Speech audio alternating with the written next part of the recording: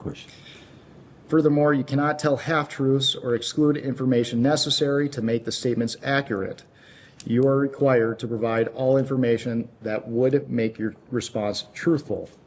A deliberate failure to disclose information can constitute a false statement. Do you understand? Yes.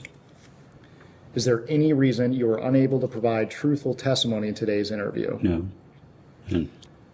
None. Please note, if you wish to assert a privilege over any statement today, that assertion must comply with the rules of the Committee on Oversight and Government Reform. Pursuant to that, Committee Rule 16C1 states, for the chair to consider assertions of privilege over testimony or statements, witnesses or entities must clearly state the specific privilege being asserted and the reason for the assertion on or before the scheduled date of testimony or appearance. For the purposes of this deposition, objections must be stated concisely and in a non-argumentative and non-suggestive manner. If the witness refuses to answer a question to preserve a privilege, the committee may seek a ruling from the chair. If the chair overrules any such objection, the witness shall be ordered to answer. If the witness continues to refuse to answer a question despite being ordered to do so, the witness may be subject to sanction. Do you understand? Yes. Ordinarily, we take a 5-minute break at the end of each hour of questioning, but if you need a longer break or a break before that, please let us know and we will be happy to accommodate.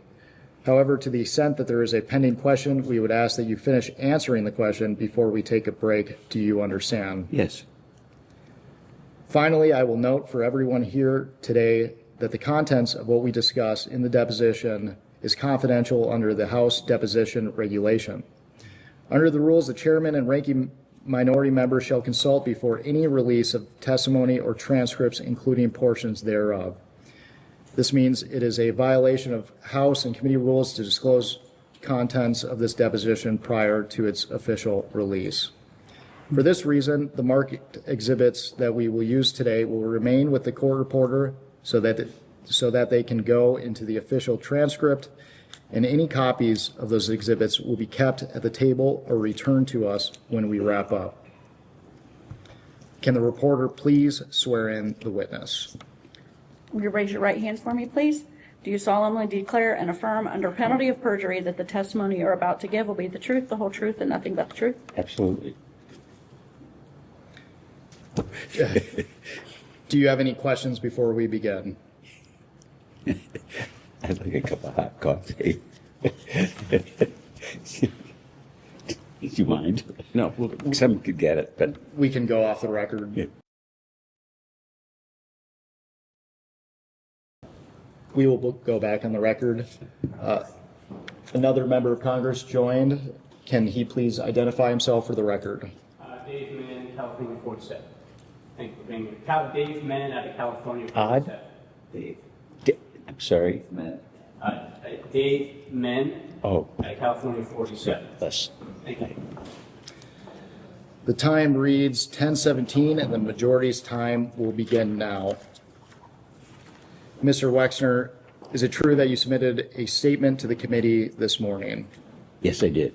I will now enter as Exhibit 1 the statement of Leslie H. It's Exhibit 3 because you've... Exhibit 3, excuse me.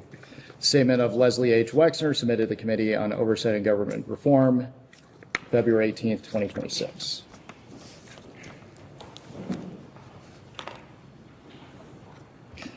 Mr. Wexner, let's start by briefly discussing your education and experience. Where did you attend undergraduate school? The Ohio State University. And what degree did you graduate with? Business degree. And I know you had a long career, but can you briefly summarize your professional career for the committee?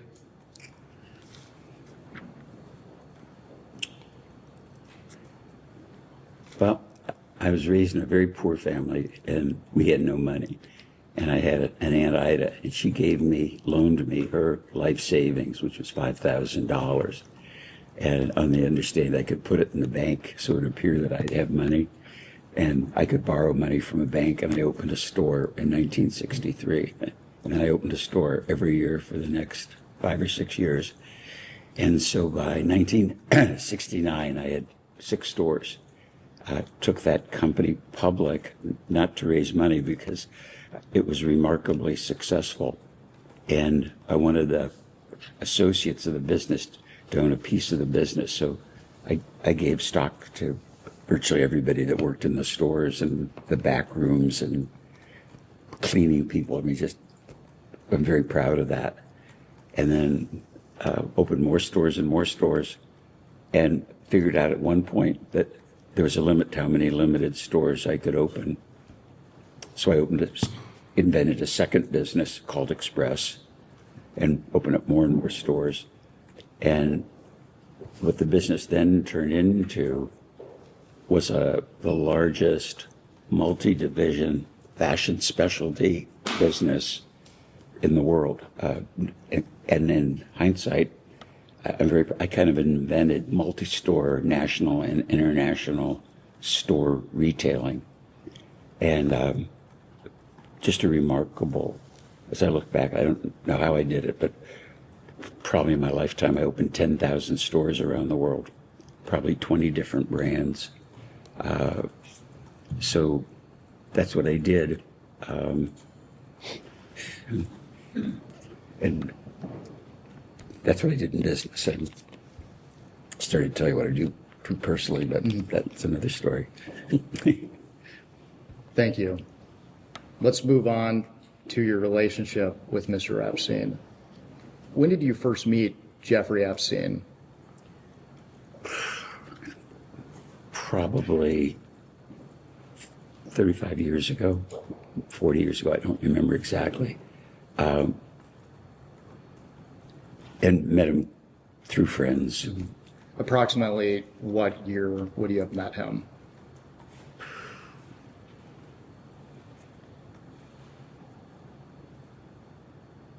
Probably between 80 and 85. I don't remember. And how did you first come to meet Mr. Epstein? It was really by accident. I was friends with a couple, Bob and Wendy Meister, and I was in Florida, and I'd never been to Florida, so they were driving me around, showing me what South Florida looked like, and they showed me the Breakers Hotel, and they were just driving around the driveway, and Bob stopped the car and he said, "There's somebody you should meet, really smart, savvy guy named Jeffrey Epstein." And so they stopped the car. I was sitting in the back seat, and they introduced me to Jeffrey, and we drove off. That was about it. So at that time, you had no knowledge of Mr. Epstein until Mr. Meister introduced you to him? Never heard of him, never saw him, never met him. Did Mr. Meister ever raise any concerns about Mr. Epstein? No, he didn't. And you meet him in Florida. What's your first impression of Mr. Epstein? Kind of a medium, dark-haired guy. I don't remember saying much more hello, shaking his hands, or maybe nodding from the back seat of the car. What was your first impression of Mr. Epstein? He was just a guy, about medium height and with dark hair.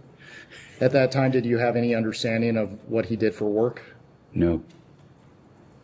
Did you understand Mr. Epstein to already be wealthy when you met him? No.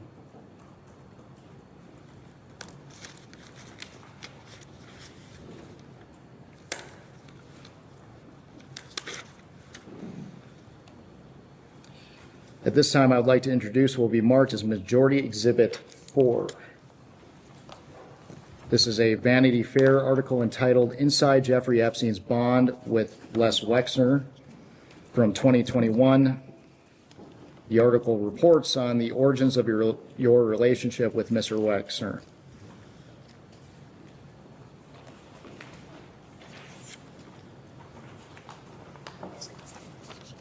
Give me one more. The witness. Give me one. I hate this stuff. Go keep this. I'll note a hearsay objection for the record. I'm sorry. I'll note a hearsay objection for the record. Well, for the For the record here, federal rules of evidence do not apply to congressional deposition. I'm noting my objection. I'm not instructing him not to answer. I'm noting that this is hearsay. That's all. Okay.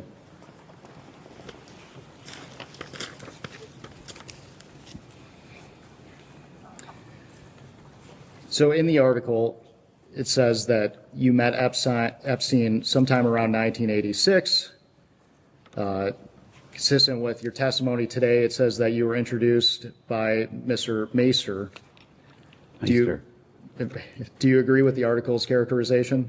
I don't know. I remember seeing the article. Do you agree with the article's characterization that you met Mr. Epstein through Mr. Meister? Objection. What character? You said he didn't read it. What characterization are you referring to?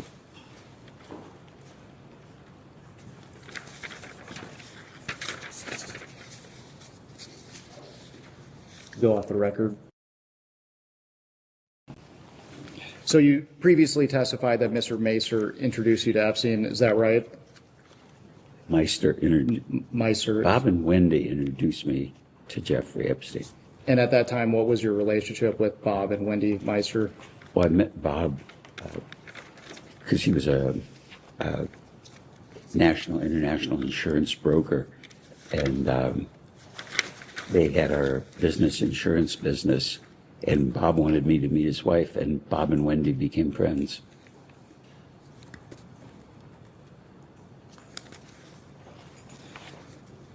Did you trust Mr. Meister with advice?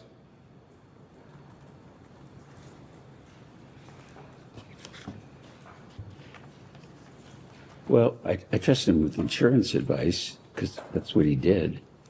He was the vice chairman of an international insurance company, but I didn't trust him like for business advice or anything beyond the scope of what his profession was. I want to direct your attention to page 9 of the article.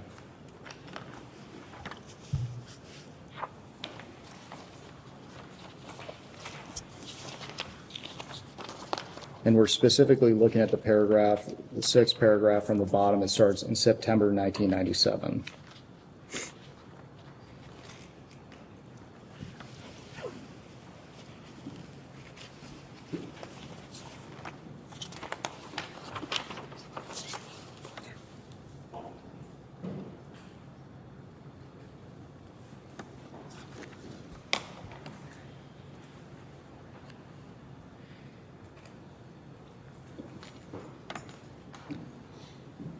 And when you're ready, I'll read the relevant.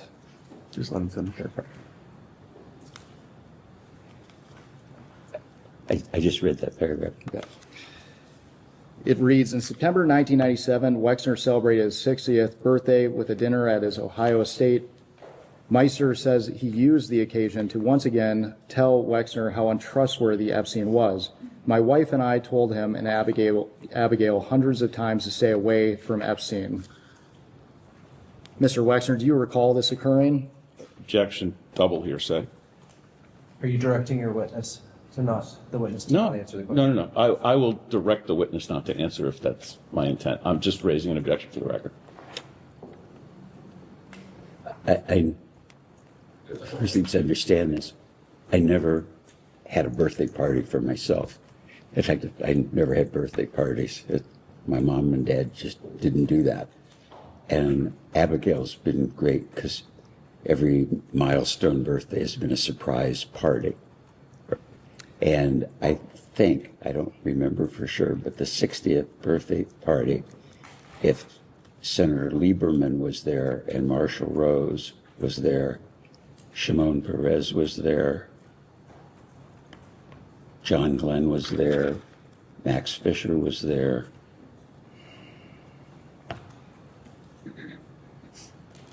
And I don't think Meister was there. Let me ask you a different question. So he never said this. He wasn't there. He never said this. Let me ask you a different question, Mr. Wexner.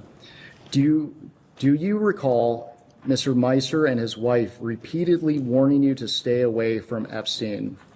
Never.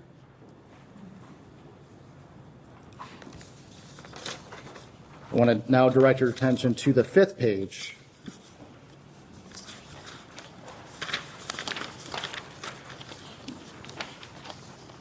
And we are looking at the 6th full paragraph. The one that starts soon after? Yes.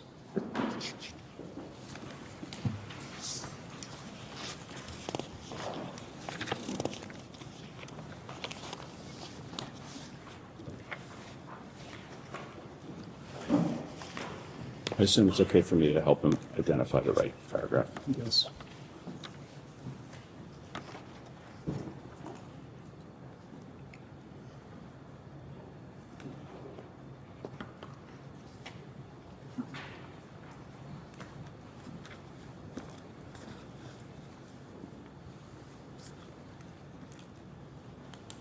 Yeah, I just read it. For the record, it reads, soon after introducing Wexner and Epstein, Meister started hearing disturbing stories about Epstein's sexual proclivities. Think of whatever the worst thing anyone could do is, and Epstein did them all, Meister said. Did Meister ever express concerns related to Mr. Epstein's sexual proclivities? Never. Objection, double hearsay. He answered. Never. The very next sentence continues, Mr. Epstein showed up unannounced at Meister's Park Avenue apartment with 5 models for Meister's sexual entertainment. Epstein thought he was bringing me a gift, according to Mr. Meister. Were you aware of this occurring? Objection, double hearsay. No. Did Mr. Epstein ever present you with women for your sexual entertainment? Absolutely not.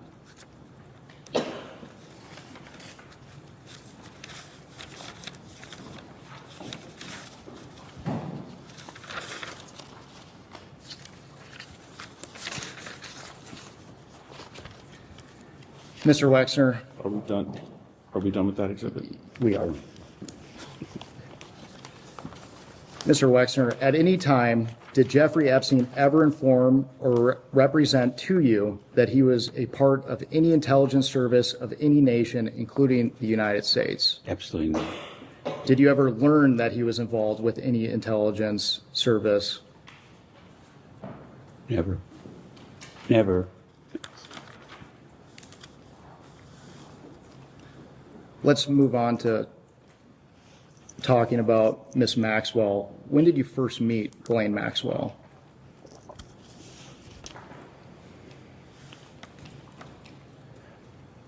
Probably about the time that I got engaged to Abigail. So,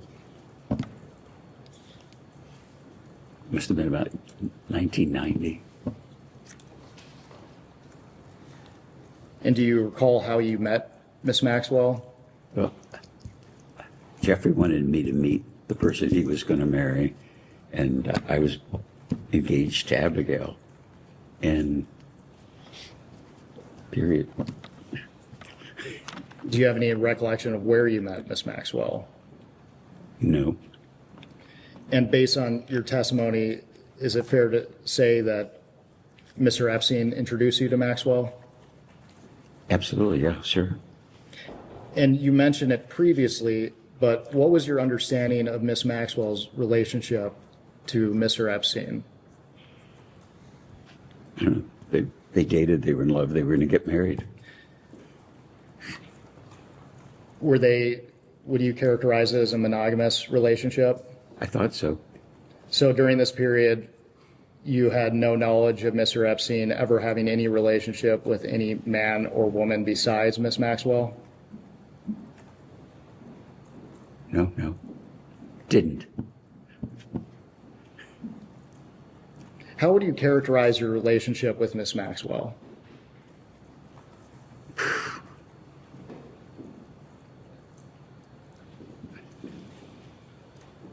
Like, Wendy Meister was Bob's wife, and we were friendly and friends.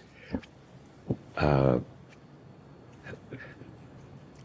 met Ghislaine Maxwell because she was Jeffrey's girlfriend, fiance. It never went beyond that. I knew she was smart. I think she was an honors graduate of Cambridge or something. So she was like, spoke with an English accent, so I thought he was really lucky because he finally met somebody that was really smart and nice. And you said that Miss Maxwell was Epstein's fiance, so it was your understanding that they were engaged to be married? I don't remember if they were engaged to be married or they were planning to get married, but I was engaged and they talked about they were going to get married, so I don't know if it was engagement or just they both agreed. During your relationship with Miss Maxwell, how often did you see her? Very few times.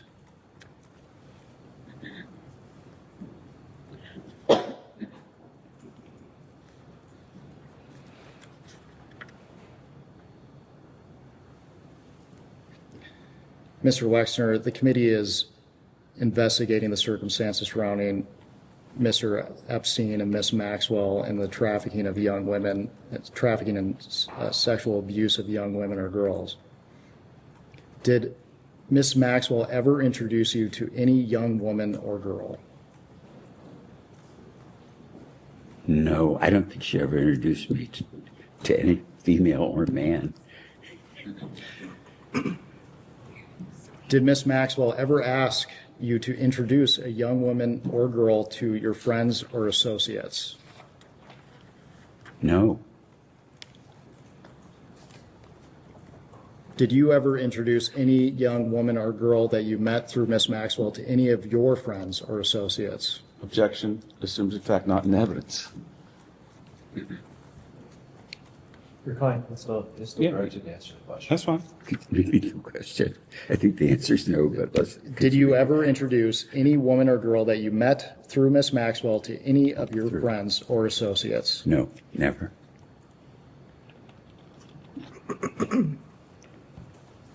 Did Miss Maxwell ever visit your home in New Albany, Ohio? I don't recall.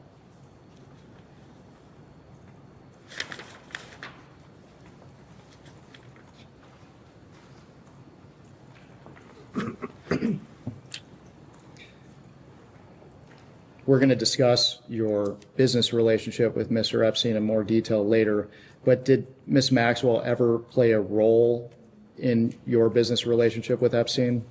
Oh, never, none.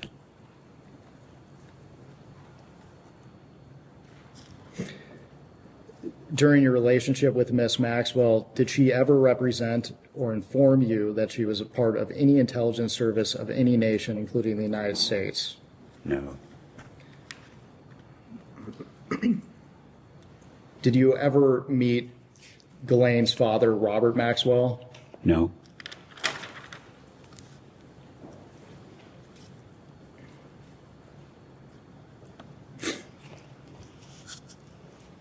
When did you hire Mr. Epstein to officially work for you? I think it was about the mid-'80s. Do you have any recollection of how long you knew Mr. Epstein prior to you hiring him?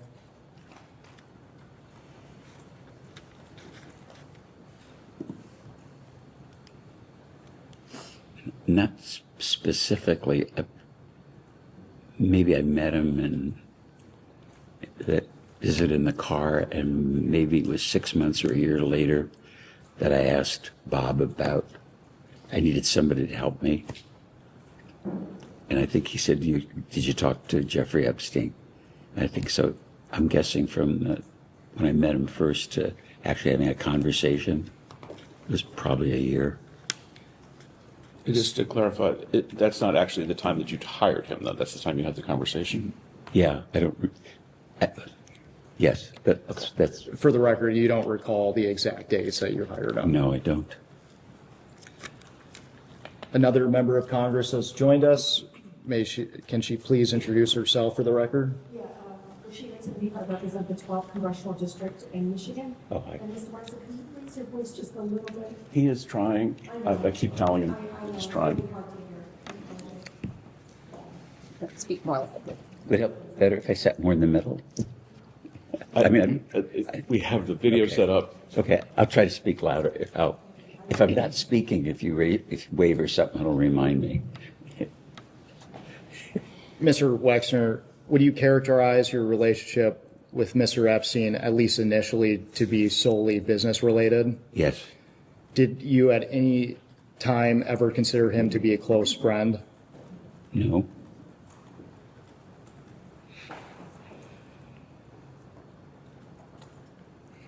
How often did you interact with Mr. Epstein throughout your relationship?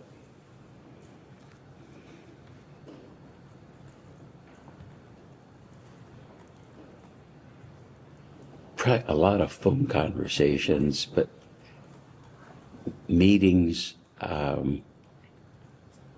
didn't see him much. You know, most of the stuff, I was traveling a lot because of business. So, and it was erratic. I mean, he might call 3 times in an hour and I'd talk to him for 3 months. That's how I remember it.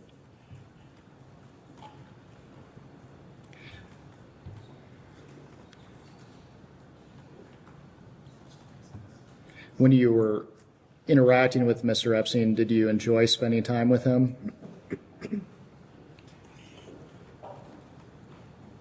Well, enjoyment was fun. No, it was work. Can you elaborate on that? What were the nature of your interactions with Mr. Epstein? Like professional, you know, this is what's going on. Have you paid this bill? Do you know about that? Or, you know, I took an inventory of your house and no one had ever taken an inventory of your furniture. Do you know how much furniture you have? And it was like, no, I never thought about it. Well, I know, you should know that I have an inventory. Things are buttoned up. It was like what an off, would, I don't think, how can I explain it? It's like people talk about family offices, and I'd managed all my stuff, or my admin paid my bills because I was so busy. And I realized there was a complexity in my personal life, and somebody had to just do this stuff because it wasn't getting done properly. And so it was like, you know, professional, I guess what a fiduciary would do, more than what just your accountant would do or your lawyer would do. And something I thought was unfair for my secretary to do. Mm-hmm. And you testified that at times he would call you 3 times a day. Is that a fair characterization of your testimony? No, what I'm saying is that he would call me 3 times, maybe in an hour, 'cause he wanted to tell me something about what he was doing, or would ask me a question about taxes so he could understand what he was preparing. But he might not call me for 3 months, maybe 6 months. I didn't pay attention. It wasn't important at the time. Mr. Wexner, is it your testimony today that your conversations with Mr. Epstein were predominantly focused on your business relationship with him? That'd be very accurate. That would be very accurate. What common interests did you share with Mr. Epstein outside of work? None. So you didn't have any personal relationship with Mr. Epstein whatsoever? I don't think I ever went to lunch or dinner or a movie or had a cup of coffee with Jeffrey. And I've thought about that recently. And I'd say the same thing about my attorney. I'd never been to his office. My current attorney, who's been our family attorney for 30 years. And how could you, I mean, I can't explain to myself how I could have an attorney who lives in Columbus, who was my personal attorney, and I'm friendly with, and never visited his office.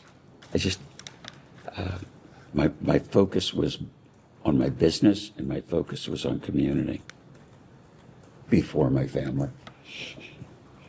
That is, before my family existed. Until your family, not Until, yeah, that's a better way of phrasing it. It's a general question, but approximately how many years were you associated with Mr. Epstein? I don't recall exactly. And to be clear, you at no point ever considered him to be a friend. No, I didn't see Jeffrey as a friend. I saw Jeffrey, as I see Matt, my attorney, as friend. We're friendly, but we're not friends. I mean, obviously, someone that worked for you in a trust position, you're friendly with. You're not in a hostile adversarial argumentative position with the people that are advising you. It's been reported repeatedly that you were close friends with Mr. Epstein. Why do you think people would come to that conclusion? Objection, hearsay.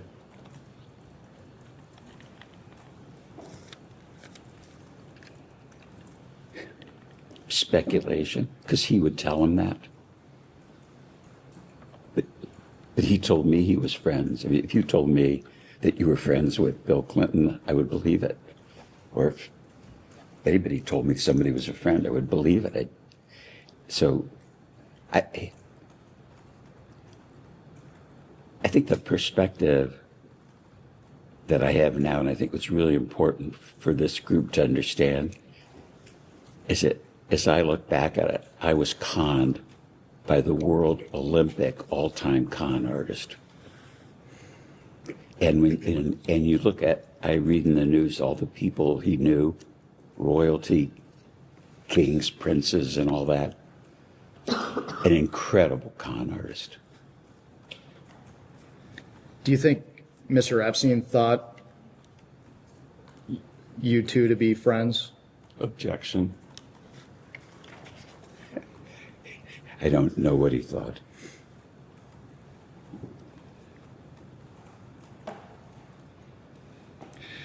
When did you learn that the Palm Beach Police Department was investigating Mr. Epstein?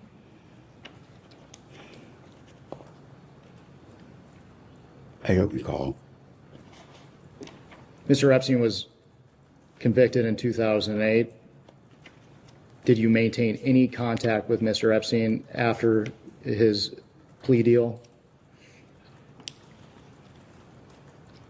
As I recall, concomitantly with Abigail taking over the finances, and my wife is a M&A lawyer. She worked for Davis Polk. She's really smart. And she took over the finances, and kind of concomitantly she was discovering that he would stole money from us, and concomitantly finding out about these accusations and the criminal activity that he pursued.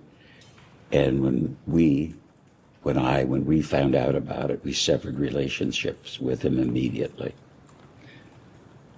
Mr. Wexner, I appreciate the context, but when was the last time you were in contact with Mr. Epstein? I have no recall. Did you have any contact with Mr. Epstein after 2008? What happened in 2008 again? Mr. Epstein entered a plea deal related to the solicitation of minors. Oh, okay. Never talked to him, never saw him. And as far as I was concerned, once we knew how bad he was dead. Did Mr. Epstein ever ask you for personal favors of any kind? Not that I recall. Did you ever ask Mr. Epstein for personal favors of any kind? No. How involved was Mr. Epstein in your personal life?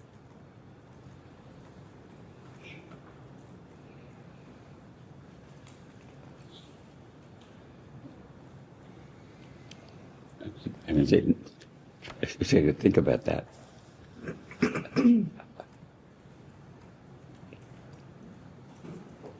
Not at all, really. Like, I think he met Abigail after we were engaged, and he didn't know we were going to be engaged, because I didn't discuss my personal life with him. or anything. Just he was kind of the business manager of my personal affairs, and at the time, I probably had 20 CEOs reporting to me, and so I had I was used to having business relationships with people, whether it's attorneys, accountants, investment banks that we were doing business with, at commercial banks, but I never had personal relationships with people that I worked with. I was pretty much a loner. Is it true that Mr. Epstein oversaw your prenuptial agreement? I don't recall that I had one. If you did, would you consider that to be a business transaction between you and Mr. Epstein? Objection calls for speculation, but you can answer. If I had one, I would have talked to my attorney. Was Mr. Epstein involved in hiring personal staff?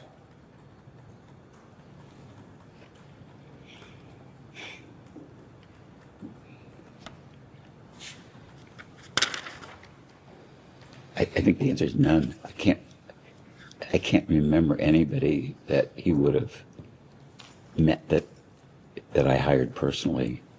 I'm thinking also business and household staff, people like that. No, I can't think of an exception. And we will discuss your financial relationship with Mr. Epstein in greater detail later, but broadly, did Mr. Epstein ever ask you for any financial favors?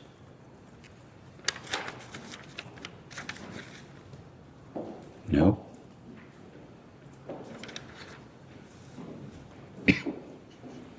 Let's talk about your property here in New Albany. When did you first buy the New Albany property?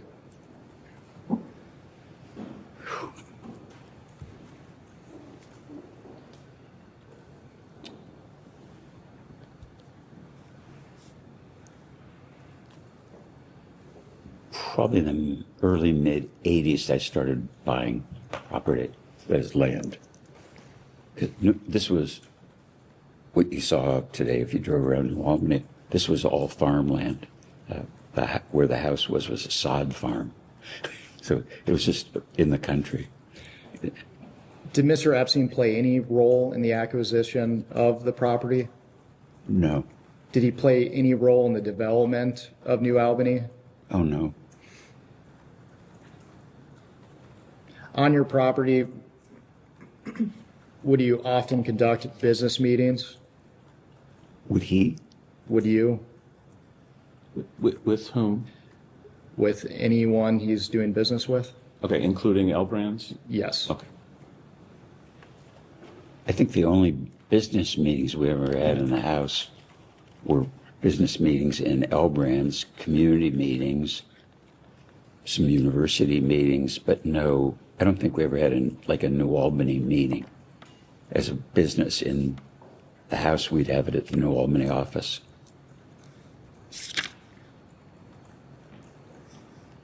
Mr. Wexner, did you ever meet with, socialize with, or otherwise engage with Jeffrey Epstein at your New Albany, Ohio home? Say it again. Did you ever meet with, socialize with, or otherwise engage with Jeffrey Epstein at your New Albany home? I'm sure he was in the house, but I can't remember a specific time. I don't remember setting meetings with Jeffrey. Most of the business I had with him was over the phone. Most of the business was over the phone. Do you have any recollection of when he first visited the property? No. And do you have any recollection of how often he would visit the property? No.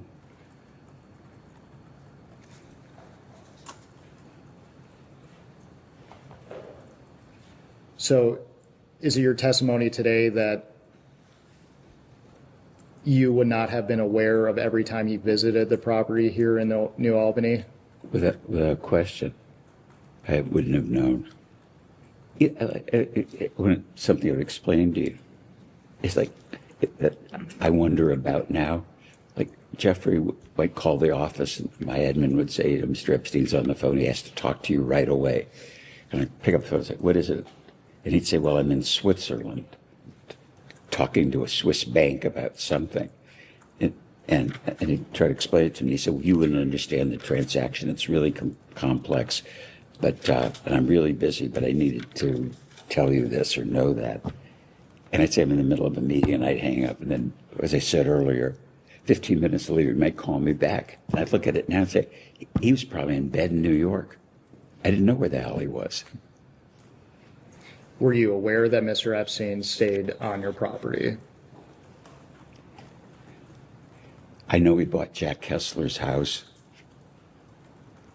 but I don't know when he was there. And that wasn't on your property. No, that's my neighbor's property, my business partner in New Albany's friend, or his house, right? Were you aware that Mr. Epstein stayed at one of your guest house on the property?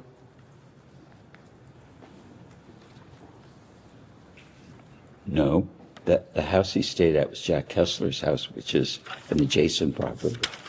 It's about a half mile away.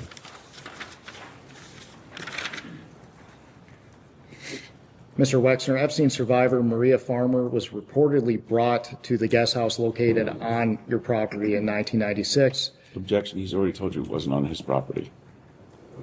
I am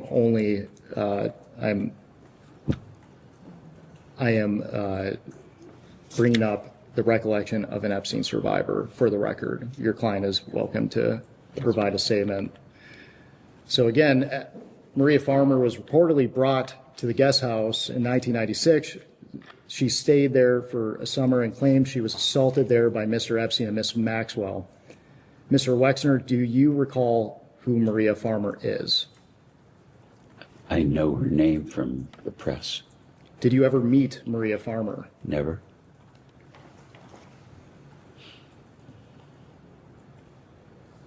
Is it your testimony today that you do not know whether Maria Farmer ever stayed on your property? That would be correct.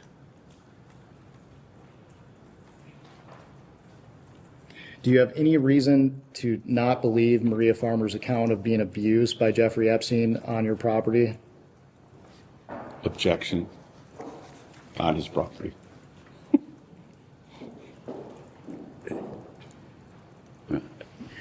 Let me be sure I answer this correctly. I never met her, didn't know she was here, didn't know she was abused.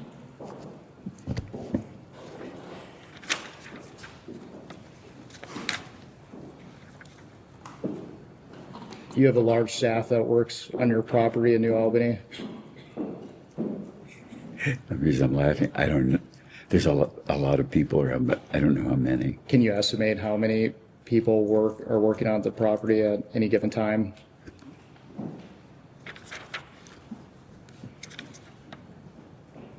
$20. Do you have private security on the property? I've had private security since 1975. Are you aware of allegations that security staff on the property stayed with Maria Farmer until her family was able to pick her up? I didn't know she was here, so I didn't know her. I didn't know she was here, so I didn't know shit about her. Pardon me.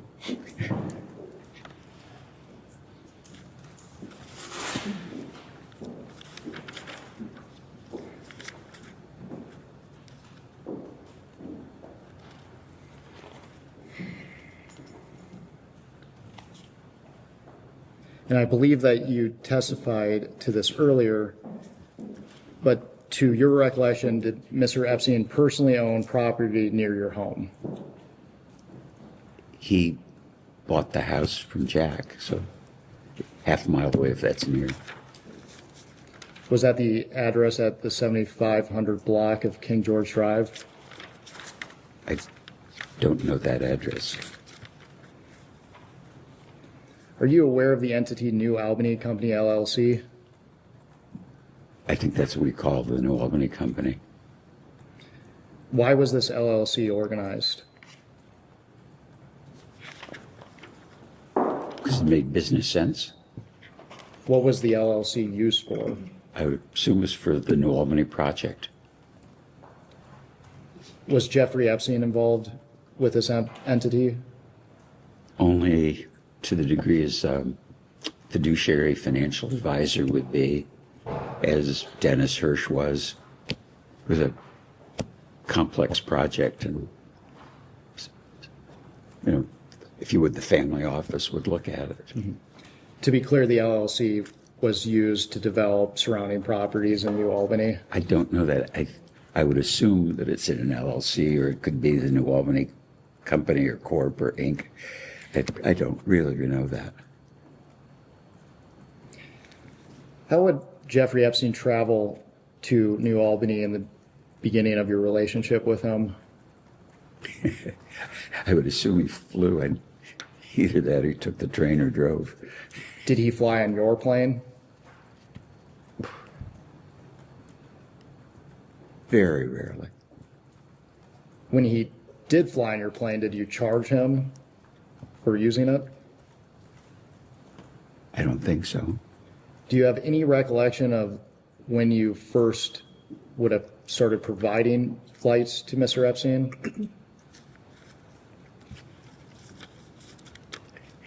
I think that's kind of a trick question. I don't think I ever provided flights for Mr. Epstein.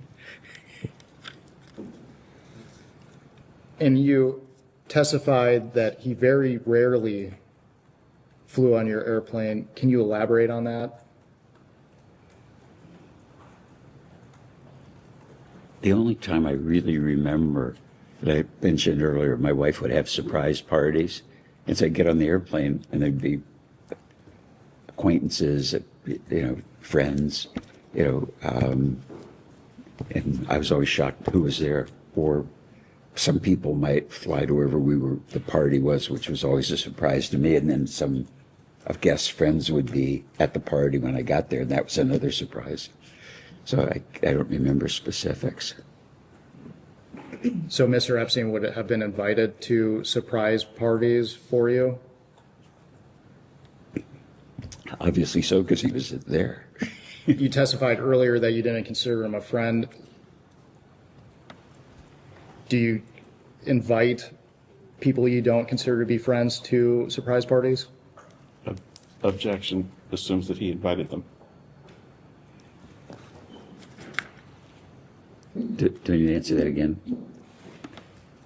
Why would Mr. Epstein have been invited to these surprise parties? My wife would have invited him. Why do you think your wife would have invited him? Because he was our financial advisor. Did your wife consider him a friend? No, I don't think so. Can we take a quick break? Yes, we can go off the record.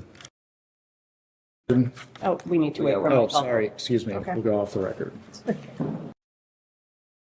We can go back on the record.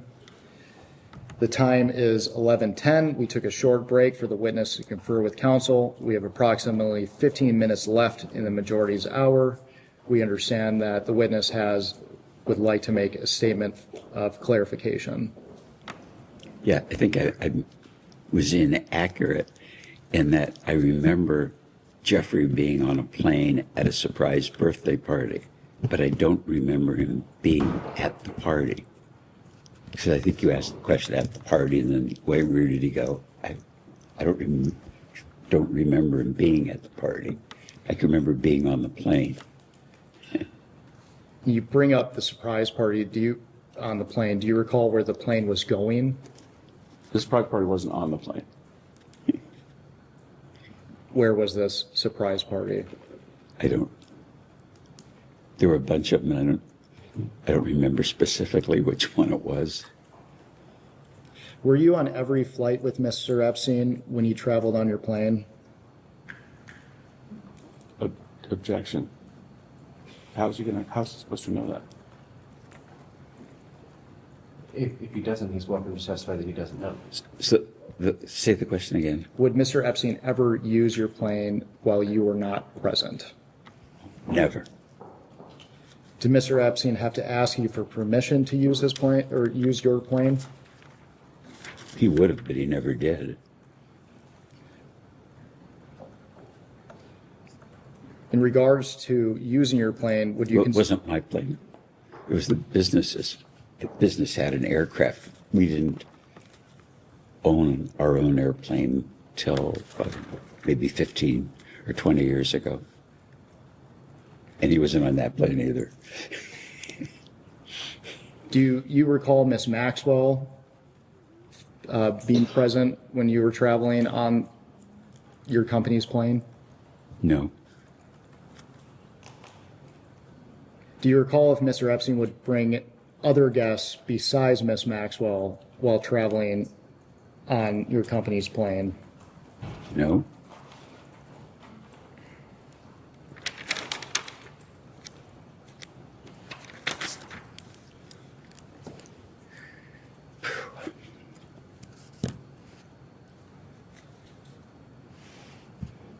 There's an address at the 7500 block of King George Drive. Are you familiar with that property? No. Not familiar with that address.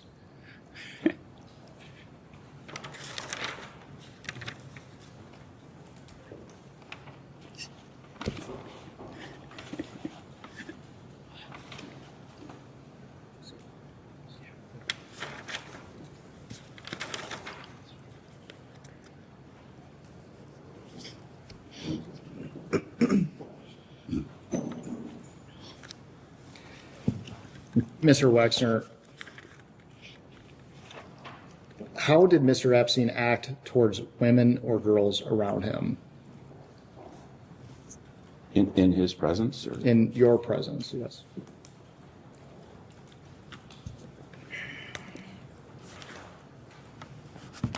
I guess the answer would be kind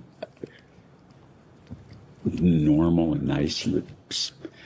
He would like send my secretary or admin flowers for her birthday. Courteous, I would say. Did you ever witness Mr. Epstein have sexual contact of any kind with young women or girls? Absolutely not. Did you ever witness Mr. Epstein sexually abuse young women or girls? Absolutely not. Did you ever witness Mr. Epstein receive massages from young women or girls? Absolutely not. Did Mr. Epstein ever discuss sexual acts of any kind with you? No. Did he ever discuss receiving massages? Yes. What were the nature of those conversations? He told me massage therapy was great and I should get massages. Did he ever discuss who he was receiving massages from? No. So it is your testimony today that you don't recall him ever saying anything about receiving massages from young women or girls? Absolutely not. Or absolutely, I'm agreeing with you, didn't do that. Was it common for Epstein to bring young women or girls to any other place where the two of you would meet? Never.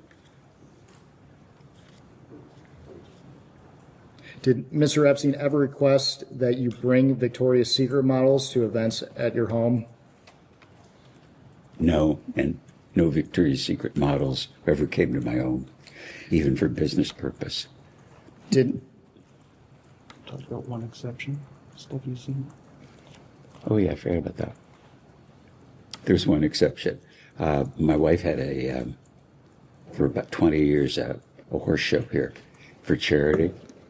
And one of the models' husband was a polo player. And I don't know how they showed up as a couple. And he gave either me or my wife a polo horse, which was, I don't ride, and Abigail wasn't interested in a polo horse. So that would have been the only exception. Did Mr. Epstein ever request that you introduce him to Victoria's Secret models? Never.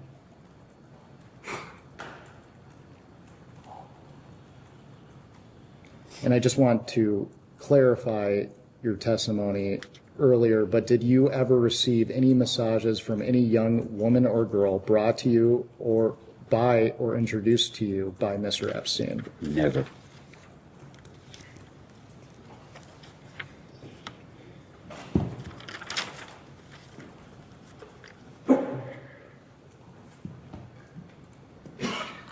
We discussed Mr. Epstein's arrest previously, but I would like to return to it just to make sure the record is clear.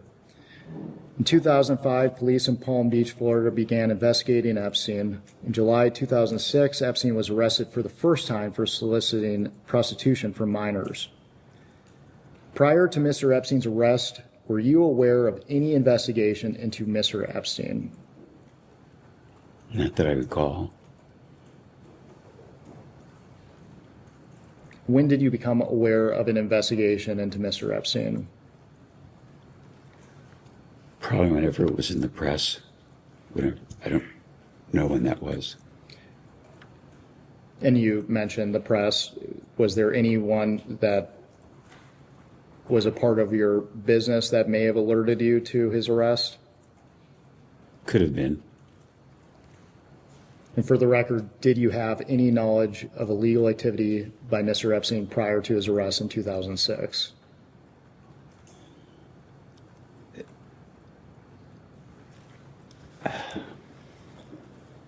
The only I recall is my chief of staff told me, and I don't know, he knew press, whether it was the newspapers or radio or TV, that that Jeffrey had been accused, or a woman was suing him for, I don't know, being aggressive. And I remember calling him and saying, "What the hell is this?" And he said, "I was being shaken down by a hooker." And I believed him. And I think the follow-up that conversation was, "I hope, you're not bullshitting me. Because if it is, the party's over." He said, "Absolutely not. Do you think I'm stupid?" Which is probably what I would say to attorney or say to you or anybody that I worked with. If you do something off, you're out. So after you had that initial conversation with him, did you discuss the allegations as they were being investigated with Mr. Epstein, excuse me? No, I don't think I discussed it. It was done, and I believed that he wasn't stupid. And you mentioned your chief of staff. For the record, who is that? His name is Bruce Saul, and I met him through an acquaintance. Answer the question. Okay. It's going to help if you answer the question that he asks. Okay, thank you. Thank you. We'll all get out of here a lot faster. Did your chief of staff have any relationship with Mr. Epstein? Other than, so how do I answer it? I don't, none except if he would call him and I would know, everybody knew where I was all the time. So if somebody wanted to find me, would he call Bruce or call my admin? Where's Les? Because I try to be available to people, but I don't tell everybody where I am and where I'm going because I'm traveling so much. So it would be, I would guess, conversations. I'm speculating that those conversations might have happened. For the record, you were surprised by Mr. Epstein's arrest? Yes. Do you recall people around you being surprised by his arrest? Don't specifically recall. Probably at the time they were, but I don't remember it. Do you recall whether anyone around you advised you that you should cut ties with Epstein after his arrest?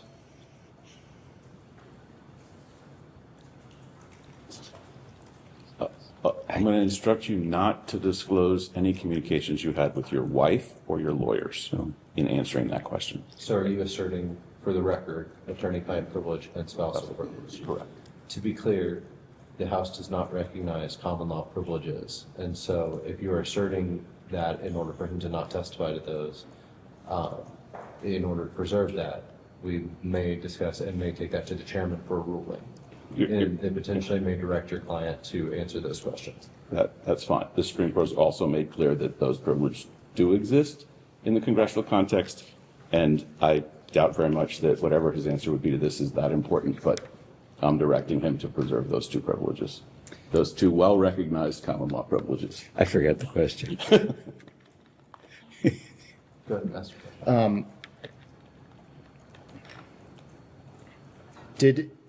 After Mr. Epstein's arrest, did anyone around you advise you to cut ties with Mr. Epstein? And I'm going to again arrange you to answer without discussing any communications you had with your wife or your lawyers in answering that question. So you can go ahead and answer. I'm confused again. Did anybody? And then the answer would be nobody. I can't remember anybody. Did you instruct your companies to do an internal review of your company's relationship with Mr. Epstein at this time? I probably would have, but I don't recall. That would have been anything that was untoward that happened in the business, around the business. I would always say, this has to be investigated. And I would always,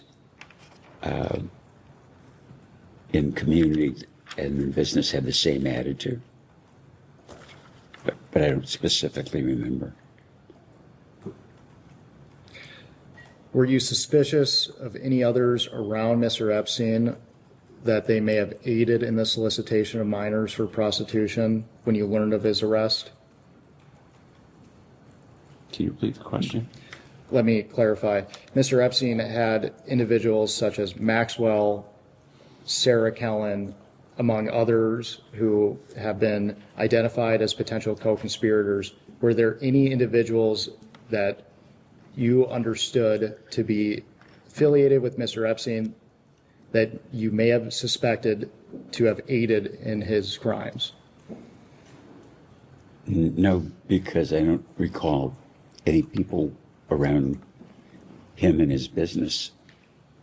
My business was with him. I don't know my attorney's admin or who his associates are.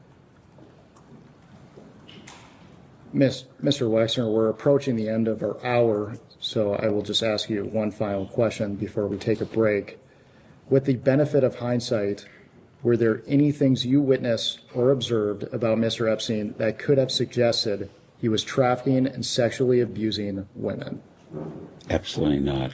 I've asked myself that question over and over, why I didn't see there should have been a clue or something that I should have picked up on. There's nothing that I can recall, nothing, not even a clue of a clue. And I think the reason, in hindsight, and I think for the understanding to get to the bottom of what Jeffrey did, is to understand how great a con he was, because that's the explanation I have to myself. How could I have never thought he was a thief? How could I have never thought he was a pervert? You know, all the terrible things. Never a clue. We will go off the record. We can go on the record. Good morning, Mr. Wexner. My name is. I will be doing most of the questioning for the minority today. We appreciate your time. As you know, our conversation today will focus on your relationship with Jeffrey Epstein. We'll touch on probably your financial and business relationship with him. We'll also discuss your personal relationship with him. You already discussed with our colleagues the way that you originally met Jeffrey Epstein. I would just like to ask a couple of questions on that topic. When you first met Epstein, how did he originally present himself to you? What services did he say he was offering? Well, when I first met him, it was just hello, and he didn't represent anything, and I didn't ask anything. I was just meeting a friend's acquaintance. As that business relationship became closer and you eventually hired him, I assume he pitched his services in some way. What was his way of framing what he was offering to you?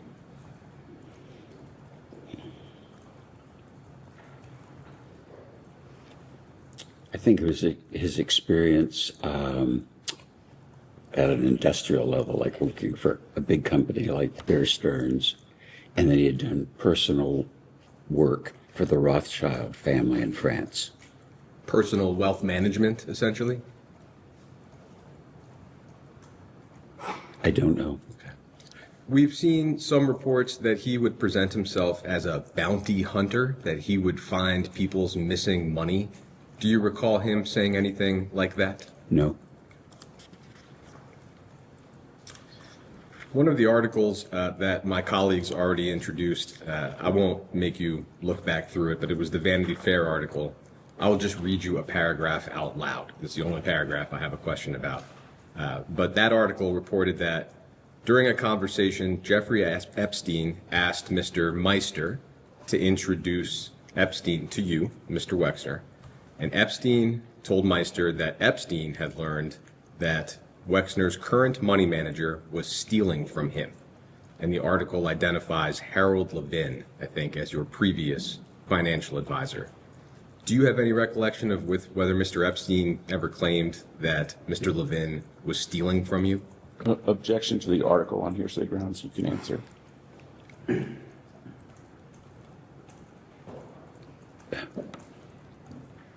As I recall, Jeffrey never thought Harold was stealing, and I didn't think Harold was stealing.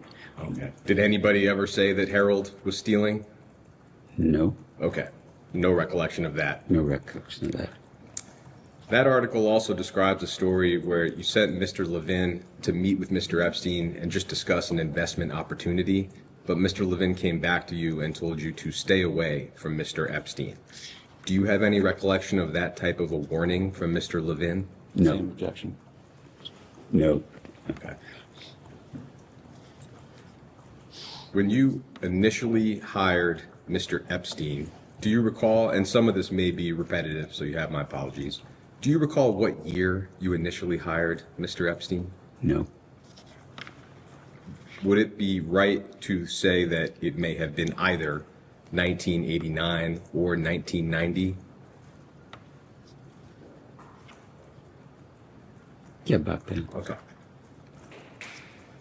Do you recall anybody warning you not to get involved with Jeffrey Epstein when you first hired him?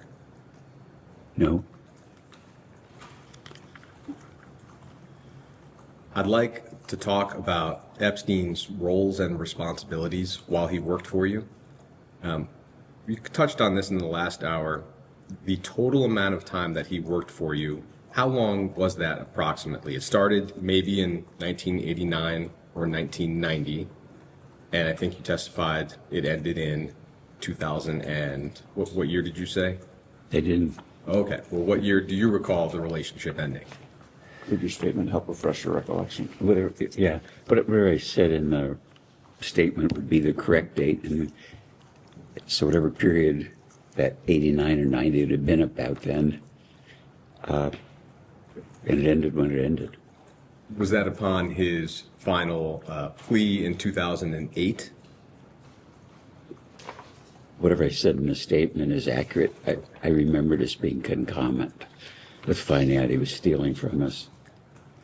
In terms of the different things or roles that he would play for you, is it right to say that he acted as an investment advisor or a money manager? What would be the right term for that role?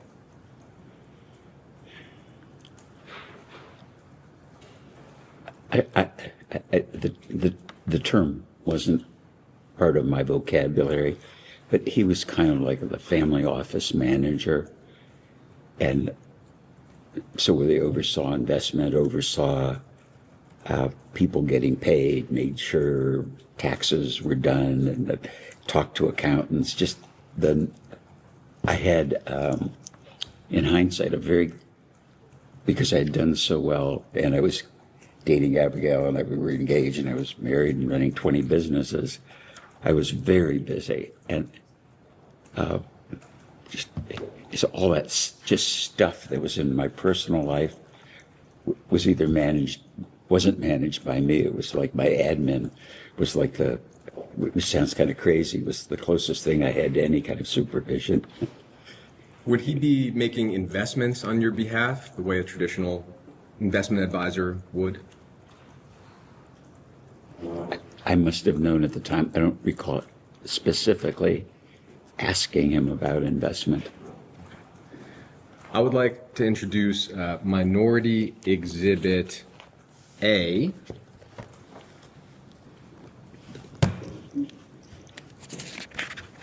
And this is an article from the Wall Street Journal titled, Epstein Flourished as He Forged Bond with Retail Billionaire.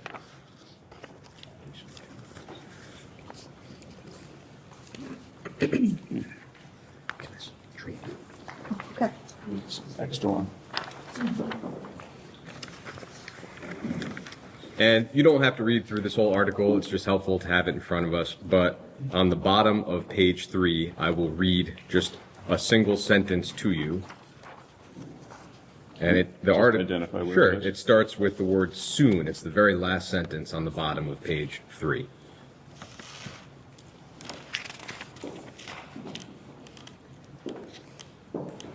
Starting there. Oh, And that sentence, I'll read it out loud as well, says that soon Mr. Epstein was presenting Mr. Wexner with a variety of investments, including apartment buildings and a development involving a former post office building, says Mr. Morosky. And we understand that to be Robert Morosky, a former vice chairman of your company. Is that consistent with what you remember Epstein doing for you? Objection, hearsay, you can answer. no. No. Okay. Do you have any recollection of Epstein presenting you with investment opportunities such as these? I'm sure he did, but they weren't apartment buildings or post office. It would have been, you know, Do you remember? no, I don't remember.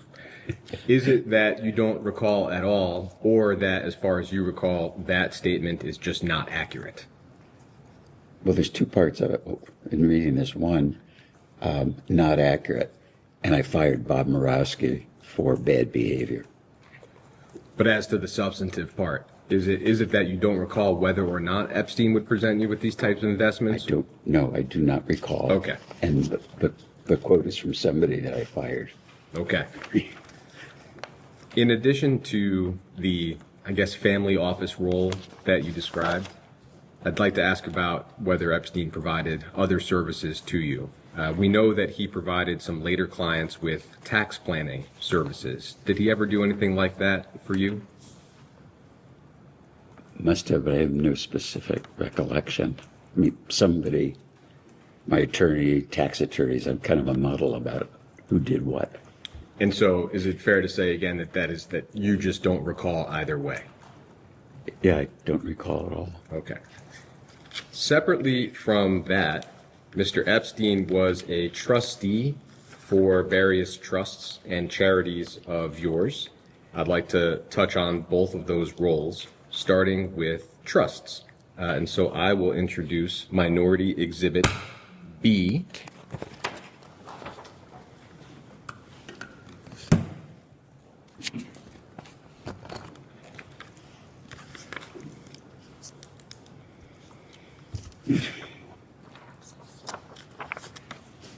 And that article is from ABC News, and it's titled, Billionaire Businessman Leslie Wexner Refuses to Reveal Full Scope of Jeffrey Epstein's Alleged Multi-Million-Dollar Theft, dated January 23rd, 2020. And It's January 25th. great. Thank you. Well, I have January 23rd. Oh, I'm looking at the date in the upper right. You're right. All Under right. the byline is January 23rd. There you go. It's got two dates. I don't know which is correct. All right. On page 3 of this article, and I'll let you take a moment, in the middle of that page, the article says that they identified nearly a dozen trusts connected to you. I don't think... Where is that? Sure. It starts in the paragraph, Volsher and Boyd, in the middle of the page. Okay. Who are those? I think they're associated with ABC's investigative reporting team. Thank you.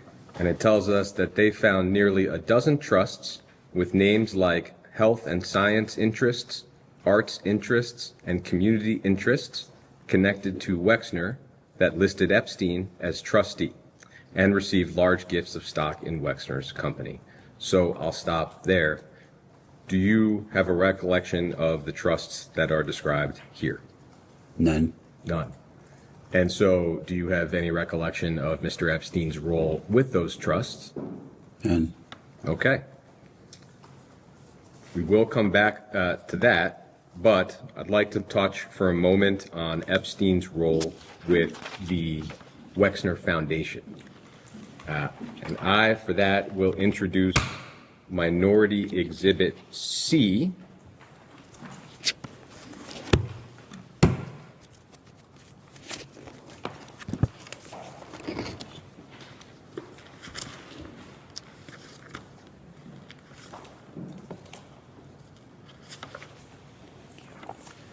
And this document is titled Independent Review of Jeffrey Epstein's Involvement and Interactions with the Wexner Foundation.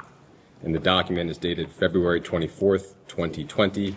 I'm not going to ask you to read through this. It's a long document. I will point you to a specific part of it. But first, we understand this to be an independent review that was undertaken by a law firm at the request of the Wexner Foundation in the wake of Mr. Epstein's arrest in 2019. Is that also your understanding? I never knew of it. And I've looked at this, I'm laughing, because the address is 65 East State Street, and that was the address of my dad's first store when I was 13. Okay. Well, so is the report unfamiliar to you? Yes. Okay. Completely. And I think page 4 of the report says that you were interviewed by the law firm for this report. Do you have any recollection of that? Nope. None. Do you have any reason to doubt the report, that you were in fact interviewed for the report? No. Okay. I don't remember it, so Sure. I can't doubt it. Page 9 of the report simply tells us that Epstein, and I'll let you turn to it if you'd like, but it just tells us that Epstein was elected as a trustee of the Wexner Foundation in 1992, and that he remained a trustee until September 2007. Epstein would not have been the only trustee of the Wexner Foundation, correct? Objection to, as to hearsay as to the document. The question is fine. Can you repeat it? Sure. Would Epstein, did the Wexner Foundation have more than one trustee? I'm sure it did, and I think there was a legal requirement to have 3. And I don't know that. I just think that. On the next page, page 10, under the header number 2, there's a header that reads, Epstein played no role in the operation of the Foundation's fellowships or other programs. And the first sentence afterward says, based upon our review of Foundation records and interviews with Foundation leaders, we concluded that, although a trustee, Epstein played no role in the management or administration of the Foundation's operations or programs. Now, on that topic, I'd like to introduce one more single-page exhibit for you. So I'm just going to object to this statement as both a statement and hearsay, but go ahead. I think, as the majority general counsel noted, the objections have no legal yeah. grounding in this forum. I'm making it for the record. It is a deposition, so I'm making an objection, that's all.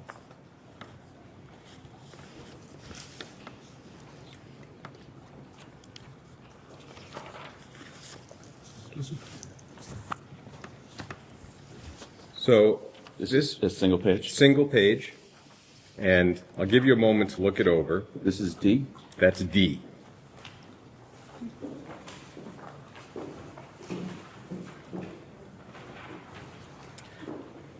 I'll describe it briefly. This Can is you give him a chance and me a chance Sure, to read it? of course. Thank you.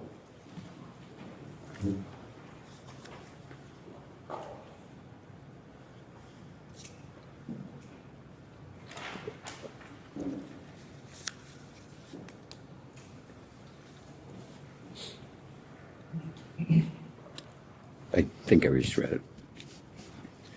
I'd never seen this before, but go ahead. great. It's a email chain from 2006 between, starting with Peg Ugland, who we understand was the financial controller for your family office, a person named Darren, who we understand to be Mr. Epstein's lawyer, Darren Indyke, and Jeffrey Epstein. And the chain appears to relate to a foundation grant, and the question is whether the funds should come from the Wexner Foundation or some other related entity. Epstein appears to make the decision that if the recipient is a U.S. charity, then the funds should come from the Wexner Foundation. I'll just represent to you, there are other emails with similar themes. This email chain seems to clearly show Mr. Epstein acting as a final decision maker with respect to the disbursement of Wexner Foundation funds. And that obviously does not square with findings in the independent report. So, having been interviewed for the report, my question is whether you had any understanding of Mr. Epstein playing this kind of role for the foundation. I'm not sure I understand the question. No problem. Are you asking me, did Jeffrey decide that money should be given to Dubin? Or do I write a personal check or is it a foundation check? It seems in this example, Mr. Epstein was deciding whether or not the funds for this entity should or should not come from the Wexner Foundation.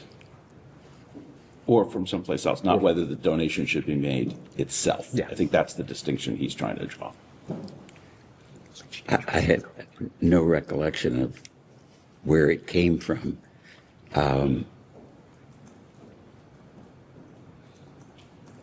I regularly helped Abba Eben after he retired from government. And I probably would have started with writing a personal check, and then I would speculate how it was paid. I don't remember writing the check. But Eben was a very good friend, and he had no money. He worked for the government of Israel, and Social Security his income was nothing. He was living in public housing. And my sense was that it wasn't fair. So I took care of him privately and his wife, Susie, until they both died. Did you have any knowledge that Mr. Epstein was acting as a final decision maker for whether or not to spend foundation funds? Not at all. He would never have done that. He does appear to have done it here. As a decision maker, no, absolutely not. I wouldn't have known it, didn't know it, wouldn't have thought it. So this role him playing this role would have occurred without your knowledge. Objection seems in fact not in evidence. It happened without my knowledge, but I did give money to my friend Abba Eben and his wife Susie. Okay. Thank you. I think we've had an additional member of Congress join us. If that individual could identify themselves, please. Congressman Steve Lynch from the 8th Congressional District of Massachusetts. Hello, I'm Les. I'd like to spend a little bit of time on the development of New Albany, and I know my colleagues also touched on that topic. Could you just briefly describe for us your role in the development of New Albany? I know it was substantial, so a brief overview.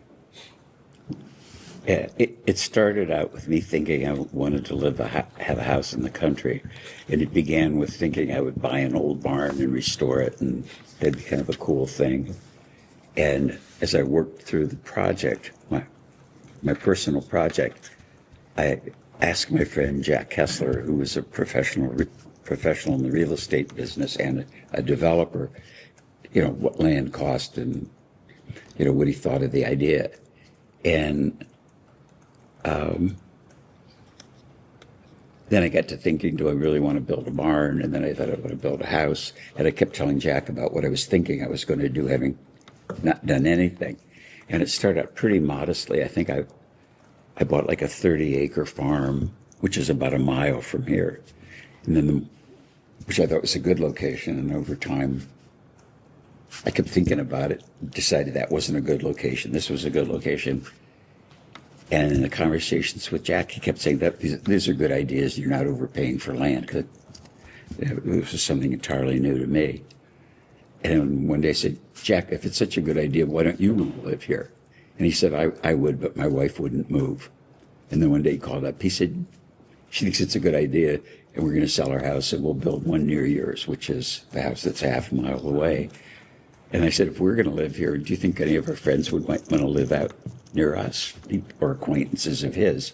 And he said, yeah, I think a lot of people would like that. You know, the idea of having more land around, and it's not that far from the airport, stuff like that. And that's how the idea began. And then the next idea was, how do you do it?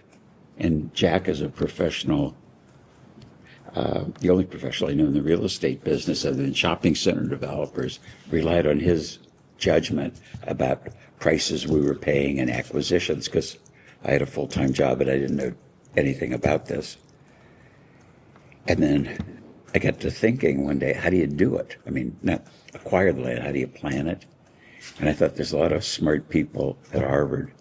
So I made a cold call to the School of Architecture, talked to the dean. I said, I have this idea. You don't know me. Could you recommend some architects? And he said, I don't recommend architects to strangers in projects I don't know about. And we talked a while more, and he said, if you'll buy a day of my time, if you're really serious, I'll come out and look at it, because I don't know whether you're really serious about doing this. And then he gave me a list of architects, and I didn't know any of them. I'm going to keep going. No, I think I've got the sense of it. Yeah, so it kind of just grew by topsy. I appreciate it.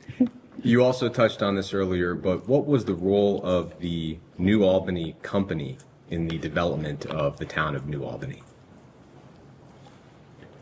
Well, it was just the name of the community, so we called it the company, because we were developing New Albany. If we had developed it in Poughkeepsie, it'd be called the Poughkeepsie Company. What was that, as far as you recall, Mr. Epstein's role in the development of New Albany? None. What was his role with the New Albany Company?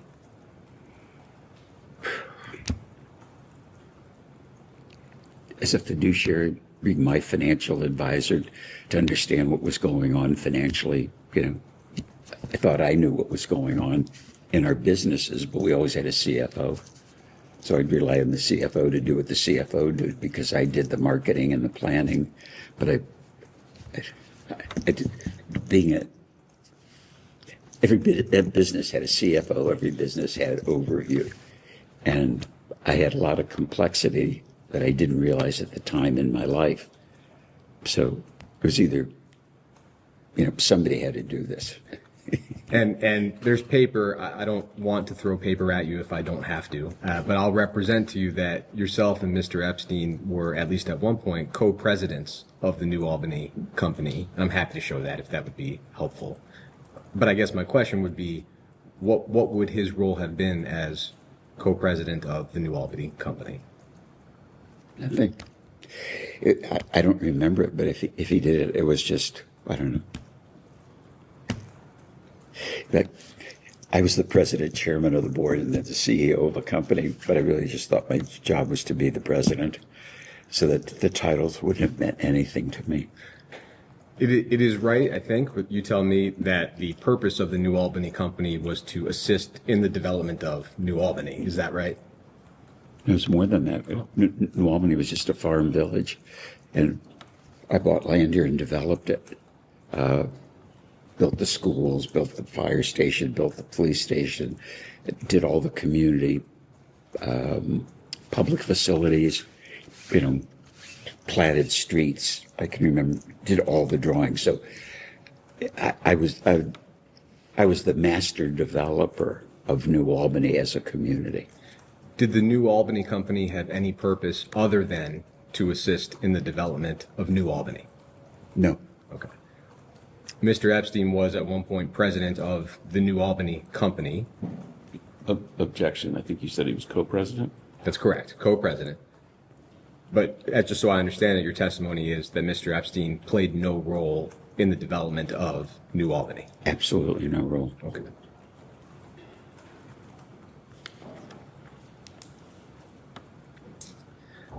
I'd like to talk about the limited company. Was Mr. Epstein ever employed by the limited company or any of its affiliated entities? Never. Did Mr. Epstein ever have an informal role with the limited company or any of its affiliated entities? Never. Did he ever provide any services or advice to the company regardless of compensation? Not that I recall. The Vanity Fair article we looked at earlier, I'll just relay the anecdote. You're welcome to look at it if you want to. But it retells a story that in 1996, the Limited was preparing to spin off Abercrombie and Fitch on the New York Stock Exchange. And Epstein reportedly flew to Columbus and told your executives that he would decide the share price. Do you have any recollection of that occurring? No, nil, nothing, never. And the article says that Tom Hopkins, who I think was the vice chair of the Limited at the time, told you at that point that Epstein was a con man. Do you have any recollection of that occurring? No. Okay. I'll note there's been a lot of reporting that Mr. Epstein held himself out as affiliated with Victoria's Secret.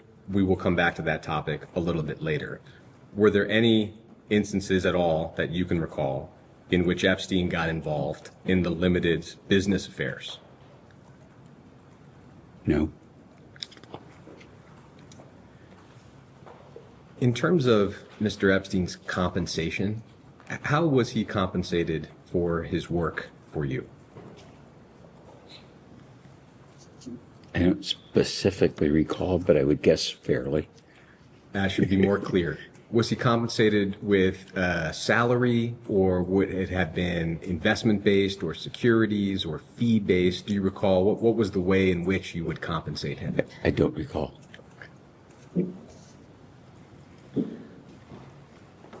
We discussed earlier, I think, that the breadth of his theft from you, I think, has been estimated by your counsels to be the hundreds of millions. Do you recall approximately what Mr. Epstein's total compensation would have been in his time with you?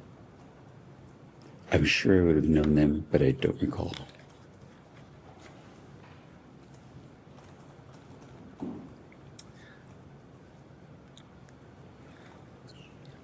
I'd like to talk about Mr. Epstein's misappropriation or theft of your assets. And so I will introduce as Exhibit E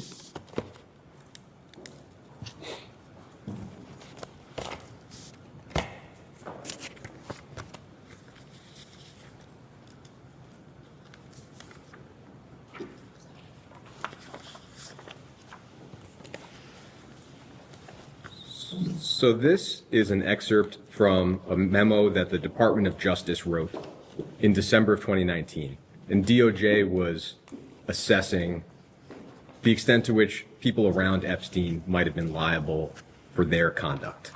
Okay. The memo is long. I have given you only the excerpt that relates to you. There's nothing else in this document that relates to you directly.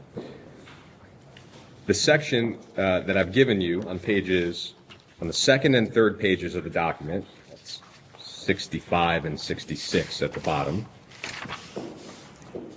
This is a summary of a proffer that your lawyer or lawyers gave to DOJ in July of 2019. With respect to Epstein's theft from you, in the second half of the second paragraph, I'll read it out loud.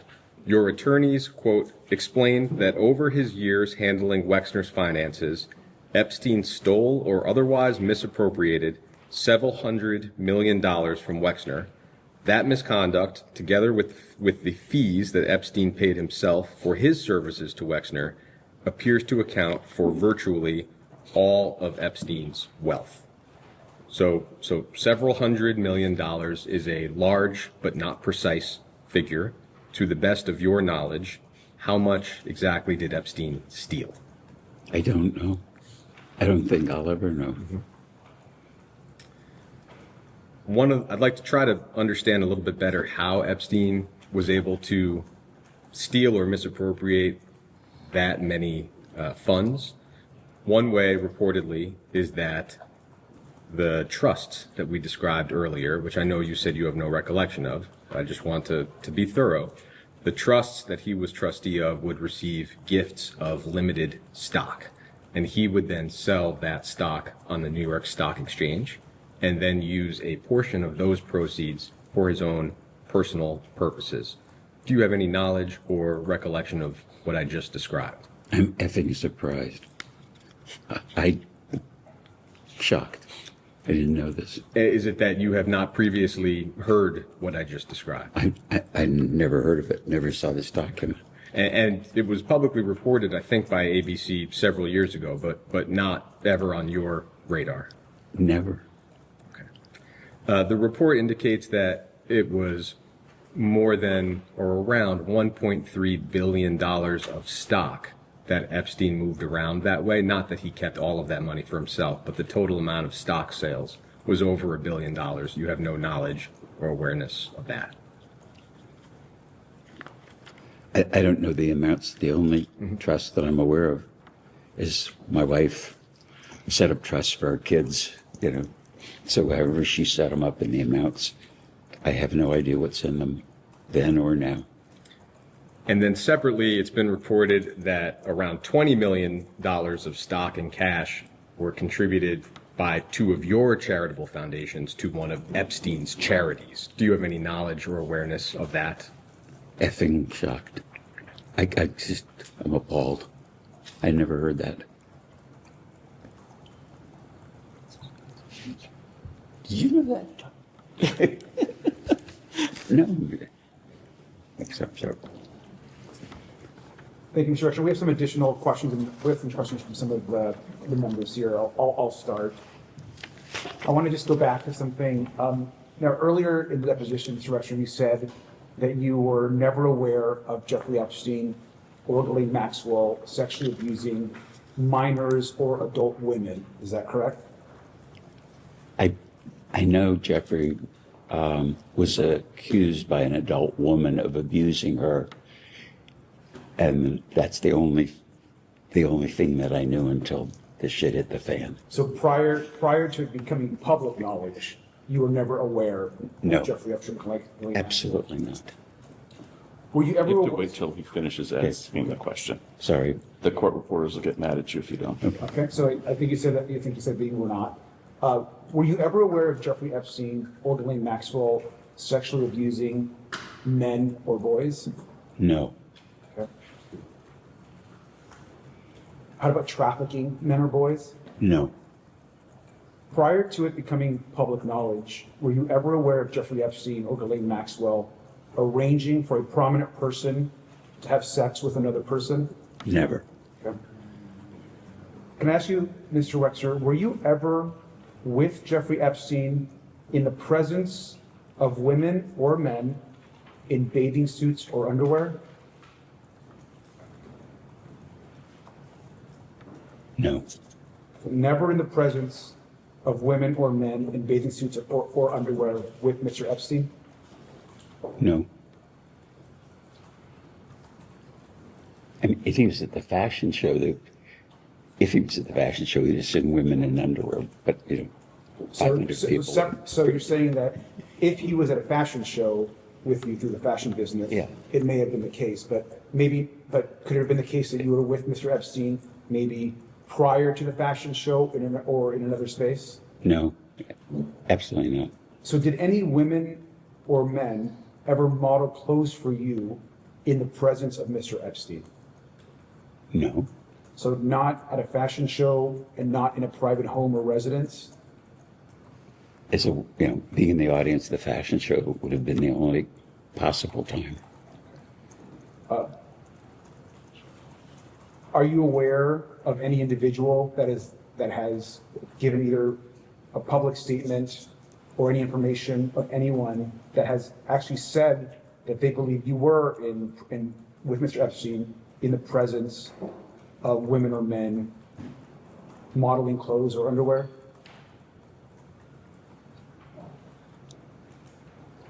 I think the answer is no, but I'm not sure I understand the question. I'll move on. Just a direct question for you, sir. Also, did you yourself ever have a sexual encounter with any individual that was introduced to you by Jeffrey Epstein or Ghislaine Maxwell? No. Did you personally have a sexual relationship with Jeffrey Epstein? No. Are you aware that others have claimed that you had a sexual relationship with Jeffrey Epstein? No, Did you ever suspect, sir, if Jeffrey Epstein ever had any sexual relationships with other men? no, But you, since it being public knowledge, you are now aware that Jeffrey Epstein had inappropriate sexual relationships with other women. Is that correct? yes, what I know from the press, the stories, yes. Okay, thank you. Listen, sorry. Thank you. I'd like to ask you about Epstein's properties and your visits to them. Of course, Epstein's New York and New Albany houses were originally yours, as we discussed earlier, and you also had a house in Palm Beach, is that correct? Objection. I think he testified that the house in New Albany was Mr. Kessler's. Okay. Sorry, I'm just trying to clarify. No, thank you. And the house in Palm Beach, was there a house that you had in Palm Beach? Sorry? I did have a house in Palm Beach Okay. Did you ever visit Epstein's home in Palm Beach? once. Can you tell us about that visit? He bought a house in Palm Beach and he wanted me to see it. I think he wanted me and Abigail to see it. And we flew down on like a Sunday morning with friends of ours from Columbus. Looked at the house, congratulations, got back on the plane and came home. So, and it was a pretty modest house. Did Nothing you ever, special. So one trip, in that trip, did you ever witness Donald Trump at the house? No, Do you recall any other prominent figures at the Palm Beach house? no, it was just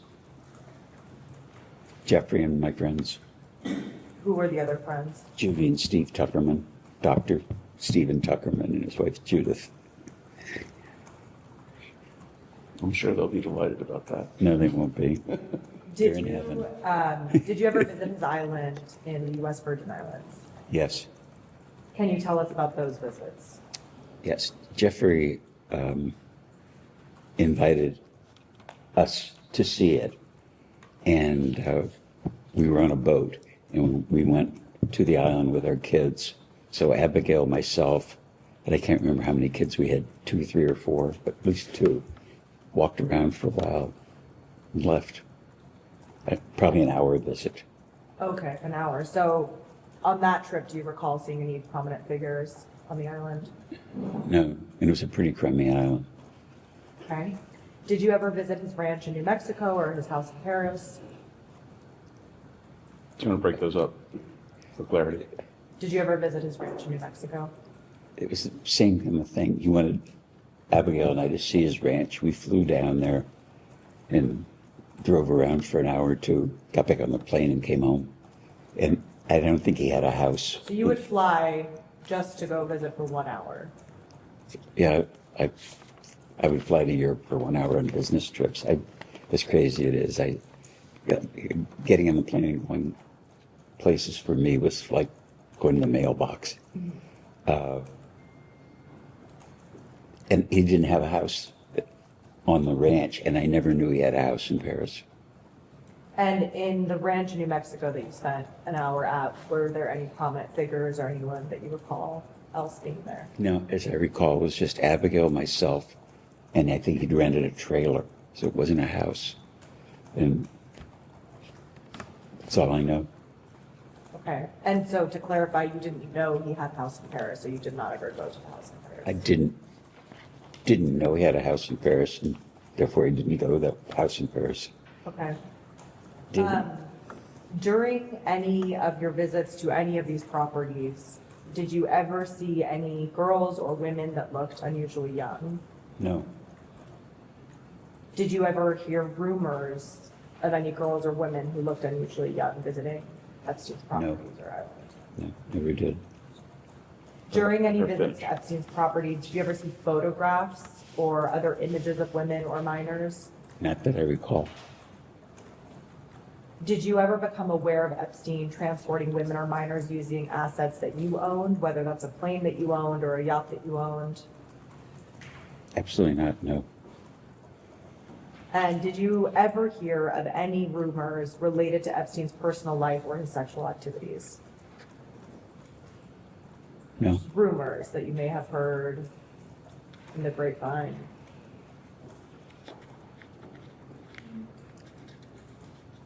That's kind of ambiguous.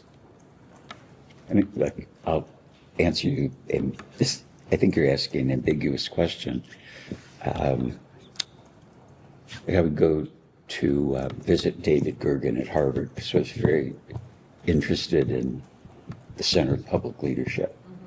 And David would say, Jeffrey was up here, your friend Jeffrey was up here, and he was visiting Henry Rosofsky, who was the dean of Harvard College, or he was visiting Larry Summers, and he always has an admin with him, or, you know, a girl. And he says a woman, it'd be more accurate. He said he never travels by himself. And I think that's what I'm referring to. I mean, I don't think I get through a day without hearing a rumor about somebody. So I imagine something that you were close to, you probably heard. No, but it wasn't, it was more like he was traveling with his admin or his secretaries or his lady lawyer or his lady accountant. That's what I would hear. But it wasn't, I never heard rumors about Jeffrey was traveling around with a girlfriend for this, or a girl. It was like, it was part of his, I don't know, social visits or something. It was always, if I heard, it was in reference to work, his work. Okay, thank you. Ms. Crockett? Yes, thank you. I actually want to start in a little bit of a different place really quickly. Dr. Mark Landon. Are you familiar with him? Who? Dr. Mark Landon? Yes. Okay. He was paid by Epstein on your behalf to consult on biomedical investments. Is that correct? I just heard about that. I didn't know that until maybe, I don't know, the last few days. Okay, so with you knowing Dr. Mark Landon, are you aware as to whether or not Dr. Landon ever was paid to render medical services to any of the alleged victims of Jeffrey Epstein? No. What is your relationship with Dr. Landon? Abigail had a complicated pregnancy, and their general obstetrician, I believe, referred her to Mark Landon. He is an obstetrician. And that's how I met him. And he delivered our children. Okay. And so my relationship with him is my wife's doctor. Did you ever introduce him to Jeffrey Epstein? No. Okay. All right. Did you ever spend time with Epstein and Donald Trump? Together? Yes.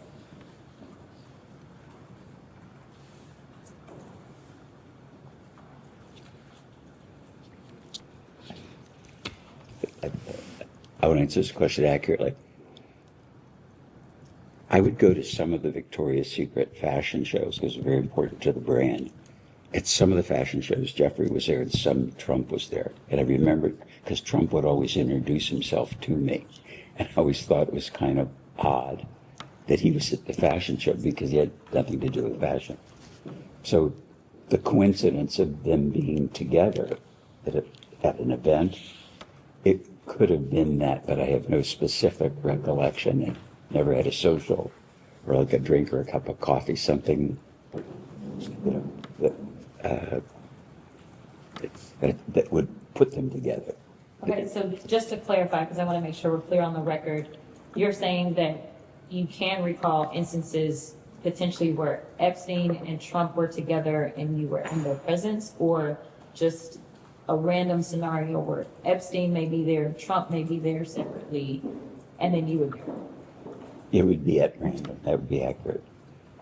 If it happened, but I have no specific recollection. Okay. Did you ever see or become aware of President Trump having a sexual relationship with a person who was introduced to him by Epstein or Maxwell? No. Has Donald Trump ever discussed Jeffrey Epstein with you? Nope. Did Jeffrey Epstein ever discuss Donald Trump with you?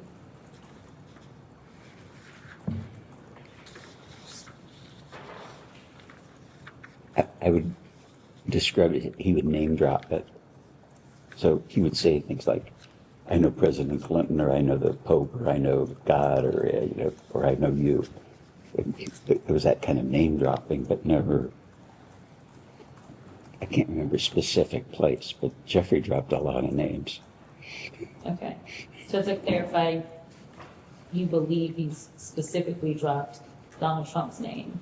No, I'm saying it could have, and I don't remember. Okay. Did Epstein ever share any information with you about Donald Trump's sexual activities? No. Do you have a relationship with Donald Trump? No.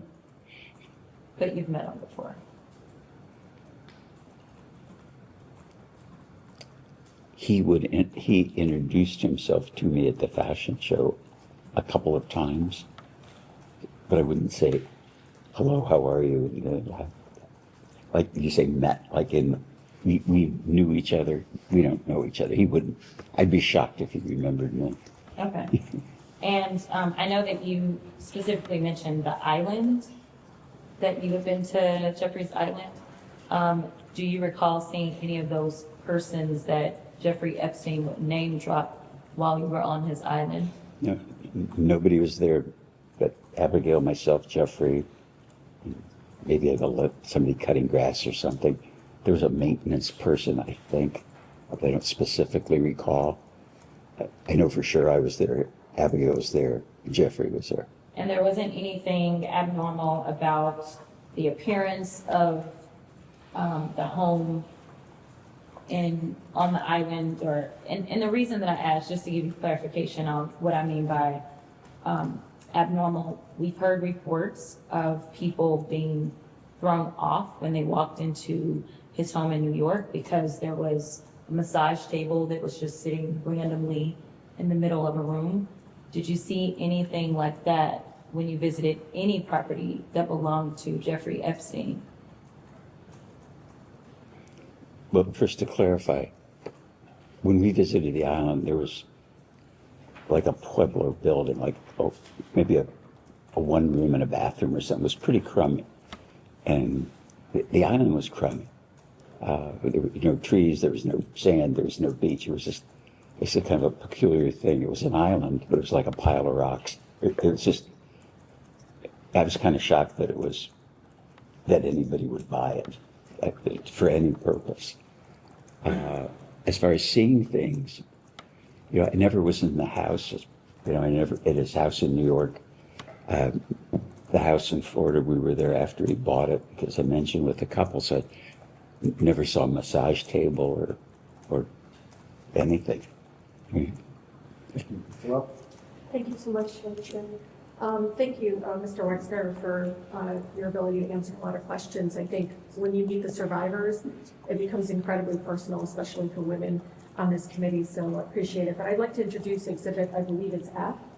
The article is titled, Jeffrey Epstein Made Regular Payments to Ohio State Head of Gynecology, Records Show, which is from a local affiliate. It's dated February 10, 2026, and we'll be able to get it to you. And it's about Dr. Landon.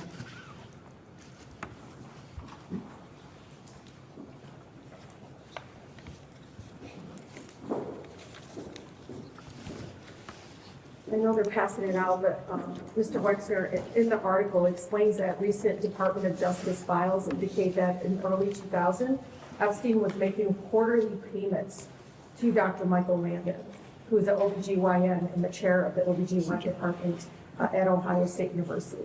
And you said that your wife received services from Dr. Landon, so you know him. Yes. Okay, Dr. Landon said the payments were consulting services he provided for New York Strategy Group, which was some kind of firm associated with Epstein. Do you know why? Why was he getting paid a quarterly payment by Epstein? Not a clue. Okay. Do you know if there was gynecology services being offered to Epstein for victims, women? No idea. Because you're very associated with the Ohio State University, right? Yes, You were the board chair, okay. Were you aware that Jeffrey Epstein was paying him quarterly payments? no, You weren't. no. Okay, so the article suggests that Epstein would bill you and your wife for at least one of these payments in 2005. Quote, as we have in prior years. That's evidence within the Department of Justice, Mr. Wexner. Were you aware of these $25,000 quarterly payments coming from your accounts in 2005 and earlier? Not till this moment. You know, Mr. Wexner, I'm watching this all unfold, and I just want you to know it's incredibly hard for people to understand you don't know this. Maybe you don't know the specific details. Maybe you don't know the dollar amounts. But Epstein was able to be empowered and enabled to hurt more people with your money. You understand that? Oh, yeah, he's a crook. I know. But you don't know the purpose of the payment, and the money's coming from you. It's your money. And you don't know why he's paying a doctor at Ohio State University. Sadly, I don't. Did you introduce him to Dr. Landon? No. How did he meet Dr. Landon? I wouldn't know that he met him. Because Abigail, your wife, received services from Dr. Michael Landon. Yes, and so did my daughter. Okay. So was it a routine practice for the New York State strategy group's expenses to be paid by your accounts? I never heard of it. It's weird because it's your money going in to pay for this consulting services of another company. It's weird to me, too. So Dr. Landon never talked to you about these Never. quarterly payments? Never. Something else that comes up, because one of the claims that you're saying is you're not close friends and everything, but you know, some of us have access to the redacted emails, some of us already, I think majority of us Sure. have gone down there. There is constant claims from survivors. Again, they're redacted from some of the communication directly with Maxwell or directly with other women that were helping Epstein. And your name comes up synonymously sometimes with Epstein. Did you know that? Well, I know it now. Well, they also said that you were lovers. And I know it's nothing to be ashamed of. I just want you to know. It's so crazy. No, it's nothing to be ashamed of. But it would explain, I think, the closeness that everyone consistently says. No one ever says you're not close. Is that, like, everyone says that you had a close relationship, that you and Epstein were close friends. Did you know that? Objection, hearsay. Okay. I think, Mr. Wexner, could you provide us with the name of every registered legal entity? And this is important, because if you don't know now, then give us the information. Help us find the people that hurt the girls with your money. I'm asking and urging you to, please. You started your business with your Aunt Ida's money. You don't want your legacy to be not just Epstein, but Dr., what is the guy's other's name? Dr. Richard Strauss? It's Richard Strauss, who also well, it doesn't matter. You were chair of the Ohio State University. You were the board chair at the time that he hurt other women, athletes on campus. This is to say to you, it's not only one person that hurt women, but now two that are affiliated with you directly. And I just want to urge you that if you don't know the answers to this, follow up with our committee, give us the information so we can find out who hurt the women and who benefited from it. So could you provide us with the name of every registered legal entity of which you were the beneficial owner between the start of your relationship with Mr. Epstein and his death? Can you provide that to the committee, sir? I would provide you with everything and anything I could to nail that Please son of provide a the bitch. entities' names, where they were registered, and the date of registration, and the names of whoever acted as the agent of those entities. Can I request that you just put that request in writing and direct it to me, I'll make sure. and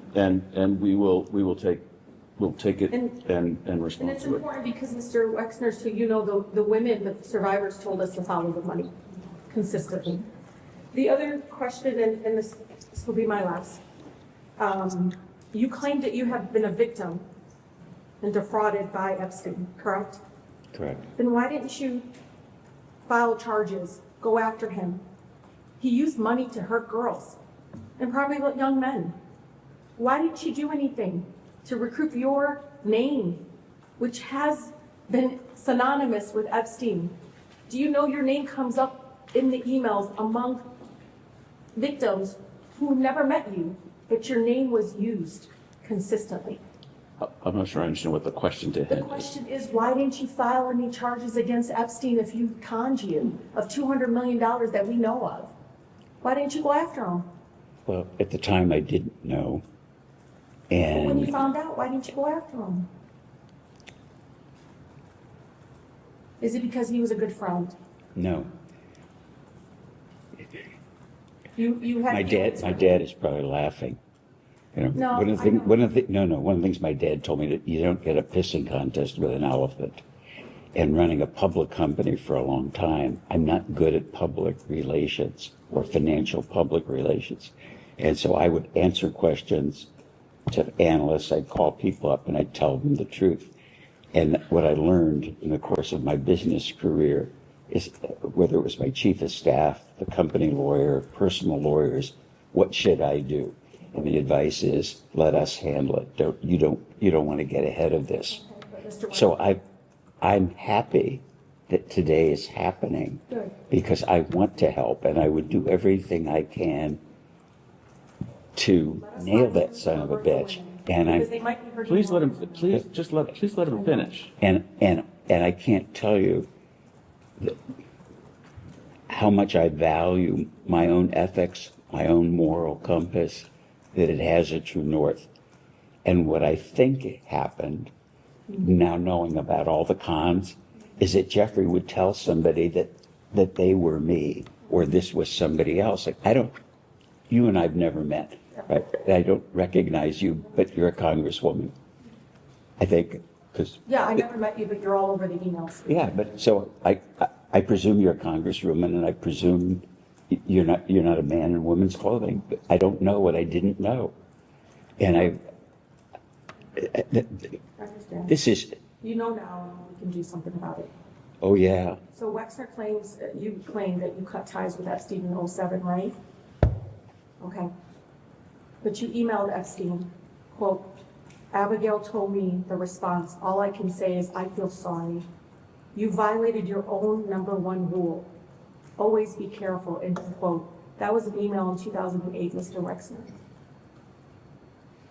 I know, I'm letting you know that the public knows. probably I was giving him the finger. Okay, that's it, thank you. So, just real briefly, did the FBI or Department of Justice ever directly speak to you about Epstein or Maxwell? Has the FBI or DOJ ever directly contacted you or spoken to you about Epstein? Not to my knowledge. Never. Never. And then finally, would you consider Donald Trump and Jeffrey Epstein friends or friendly? Would you classify them that way in the information that you have?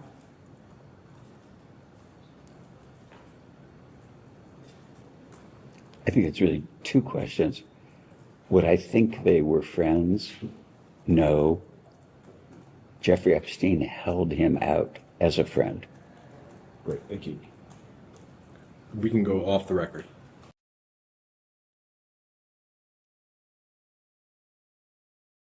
We'll go back on the record. What's that? That is a microphone. Mr. Wexner, it is 1:17 in the afternoon. Our minority colleagues touched on a lot of different subject areas, and I just want to go back through and parse out some things. First, though, I want to enter as Exhibit 5 the letter from Les.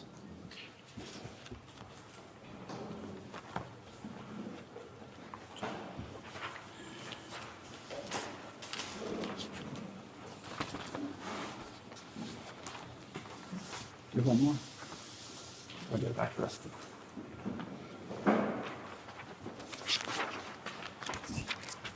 This document is titled Letter from Les, General News directed to the Wexner Foundation community. I will stipulate to you there's no date on here. The date it was posted on the website was August 8th, 2019. Do you guys have any reason to dispute that? In this letter that you wrote in August of 2019, you mentioned that you had that Mr. Epstein had various well-known, respected individuals as financial clients and in his inner circle. My question to you is, could you elaborate a little bit to who some of those financial clients were that you were aware of? Well, it says Epstein represented that he had that. He wouldn't know if he did or not. Were you aware of any of Mr. Epstein's other clients? Let me think.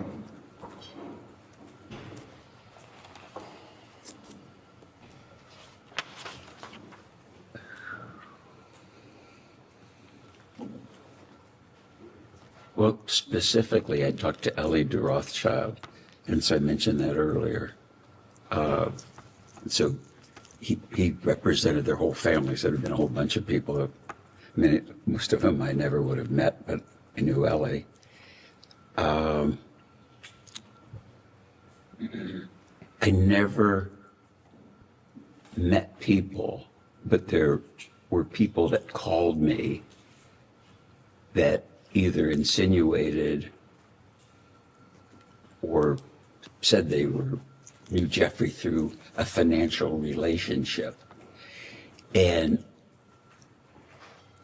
so, I mean, they could have been actors, but in the time, a guy calls me up. I'll give you an example. It's just a No, because I want you to understand this, because it's so confusing to me.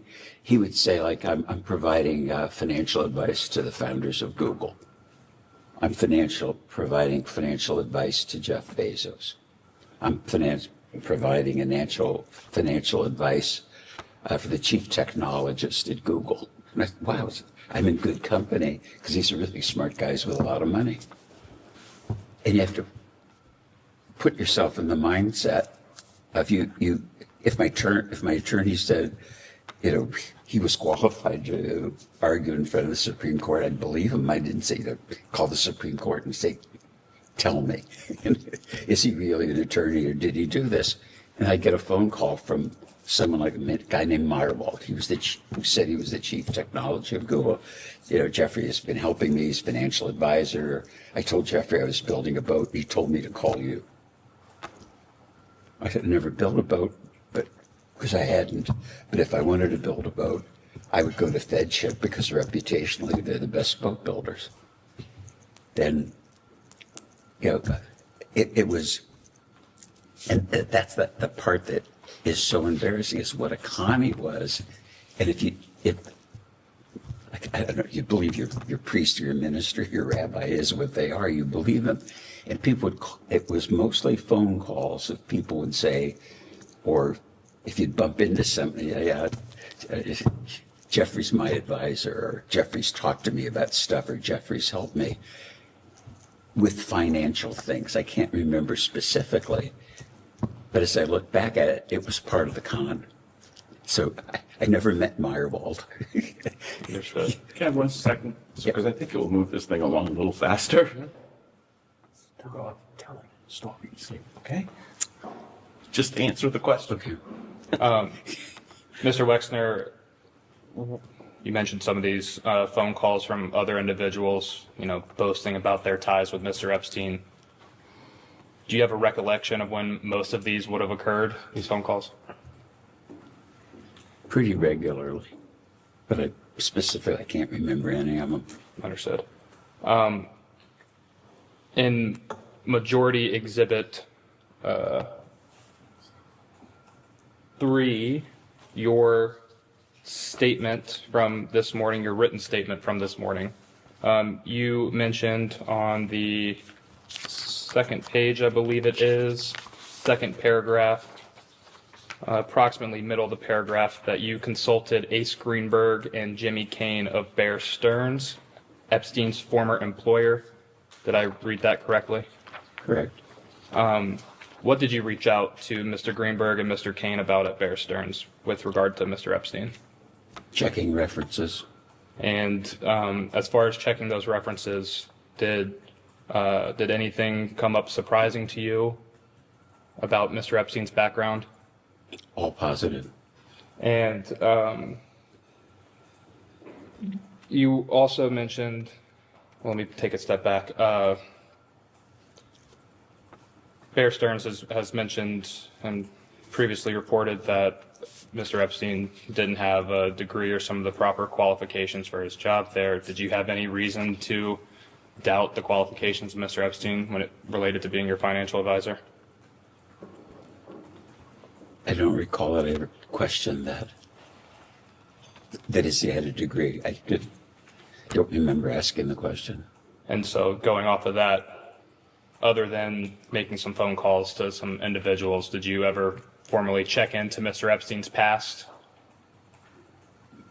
Not beyond talking to the people I mentioned. Understood.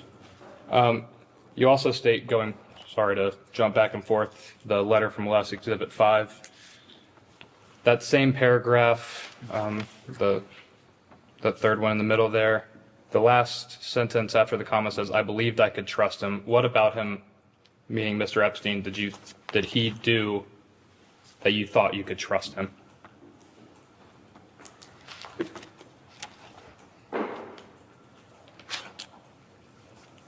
Well, I put him in a position of trust. He was a fiduciary that was to act in my interest, and I trusted that he could do that.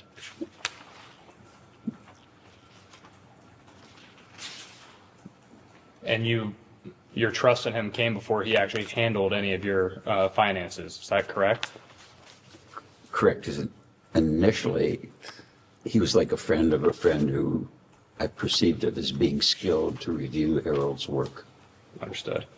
Moving along a little bit, you may have touched on this with our minority colleagues. What was the rough portfolio that Mr. Epstein was handling for you?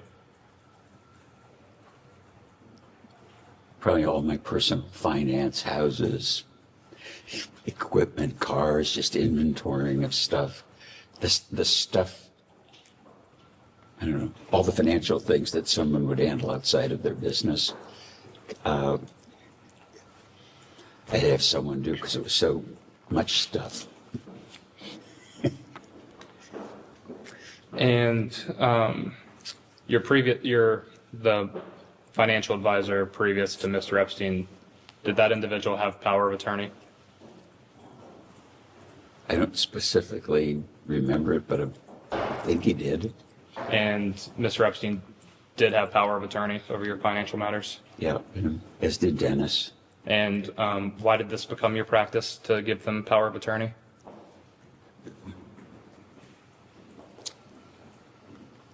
But so busy, traveling so much, the papers had to be signed, tax returns filed, people had to act on my behalf, so many things to sign that I needed to have somebody to do that. Understood. How involved were you with Mr. Epstein's determinations over your finances? Did you have any involvement? I'm confused what determinations mean. More of like did you have any oversight of what Mr. Epstein was doing as your financial advisor? Well, I'm sure he did at the time, yeah.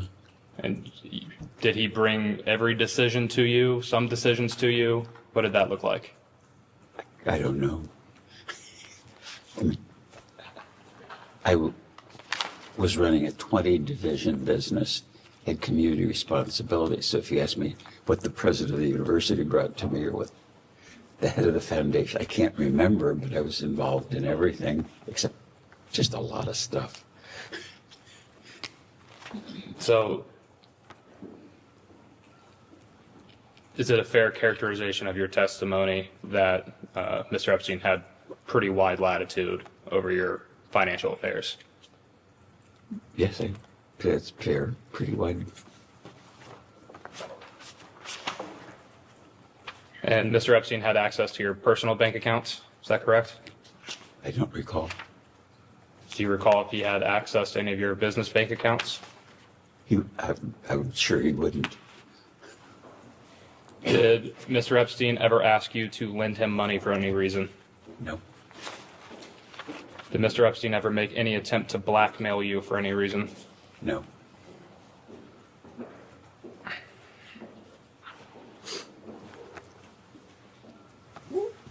Did Mr. Epstein's control over your personal finances extend to any decisions that affected the rest of your family members?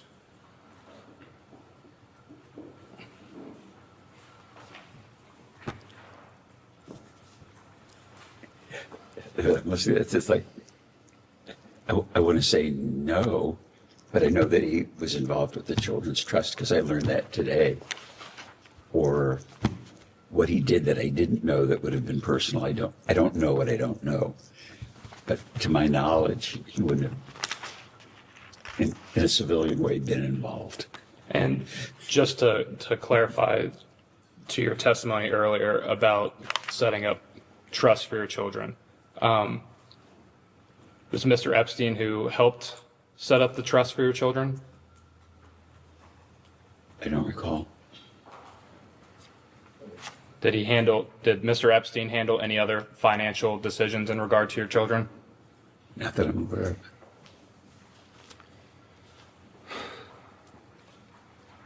of. And I'm sorry, gonna switch gears a little bit here about your foundation.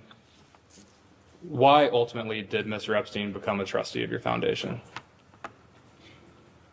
Just convenience for signing documents, financial oversight, not for the not anything that would be the operation of the foundation, its purpose or review of people. It was just part of the complexity of my personal life. And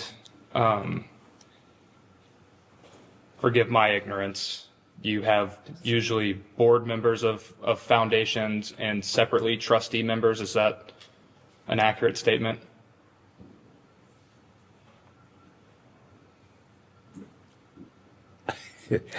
I wish I'm kind of ignorant too. I think we just had trustees. Okay. And just to clarify, Mr. Epstein, did he receive any compensation for his role on the board of the Wexner Foundation? Not to my knowledge.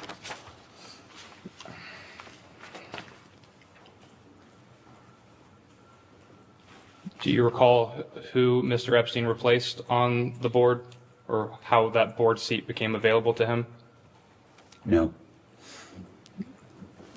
Did your mother used to be a member of the foundation board? I think so. And was, due to circumstances, was she forced to step down from the board? No. She left her board position willingly? Yes.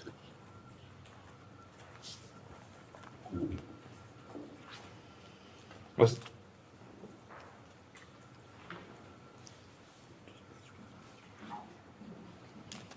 can you describe in a little bit more detail the circumstances for why your mother left the board of the Wexner Foundation?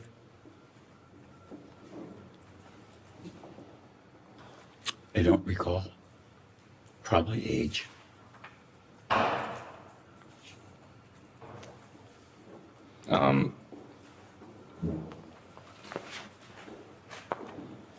Mr. Wexner, what sort of materials did you use to prepare for today's deposition? I'm going to object to anything that counsel showed him. That's my work product. Anything he reviewed on his own, he's welcome to testify about.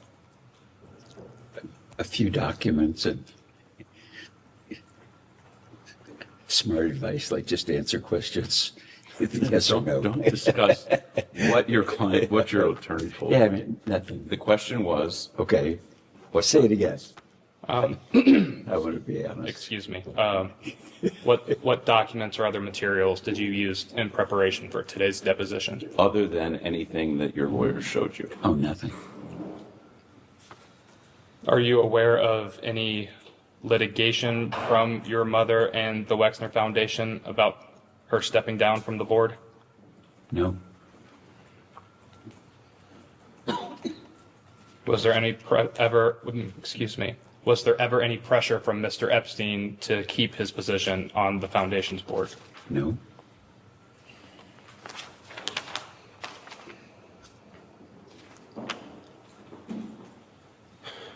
When you were in the, I'll call it the prime of your career as a CEO over your companies and corporation, would you say that you were heavily involved in the operations of the company and its related entities? Heavily isn't a big enough word. Could it be described that you like to micromanage what was going on through your companies and your corporation?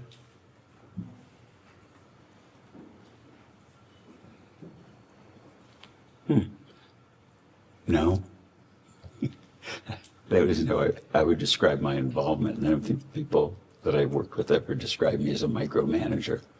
But I was involved in so many things in the business. I love the business. And did you ever face any criticism from your corporation or its related entities about allowing Mr. Epstein to handle finances in any way? We never handled business finances, and no one in the business was critical of Jeffrey handling, his responsibilities to me personally. No one ever brought any concerns to you at all? Not that I recall.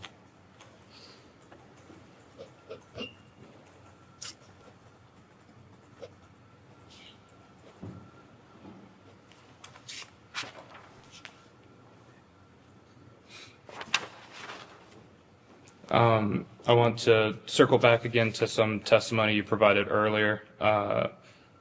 You testified that Mr. Epstein stole large amounts of money from you. Is that correct?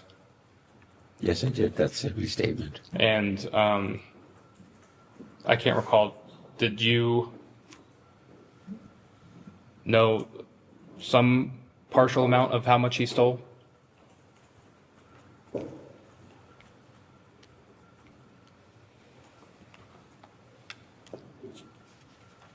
Well, I didn't know he was stealing till after we discovered that he was a crook. And my wife's attorneys told me about Not what they told you, Okay. what you understood. Oh, what I understood. I only understood what they told me. So I didn't discover it or count it or whatever one would do. That's the essence of your question. Does $46 million sound like an approximation of the amount that you were alerted to after the fact? I don't remember specifically. Initially, Abigail just told me this is really No, not what Abigail told you, Okay. what you understand. what I understood, that it was a large amount of money, and I didn't know the specific amount when it was first raised. And subsequently, I found out that it was at least $100 million. Does that represent the grand total of the amount that Mr. Epstein stole from you? I don't know. I don't think I'll ever know. Do you, understanding that you found out he stole largely after the fact, were you able to piece together how he was able to accomplish this theft of you? No. You never figured out if he was, say, embezzling funds of some sort, or how he would be allegedly embezzling funds of some sort? No.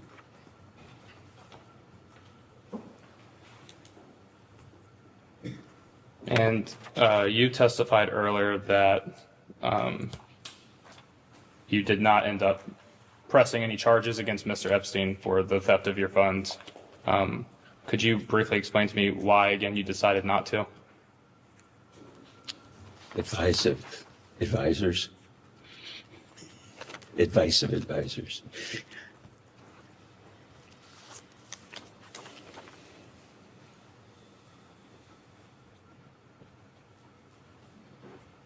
And to be clear, you never suspected any wrongdoing until you ultimately knew. Is that correct?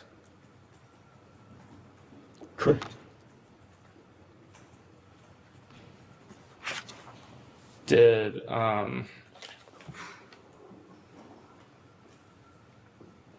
Are you aware of any advisors fearing any type of retribution from Mr. Epstein if you pursued litigation over the theft of your funds? Say that again.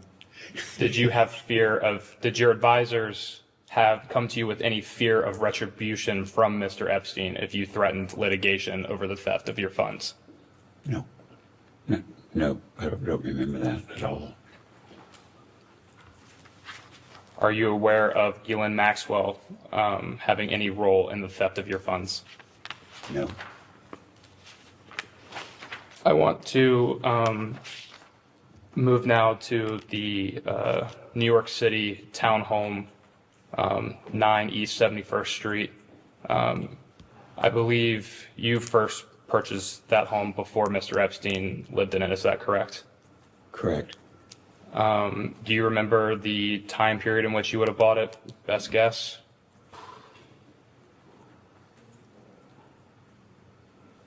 I don't know, 5 or 10 years before. It was a school, and then the remodeling took 3 years, and so I don't remember when it was. But I'm guessing it was, I don't know, And in the 80s sometime. excuse me.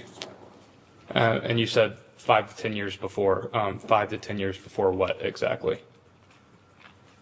Before I met Jeffrey. Okay. Did you ever live in this house yourself?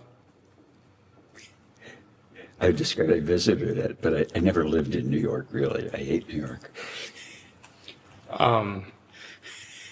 When are you first aware of Mr. Epstein moving into that mansion?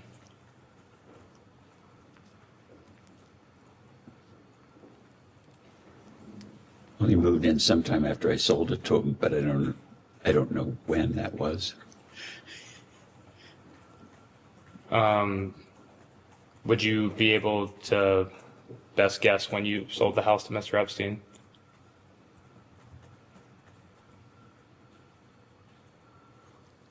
It would have been after 1993. Okay. Are you aware that the deed to the property did not officially change hands to Mr. Epstein until the mid-2000s? No?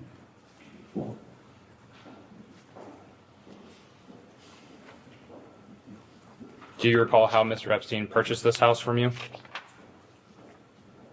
Okay, wrote a check, presume. And the sale of this townhome was at the time that Mr. Epstein was managing your personal finances. Is that correct? Correct.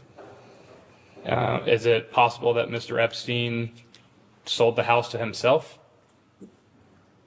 without your knowledge? No, I would know, or I know, of course, that he bought it. Did he approach you to buy that home? Yes.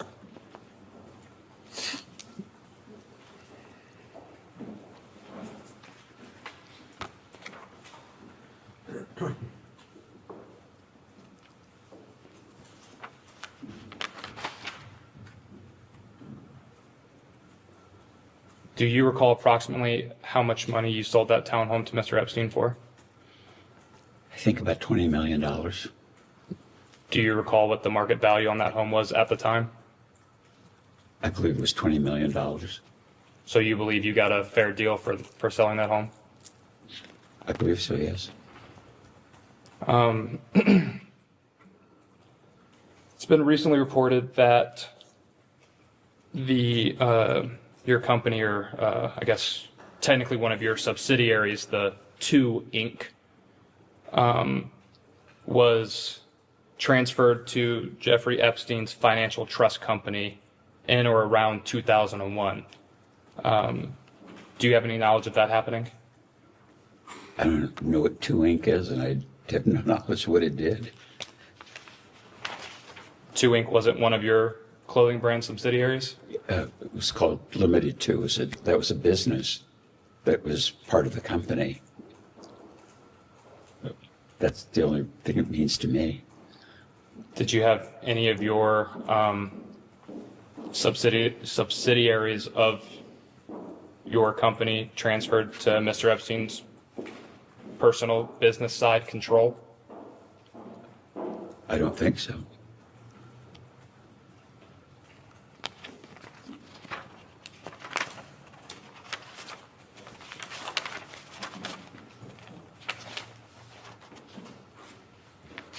We previously, we'll switch gears on you again.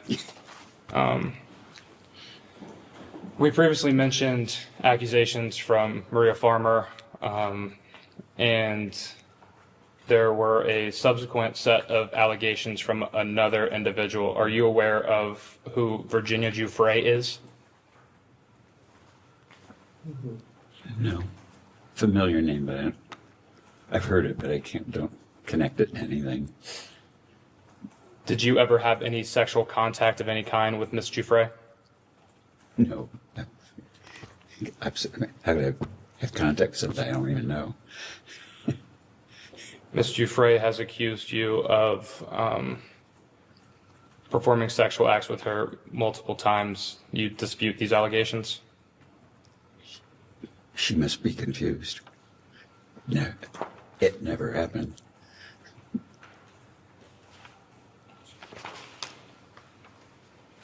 Did Mr. Epstein ever bring up Miss Giuffre to you? No, not a familiar name. Ever mention Miss Giuffre giving you a massage? No, Did Miss Maxwell ever bring up Miss Giuffre to you? no.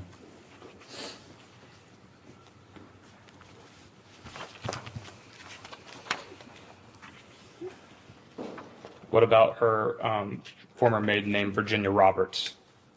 Does that ring a bell to you? Never heard.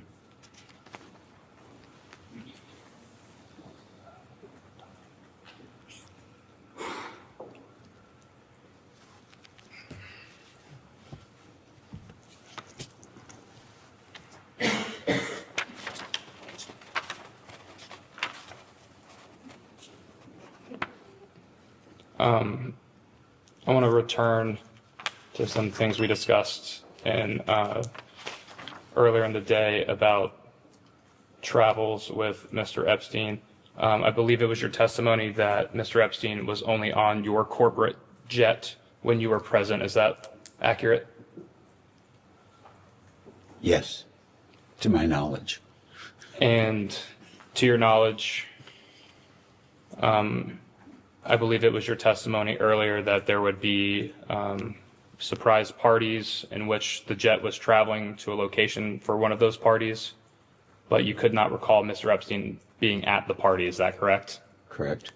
If Mr. Epstein was not attending the party, what were the purposes of his travel with you on your corporate jet? I don't know.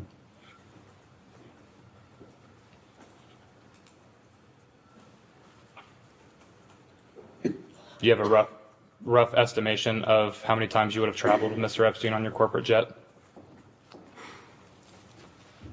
I don't specifically recall any, but if it would have been once, twice, it would have been very few times. Because the aircraft was used primarily for business purpose. And when we used it personally, we paid for the airplane. So the notion of, of him using the plane or being on the plane for kind of social reasons or, just bumming a ride kind of thing just never happened with anybody. And I take that to mean you also never flew Mr. Epstein to locations where any of his various homes were located. Absolutely not. No, there's absolutely not. I never did that.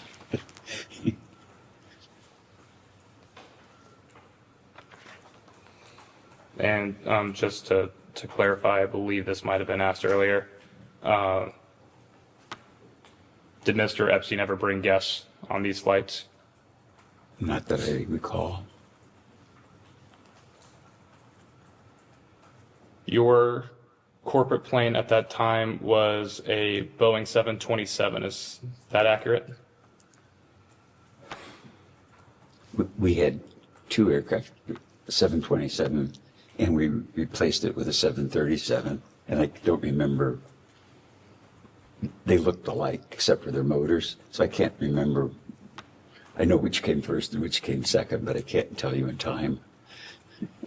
And just to back up for a brief second, did you keep detailed flight logs for the personal travels on your corporate jet? I believe we kept flight logs on our business aircraft and our personal airplane, always. And the corporate jet, did you sell one of these airplanes to Mr. Epstein? Oh, you do mean the company? The company, yes. Yeah, the company sold an airplane to Mr. Epstein. Do you recall when that sale was made? No, Can you guesstimate when that sale was made?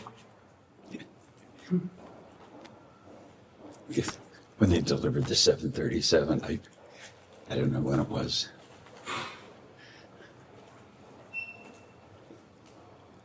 Do you, understanding your posture with the corporation has changed over the years, have you maintained any of those flight logs?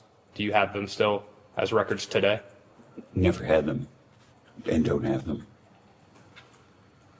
Do you know why you do not have those flight logs?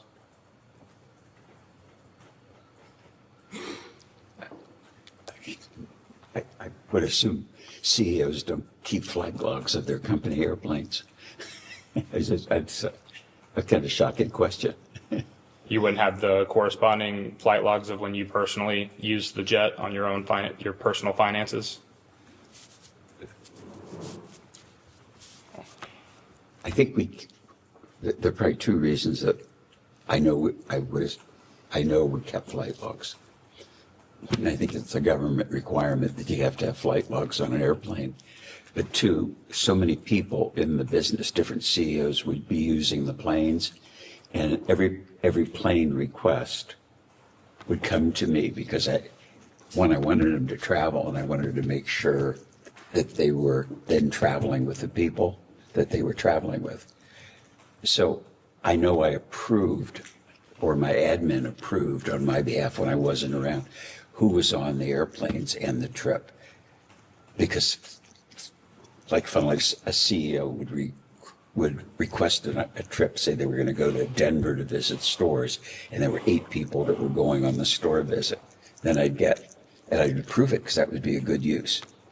And then so it'd say, the CEO went by themselves. And it's like, no, it's not the purpose. So it was a very expensive and valuable asset to the business, and I wanted to know that it was being used appropriately. But I never reviewed the flight logs. You know, it's just that level of minutia was beyond me. Understanding you might not have reviewed flight logs or, even necessarily had a reason for acquiring them. Is that a record that would still be kept in the custody of either yourself for personal travel or for the business, if those records were ever needed for some sort of purpose? I don't know what the business kept, but if they're there, I'm sure they're welcome to look at them. And so would you be able to obtain those records, assuming they do exist? From the company? Yes. Or personally? I don't think he has access to them at the company. You guys have subpoena authority. Yeah. Do you recall how much you sold the plane to Mr. Epstein for? The company? The company sold, sorry, my apologies. Yeah, I do. It was approximately $6 million. And what would have been if you recall, what would have been the market value for that aircraft at that time? $6 million. Do you believe you got a fair deal for that aircraft? The company got a fair deal? Sorry, yes, the company got a fair deal for that aircraft. Yeah, I thought it was a very fair deal.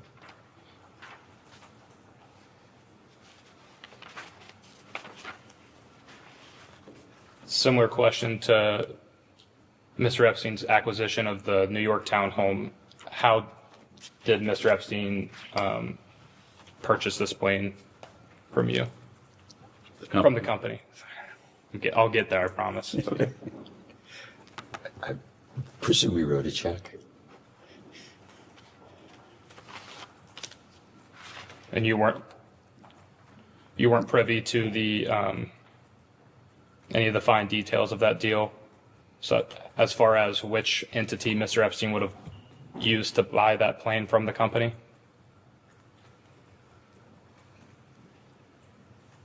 No. The plane, the value of the plane was appraised by an airplane broker. That plane was for sale for a year, and the value was $6 million. That's all I know. Understood.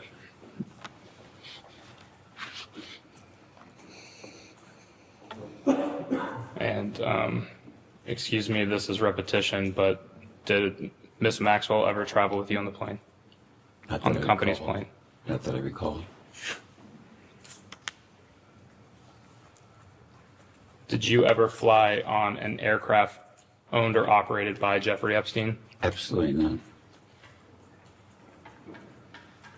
Did Mr. Epstein ever invite you to fly on any of his aircrafts that he owned or operated?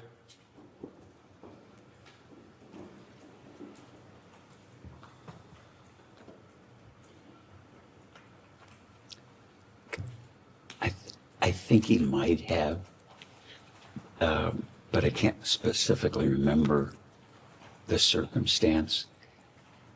Some of this is really difficult to remember because Jeffrey was such a con, and as I look back at it, and that's it. He was much better at being a crook than I am as an honest person, and I think for the committee to understand this, the con part, I can't imagine a bigger crook or con the world has ever seen. Do you recall what rationale you would have had for declining taking flights with Mr. Epstein on planes owned or operated by him? I was busy, very busy. In busy years, I was in the air flying on business purpose in the air 300 to 400 hours a year. If you can imagine somebody traveling in the air 58-hour days and running a company, I ran it from the air as much as I did on the ground. So the last thing I wanted to do was take a trip with anybody. Understood.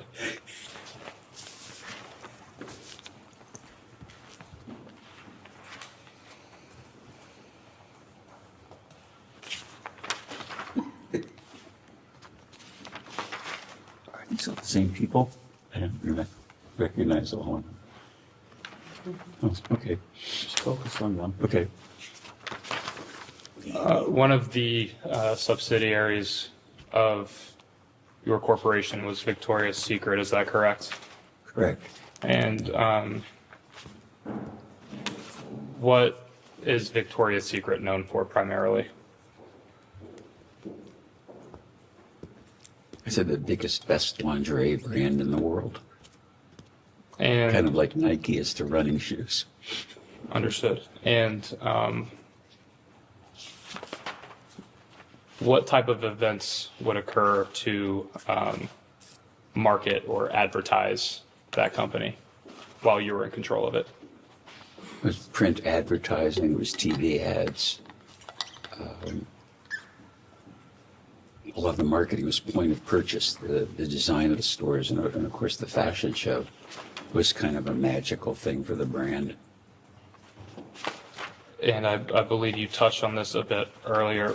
Were you aware of Mr. Epstein holding himself out to be affiliated with Victoria's Secret? Only once. When were you made aware of that? I don't remember when. Do you recall who brought that to your attention? Somebody in the company, probably. I don't remember specifically who.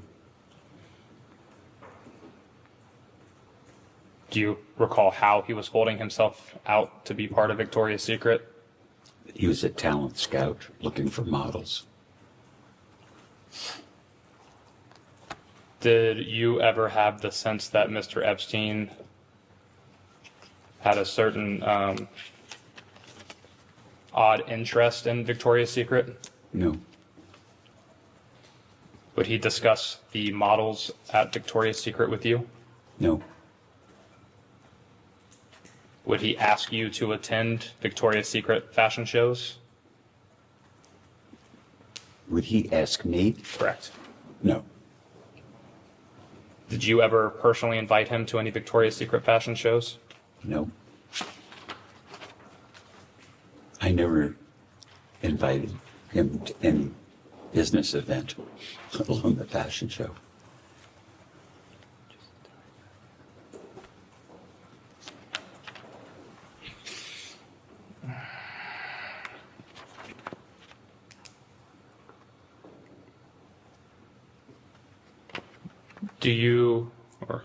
Sorry, let me rephrase. Are you aware of how Mr. Epstein would have been able to attend Victoria's Secret events if not invited by you?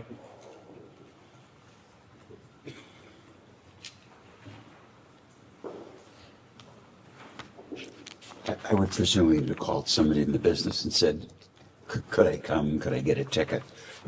I know that we were, for business reasons, very careful about the audience that was there, and about, I would guess, 2/3 of the audience were employees, store managers, people that had, done heroic things inside the brand, because it was a big company event, and all the CEOs of all the companies in the company were invited. And so the people that were outside the company wasn't what I was concerned about. I was more concerned about internally that people came, or that should come, or were at least invited, because if not, it would have been like the right thing to do. Second. No.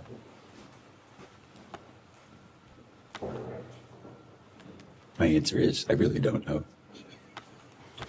Are you aware of Jeffrey Epstein having any other contacts within Victoria's Secret specifically? Executives or anyone of that such? I'm sure he knew people or would reach out to people in the business, but I don't know.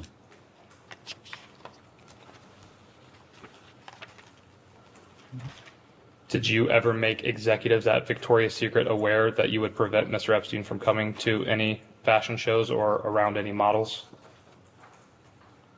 Not that I recall.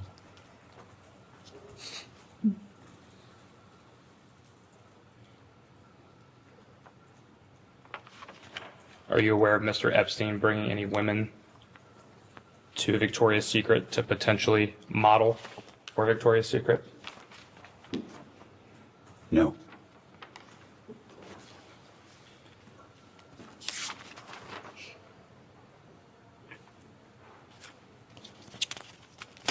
Do you know who Jean-Luc Brunel is? Never heard of him.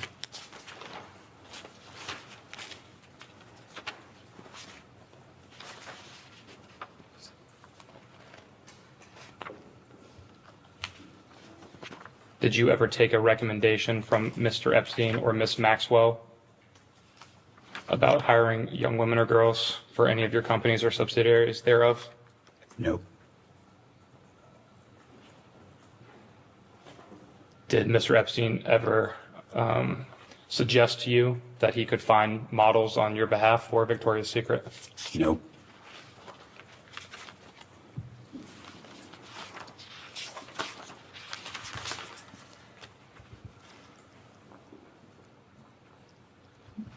Did you ever consider cutting ties with Mr. Epstein, professionally or personally, after he was caught lying that he was a scout for Victoria's Secret?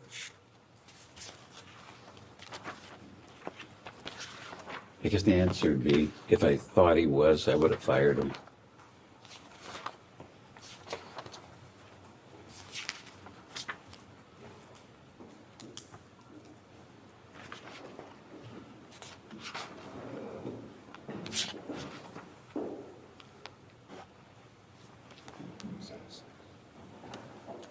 I am now going to enter as Majority Exhibit 6, a letter from a birthday book compiled for Jeffrey Epstein's 50th birthday in January of 2003.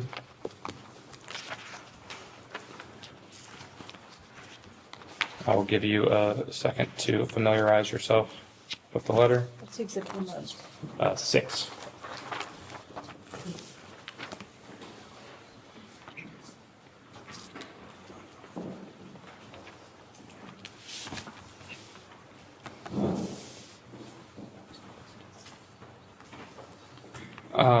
Mr. Wexner, is this letter familiar to you?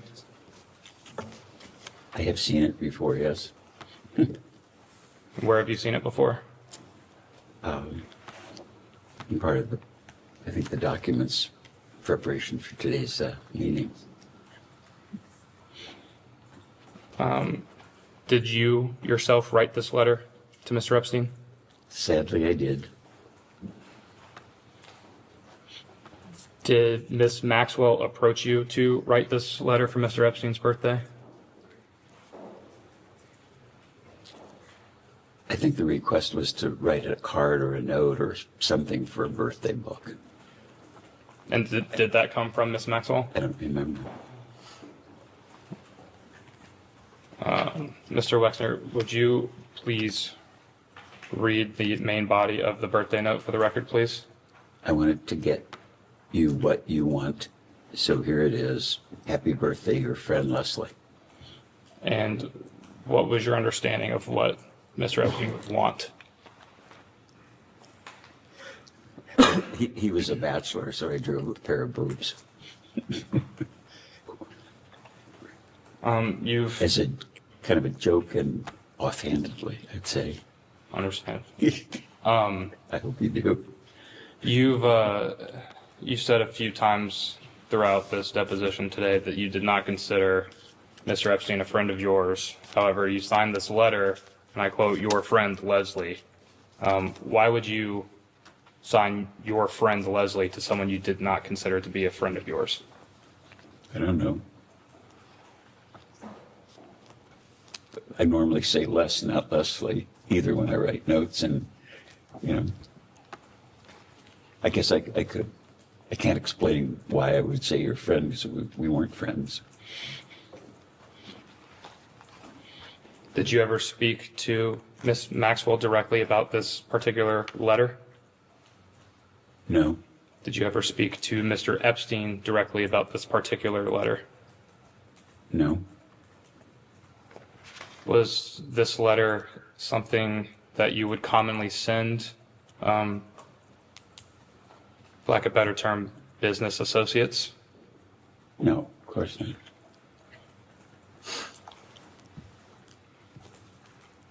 I was trying to be funny.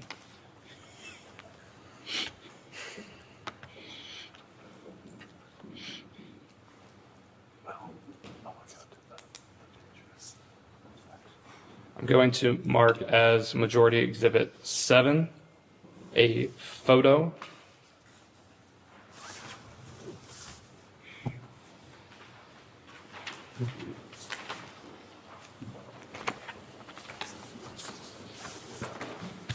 I'll give you a second to review. Give one more.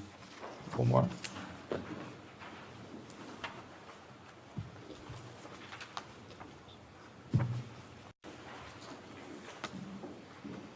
Are you in this photo? Yes. And Mr. Epstein is also in this photo? Yes. And a third individual is redacted in this photo? Yes. Do you have any way of knowing who the redacted individual in this photo is? I know who the redacted person is in this photo. Who is that redacted person? My wife. Understood. Do you recall? The man in the back is Peter Lurson, and the picture was taken in Bremen when the boat was launched. And we got a bunch of pictures of the boat launching. Do you recall what year that was?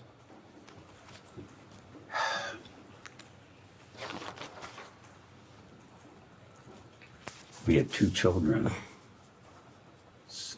probably 3 or 4 years after we were married. And did you invite Mr. Epstein to this boat launch party or event? Not that I recall.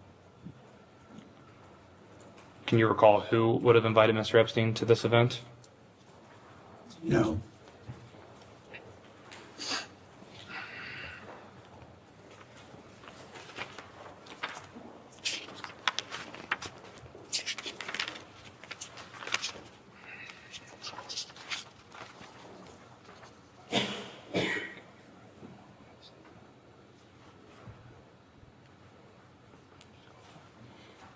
It is 2:08, and the majority will end this hour now and go off the record.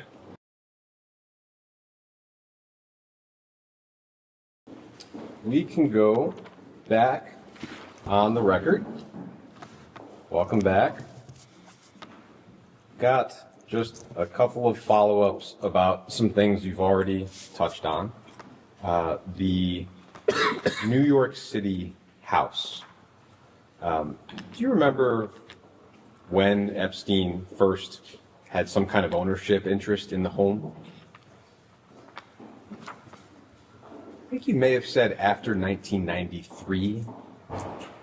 Yeah, when I sold it to him, but I don't remember the date. The sale is reported as 1998. As far as you know, would that be the first time that Mr. Epstein had any kind of ownership of the home? Do you know? I don't know. I was thinking, you could tell me any date. I know it was after we were married. And whether it was a year or two, I don't remember. But Was that 1993? we got married in 93, yes. Do you recall at all Mr. Epstein talking about why he wanted the home? No? With respect to the home, I think you were asked whether you felt like the sale price was a fair deal for you. And I think your answer was yes. Is that right? Yeah, yes, that's right. And with respect to the plane, I think you were asked whether you felt like the company got a fair deal at $6 million. And I think you said yes. Is that right? Yes, that was because that was the asking price. I think your counsels represented to DOJ in 2019 that Mr. Epstein sold himself both those assets at deeply discounted prices, and that was part of his theft from you. I never heard that before. Do you have any sense of why that discrepancy would exist? Not a clue.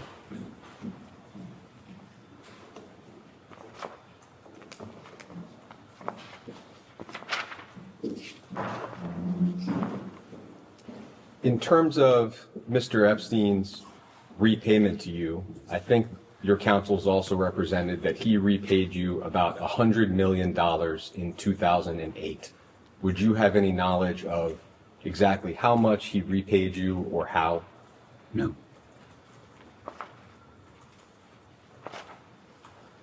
There were a few other physical assets I just wanted to quickly touch on. Sure. There was a second home in New York City at 11 East 71st Street, so it's right next to the home that we've been discussing. And it sounds like you bought the home in 1988. Epstein bought the home from you in 1992. Do you have any recollection of that home?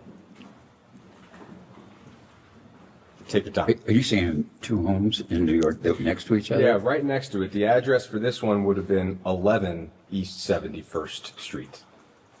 No recollection of that happening. There was and still is a condo building at 301 East 66th Street in New York. It's been reported that Epstein lodged many of his victims at that building. The reporting has also been that you once owned that building and that you sold it to Mark Epstein, Jeffrey Epstein's brother, in the early 90s. Do you have any recollection of that? The building or the condo? The building. No. No recollection. Okay. With respect to, I think, what we understand to be two homes in New Albany, that Mr. Epstein owned at one point or another. So there was first a home on the 7500 block of King George Drive that Epstein received from you in 1990. Do you have any recollection of that home? I know he bought a house from Jack Kessler. This, the one we've mentioned before. That's the only one I know about. Got it. This, I think, is a separate home and was earlier in time. No. Okay. No recollection. That second home, I think you mentioned that Mr. Epstein bought it from Mr. Kessler.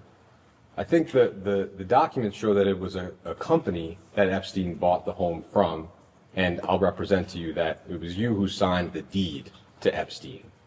Would you have any knowledge about why that might have been the case? I understand the question. I signed the deed to sell the house to sell Jack Kessler's house to Jeffrey. Yeah, and it was in your capacity representing an entity of some kind that seems to have been associated with yourself and Mr. Kessler. Just shocking. Okay.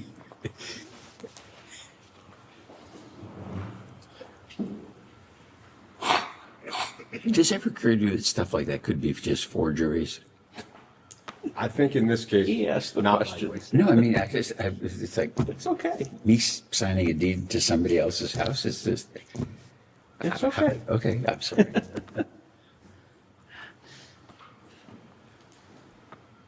And the entity for that sale was JW and CPK and Company. Does that ring any bells for you? No.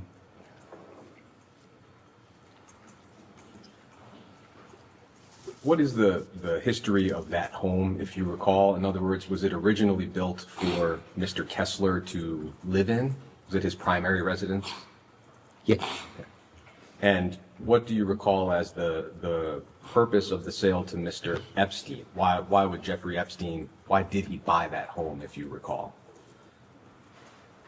First of all, I didn't recall that he bought it. I don't remember that.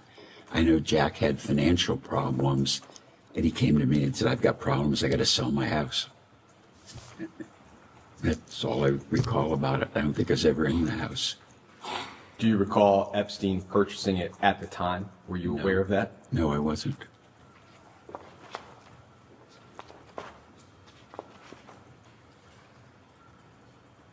I'd like to ask a little bit about your personal relationship with Mr. Epstein. Some of the reporting has described you as close. I think that's been mentioned earlier today.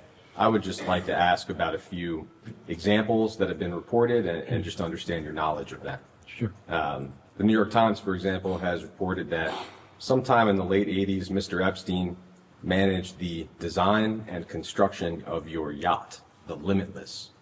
Do you have any recollection of that being the case? Furthest thing from the truth. Not true.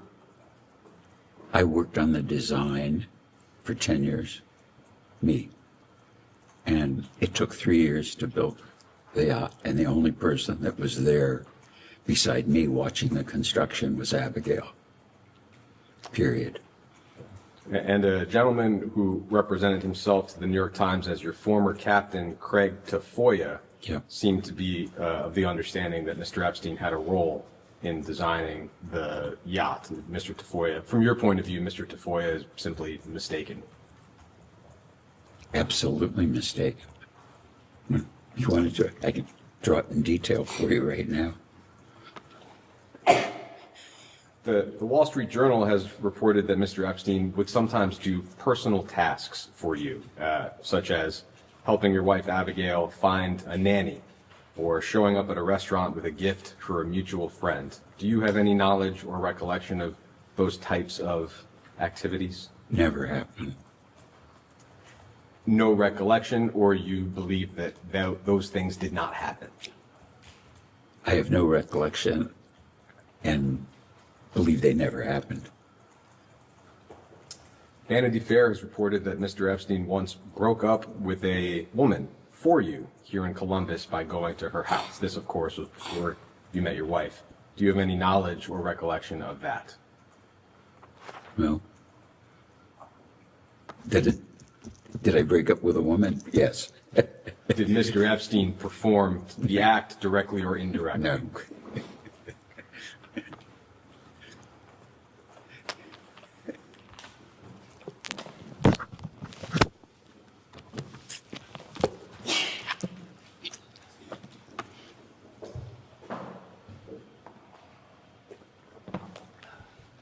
I'd like to introduce as Minority Exhibit G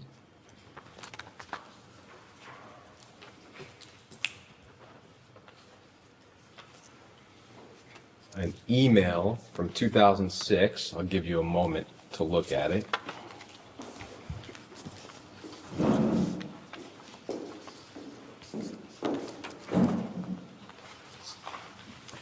I'll only be asking about a very short part, but feel free to scan it. What it looks like is an email from Mr. Epstein to somebody with a limited brands address, D. Larson.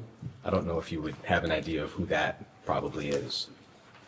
My admin, Don Larson. Great. Can we have a chance to just read the email? Sure, of course. Thanks.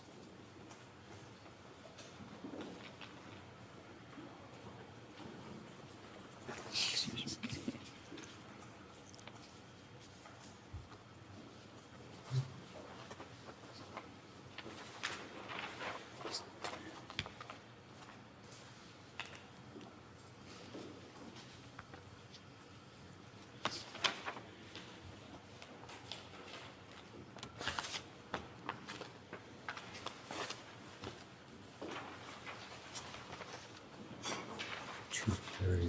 Thursday. So not that. I forgot I knew Neil Rudenstein.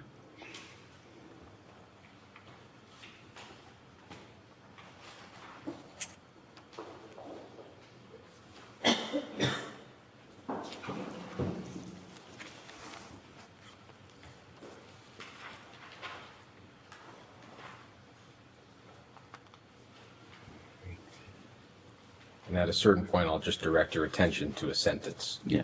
No, that's fine. It's just, he's not on this, so. Yeah. So, Just trying to get it. at the very end of this email, Mr. Wexner, I would say close to the very end, there's a sentence that starts with, I believe that this information. And if you see that, No, I'm where's sure that? your counsel can guide you to it. And I'll read that out loud. This is a long email. It seems to relate to business topics and people. But Epstein signs off by saying, I believe that this information belongs to you, and under gang stuff rules, I cannot simply be the repository of people's hushed calls and not share with you.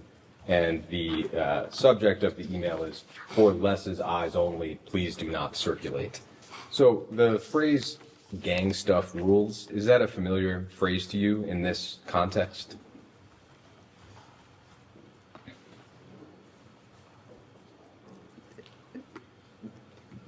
Jeffrey was like a Brooklyn guy. And he, in hindsight, he didn't use words like have a confidential discussion or my opinion or this is secret or private or confidential, personal, things that lawyers or accountants might use in normal language. He would say this is gang stuff. Got it. So But that was just how he talked. it was a phrase that Mr. Epstein would use to mean confidential conversations. To me, yes. Okay. And this, I don't think I never used the other words, which in hindsight, I didn't. Like my wife would never say, it's between us, dear. You know, we just, they're words or phrases that you associate with some people. And to me, it was just kind of funny that this Brooklyn guy would talk about gang stuff and, gang stuff might be what he ate for dinner or something. would he use that phrase pretty commonly, whether it's in a verbal conversation or a written email? I don't specifically remember, but I don't think he ever said confidential or private. It was like his language. Okay, thank you. With respect to, we can move on from that email. With respect to the power of attorney that you gave Mr. Epstein in 1991, I know it was discussed earlier. Could you just flesh out for us a little bit the theory of an unfettered power of attorney? In other words, it wasn't conditional or restricted to a particular account or particular type of asset. It covered, as we understand it, all of your assets, which is an enormous, I think, step of trust. What is your recollection of why you made that choice? Funnily enough, I think power of attorney is that. So the notion of having a limited power of attorney was kind of and that's just not how I would think about it. So Harold had a power of attorney, Jeffrey had a power of attorney, Dennis Hirsch had a power of attorney, because they needed it to do their work. And did the advisor, as you recall, it sounds like the previous advisor before Mr. Epstein and the subsequent advisor after Mr. Epstein both had the same scope of power of attorney? I don't know specifically, but I would think they were. I don't recall what the words say, but I think power of attorney is that.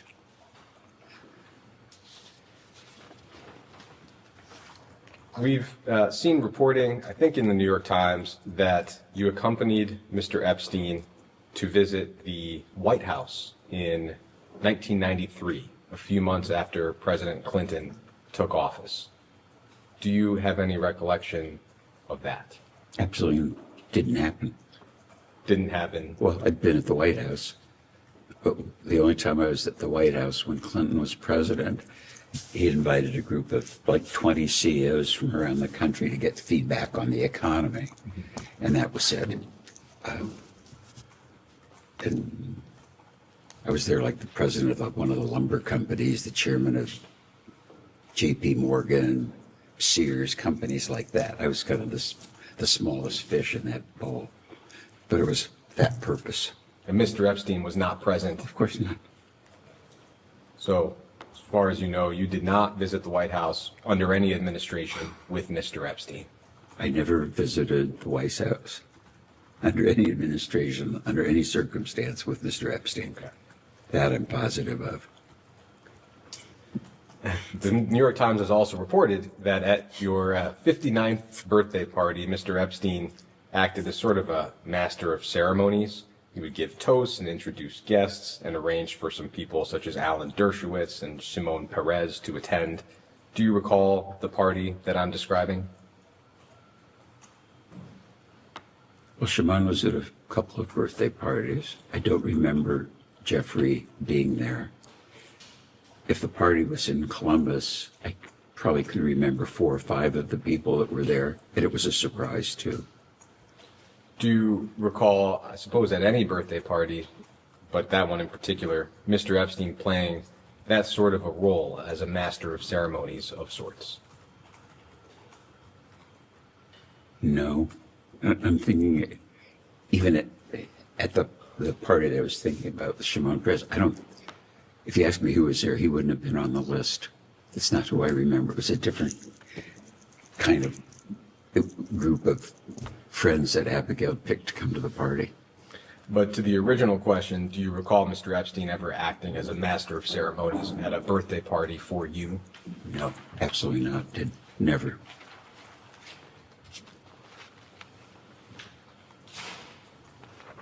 You're going to keep quoting the New York Times? It's a good thing I don't read newspapers very often. That's crazy.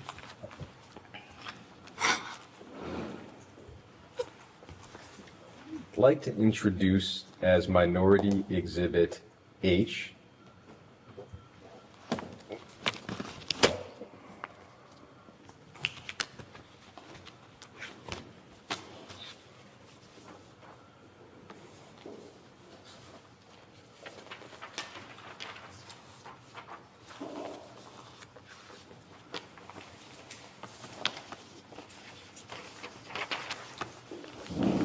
I'll give you a moment to look this over. It's just one page.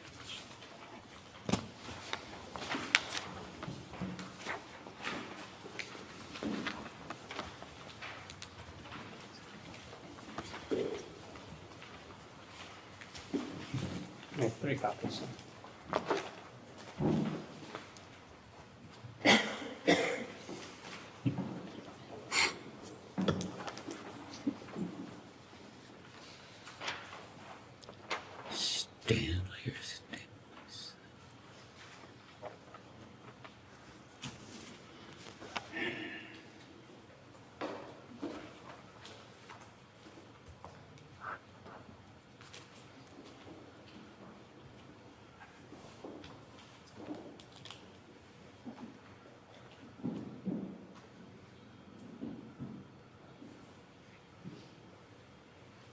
So this is a file that was part of the recent DOJ release, and it's some kind of draft or fully composed email from Mr. Epstein. It appears to be intended for you.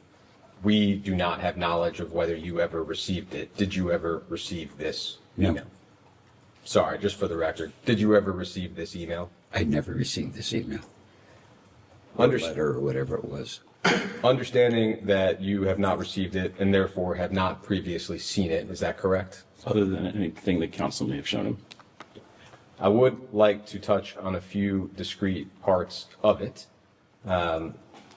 Mr. Epstein, at one point early in the email, says that, quote, "I owe a great debt to you as frankly you owe to me." Would you have any sense of why he might feel that way in general, or did he ever express that type of a sentiment to you? No. When I saw this, like, I know what you do or people do, they write letters to the file. I've never written one, like a memo to myself. And so I read this and I thought, this is like cover your ass kind of thing. And it just doesn't even sound the way he speaks. And just nonsense in it. He also said, quote, "As I'm sure you recall, you didn't sit with your mother or sister or Sharon when a conflict arose, as I did it for you. You didn't sit with Jack Kessler, Stanley, or Stanley's son. I did it for you." Do you have any sense of what Mr. Epstein might be referring to there? Well, I don't know what he's referring to about my mother or my sister. I know who Sharon was. Stanley, I presume, was our previous attorney, Stanley Schwartz, and his son worked in our business and, worked in it until he retired. So that I don't know what the hell he was talking about.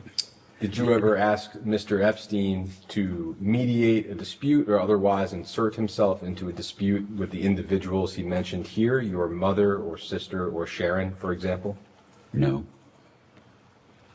Mr. Epstein also says that, quote, "Abigail and I sat, she asked many questions, she made many unfair, aggressive, and false accusations, none of which could have been fully answered without violating a confidence with you." Firstly, do you have an understanding of what he's referring to in terms of Abigail and he having a conversation? My wife and I have no secret, so the fact that he's having a secret, it's just nonsense. He goes on to say that you and I had gang stuff for over 15 years, a great deal of it that she was unaware of. I had no intention of divulging any confidence of ours, no matter what accusations she made. So Mr. Epstein at least seems to be asserting that there was something confidential between you and he that your wife was not aware of. Do you have any sense of what that might be? No. I'm going to object to the whole thing. This is why we have the hearsay rule, but keep going. Mr. Epstein goes on to say that, quote, "I always told you I would never under any circumstances give it up or put you in harm's way, no matter who, what, or when." Do you have any sense of what he might be referring to there? And I'll need a verbal audible. No, absolutely not.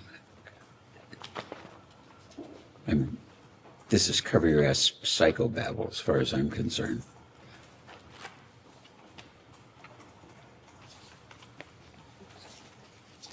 I'd like to do one more exhibit on your personal relationship with Mr. Epstein.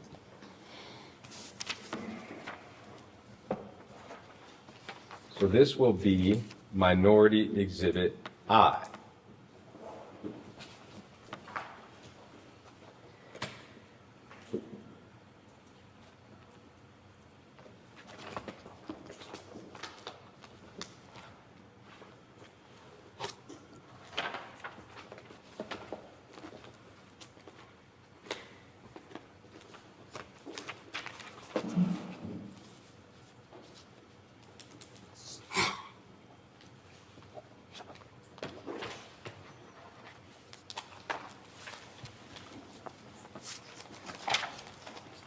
I'll just tell you briefly what this is. Oh, good. It's long and you're not going to have to read it. It's a PowerPoint presentation that the FBI put together.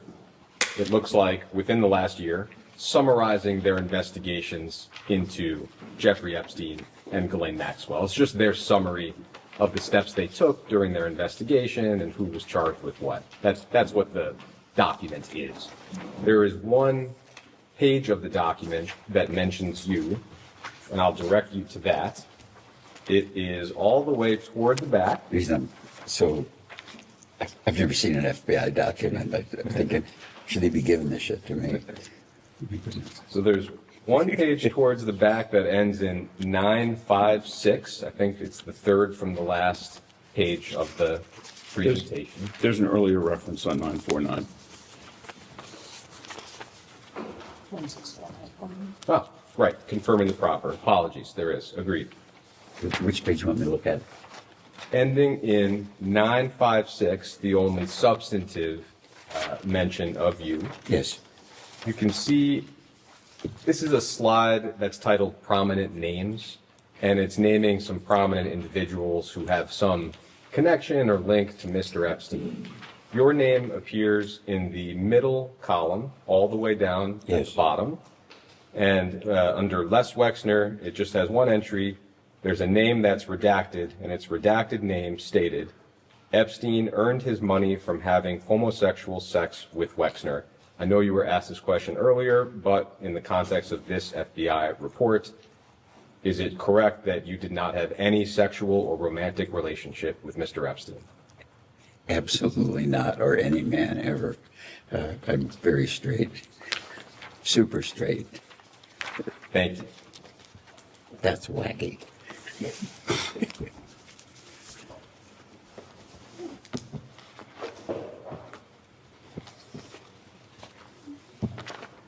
Do we get to keep that?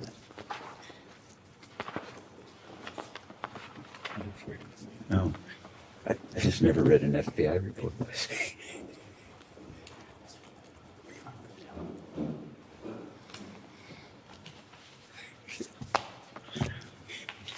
Go ahead. Thank you, Mr. Wexner, for your testimony here today. Just wanted to start with a question around U.S. Senator John Husted, and it's been reported that you gave him something like $117,000 in donations. Is that correct? I think you mean John Husted? I'm John Husted, yeah. I don't know how much money I gave him. Would that sound about right? It's a substantial sum. Well, I'm thinking, I met John when he was a state representative. I'm sure I helped him. I helped him politically when he ran for lieutenant governor. I probably contributed to senatorial campaign. So is it possible over time I would have given him that much money? It is. Well, let me maybe be But more I don't accurate. I think remember. it was recently reported that you gave him $117,000 sometime shortly before he voted no on releasing the Epstein files. Would that sound familiar? No. No?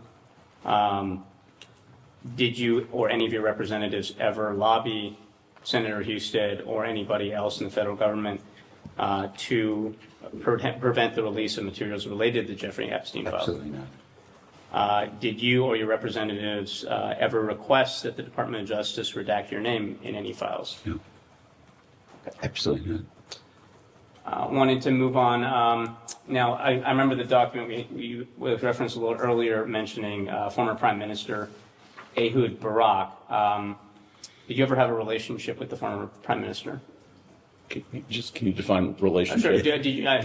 Any relationship? Do you know Prime Minister Barack? How, if so, could you elaborate on how familiar you were with him? Well, I was only with him a couple or three times in my life. I happened to be in Israel when he was elected, but before he was sworn in as prime minister. We had a brief meeting in his political office. It wasn't the government office. May have met him in Israel when he was prime minister, but I don't recall. I know that I had dinner with him and I think his wife and daughter and Abigail in New York after he was out of office, I think. I don't think he was prime minister. Did you ever communicate with the Prime Minister outside of personal meetings, phone calls, emails? He came here once I think for Jewish community stuff when we went to a football game. That's all I remember. Did you ever communicate by email or phone call or other correspondence? No, I don't think I ever had his address or phone number or email address or text number or whatever. Are you aware of the Wexner Foundation or any other trusts or foundations or organizations affiliated with you ever donating money to the former prime minister? No. Would it surprise you if I told you that an FBI report stated a report that the Wexner Foundation transferred at least $2.3 million in U.S. dollars to former Prime Minister Ahood Barack? Shocked. Shocked. Okay. I want to move to a different topic here. Are you familiar with a gentleman named Richard Adrian? Who? Richard Adrian. No.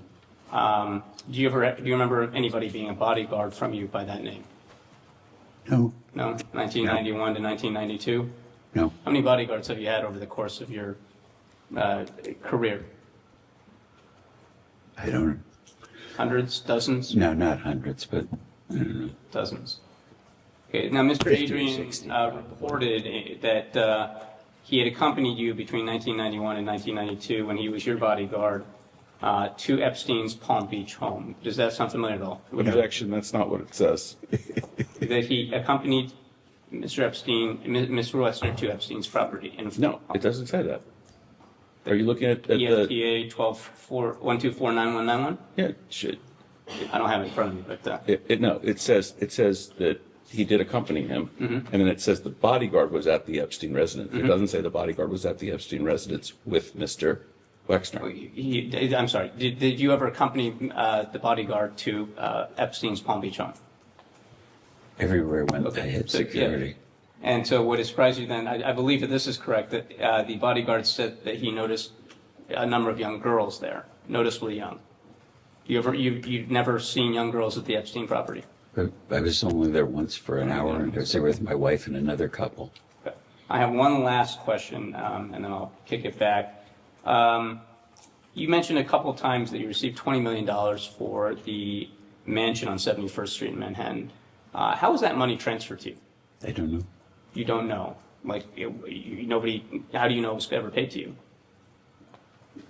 Well, I guess Abigail would have known. Abigail wouldn't know? Whether it was a check, whether it was a money order, whether it was, a bag of money. I have no So idea. $20 million, and you just take someone say so for it? No, $20 million is a lot of money, and airplanes cost a lot of money too, and I don't know exactly how we pay for them, or if we sold an airplane, exactly how we get paid. But we've bought and sold personally a few airplanes, and you could ask me the same question. I don't know. And so I think we have a number of media references, New York Times, I think the Wall Street Journal, Bloomberg, all noting that no cash was transferred at the time of a essential transaction. No exchange of money was noted at the time. So do you have any records, like after the fact, after you learned that Jeffrey Epstein, as you put it, stole from you, did you ever look into how that money was transferred to you? No. No? Didn't strike your interest, even though you knew that Jeffrey Epstein was stealing from you? Once I knew he was stealing from me, it was, again, my wife is a very competent business attorney. We have good accountants. I believe good counsel, and that's not what I do. And I don't go back and, if I fired somebody in the business, I didn't follow them to see if they behaved badly again. They were done. That's just Let me then follow up and ask, did your wife ever mention to you how the money was transferred? No. Or that it was transferred? Objection as to spousal privilege, but he's already answered it. All right, thank you very much then. Mr. Wexner, Steve Lynch, Massachusetts. How long did you know Mr. Epstein? When did you first meet him?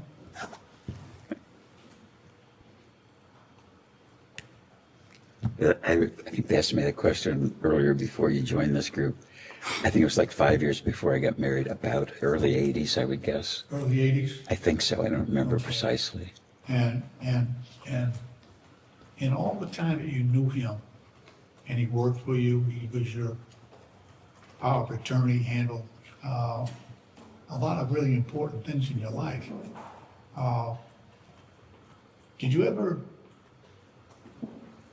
Do you remember him ever having a romantic interest or women in your presence as his guests or associates? Yeah, I mentioned earlier, too, the first one was Dr. Ava Anderson. I met her, and Jeffrey said When was that, sir?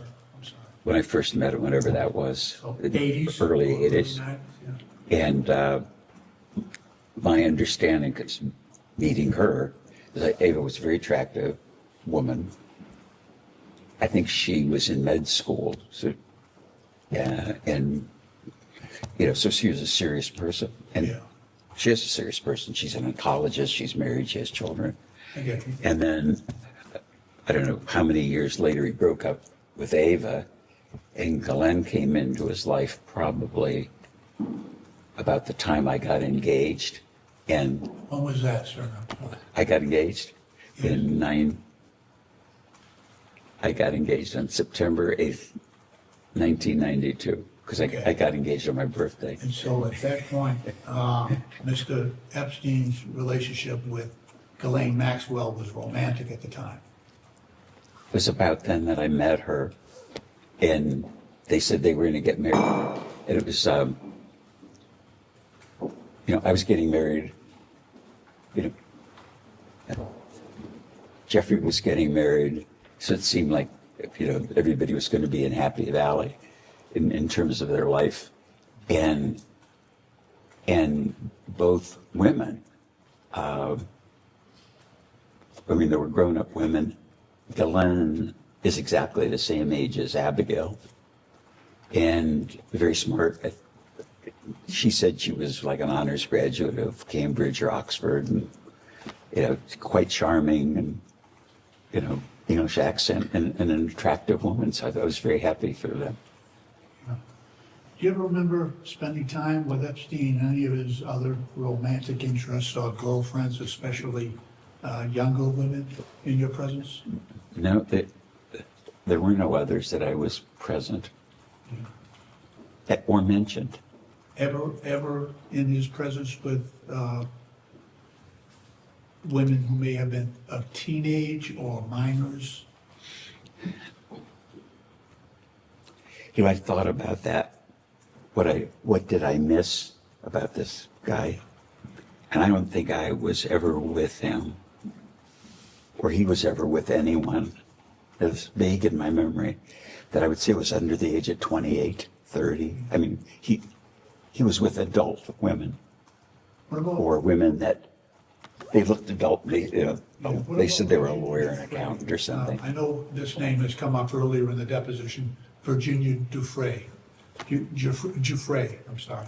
Do you recall ever meeting her in Jeffrey's presence? Absolutely never. I don't. Or Virginia Roberts, I think her maiden name was? No, absolutely not. How about Miss Farmer? I thought Miss Farmer might have made allegations about something that happened here on your property. We've actually covered it. It wasn't his property, it's an adjacent property. An adjacent property. Thank you for the clarification. Or certainly No. on the next door. No, never. Was that Mr. Kessler, Whose property is next door? I'm sorry. my friend was business partner in New Albany, Jack Kessler. So no women who seemed unusually young then? Absolutely. Okay.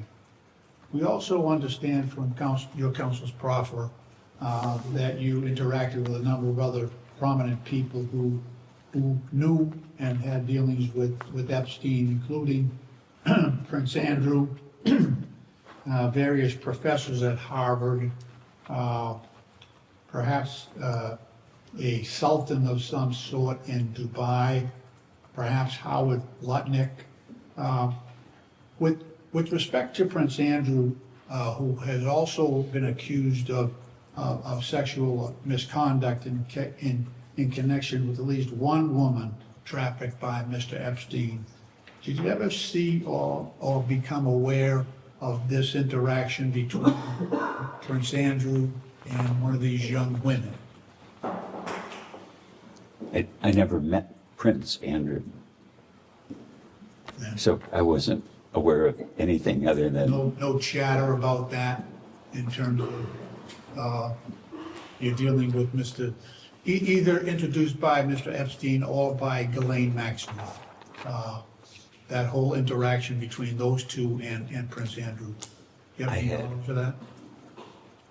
I had no conversations, interactions with Prince Andrew about women or anything. I had one brief, like 2-sentence phone conversation. He called me here in Columbus. And what was that for? To me, it's a funny story. I'm getting ready to go to work. I think I was in the garage, and my wife or somebody came out and said, "You have a phone call." Maybe it wasn't my wife, but it was somebody. And they said, "It's a guy that says he's the Duke of York." And I thought, the Duke of York, what the hell is that? So I went in the kitchen, hello, and this is Andrew. I don't think he said, this is Andrew Duke of York, this is Andrew Windsor, or whatever he called himself. And I said, hello. And he said, I helped my mother buy her airplane.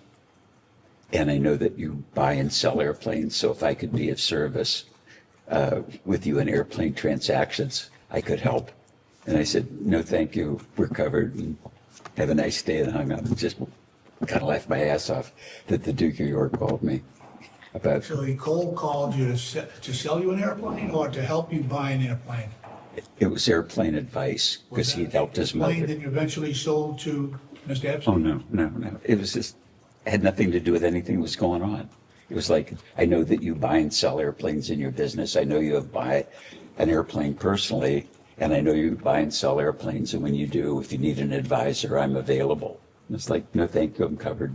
So he offered to advise you on purchasing airplanes? Pardon? Did he? He offered to advise you? I'm just trying to understand why the Prince of York would be calling you about buying. Yeah, me too. It was like out of the blue. I mean, you could have called me up that day and said you were the Prince of York and you want to advise me on my lunch or something. I was like, what the hell is this? You would have recognized the difference in accents.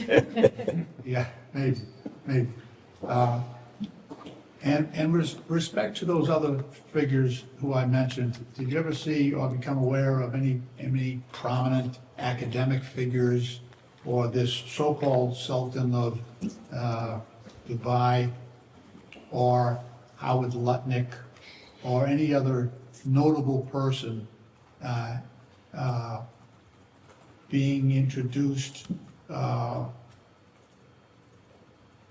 to young women by either Epstein or Maxwell?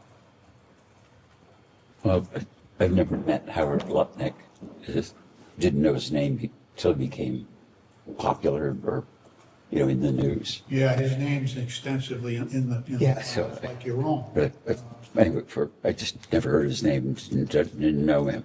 Some of the people that were on that list, I knew their names, and some of them introduced themselves to me.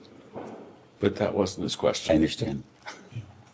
Answers. Wasn't it? No. Oh, because you asked me, I thought you asked if I knew the Any other of those prominent individuals, were you aware that either Epstein or Ghislaine Maxwell was facilitating introductions or contact between those absolutely not. individuals and young women? No, absolutely not. And you yourself, sir, never had physical contact with any of these young survivors or victims, as they are alternatively called, these young women? Never, ever. All right, I believe that's all I have. Thank you. Just two more, and then we'll give you a break. First, with respect to the birthday note that we looked at earlier for Mr. Epstein's birthday, just making sure we have your testimony. It's that you signed the note, your friend, but Mr. Epstein was not ever actually your friend from your point of view. Is that correct? Correct. And you do not have any understanding of why you would sign that card, your friend?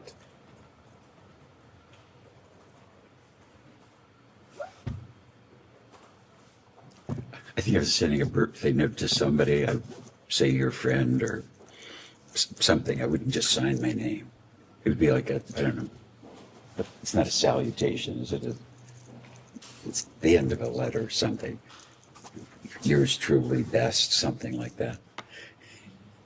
Do you recall ever drawing a pair of women's breasts on any correspondence with any other business associate of yours? No. We can go off the record.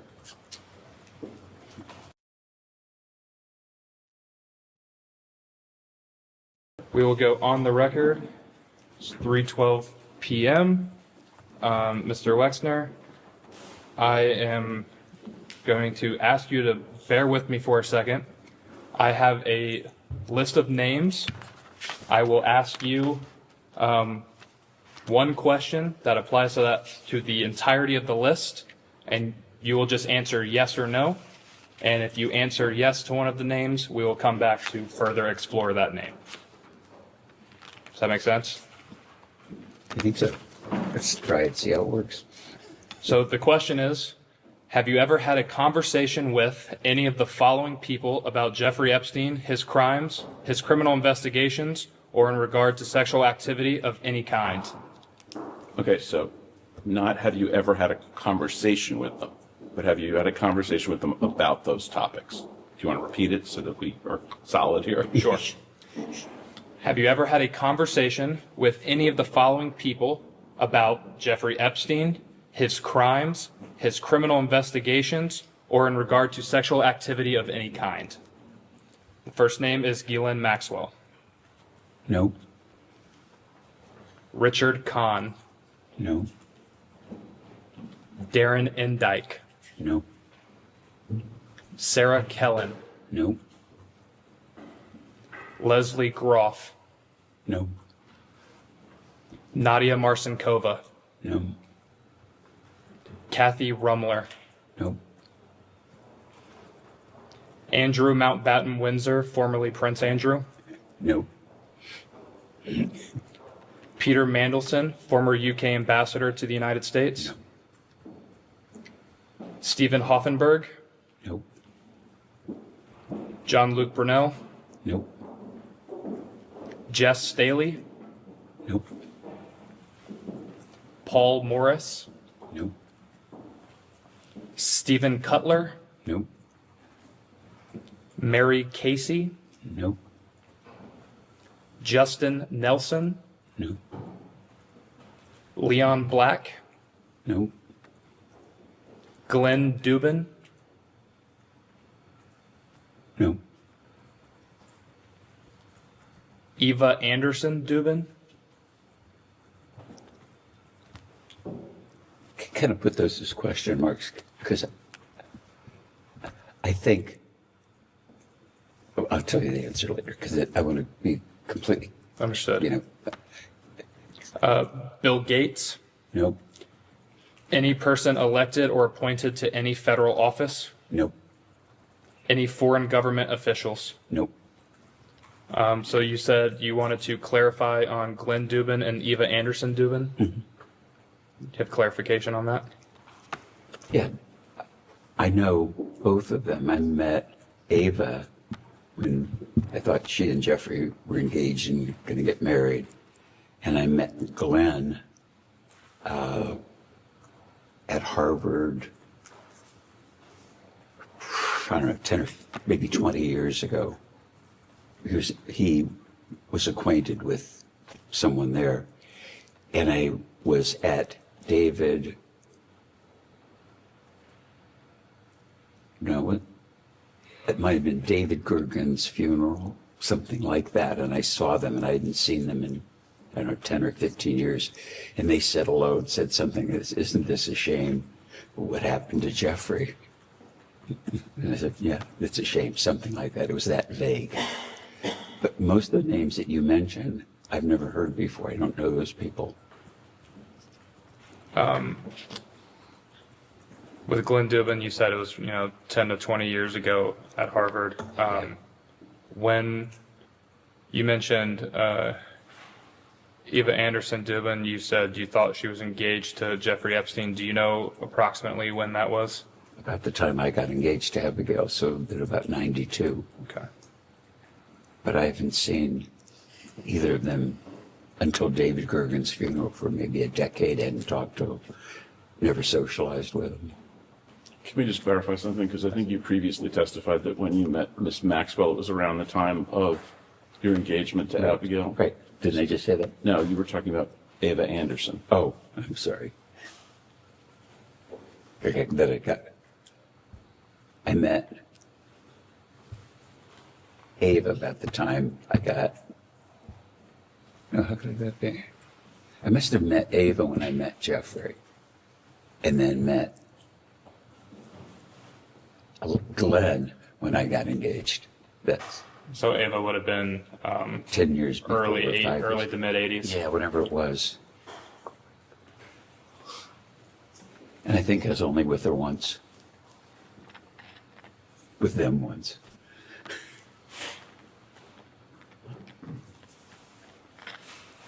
So you never, just to clarify one more name on here, you never spoke with Ghislaine Maxwell about Mr. Epstein or his criminal investigations of any kind? Never.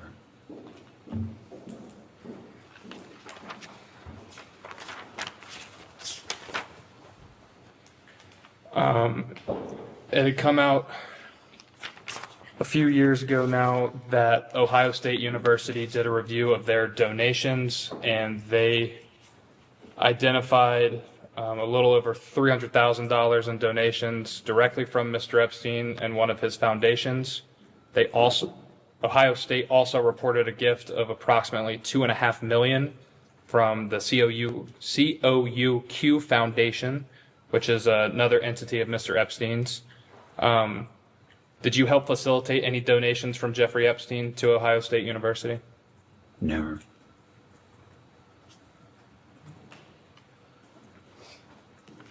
Did you personally ask Mr. Epstein to donate to Ohio State University? Never. Did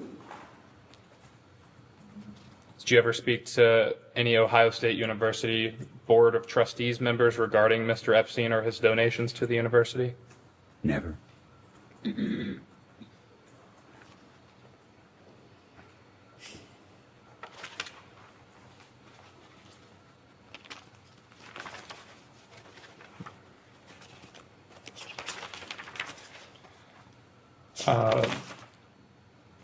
We discussed earlier in this deposition around the time frame of 2019 if you had any involvement with law enforcement as they investigated Mr. Epstein for his crimes he was ultimately charged with in New York. Just to clarify, did you speak to any law enforcement agency of any kind regarding Jeffrey Epstein's investigation in New York in 2019? Never. Didn't. No, I don't remember ever talking to any law enforcement agency. Did you ever provide any documentation to any law enforcement agency of any kind regarding Jeffrey Epstein and his investigation in New York in 2019? Not to my knowledge.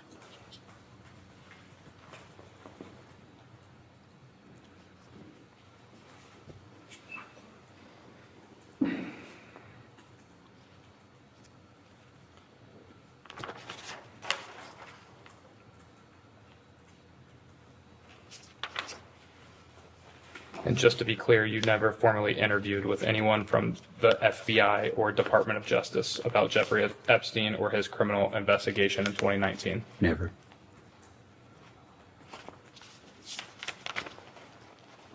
Did Mr. Epstein ever contact you or attempt to contact you after his arrest in 2019? I don't think so. He was dead. Well, before he died? No, I mean dead with me. Understood.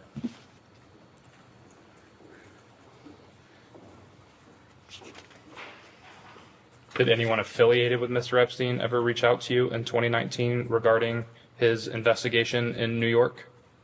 Never. No.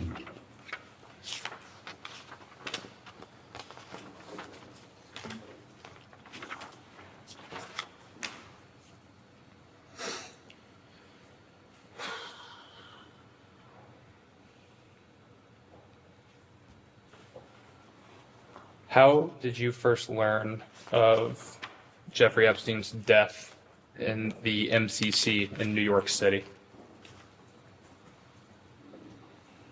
Probably watching CNN. No one directly contacted you about his death?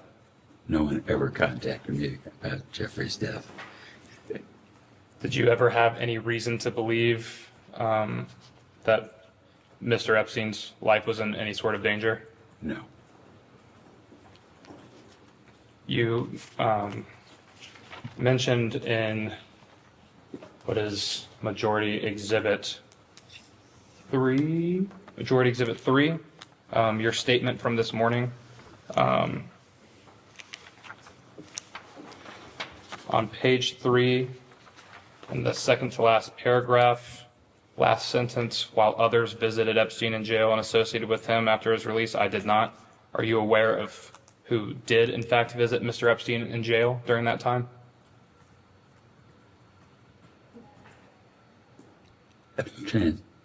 Directly, David Gergen told me he did, after he did.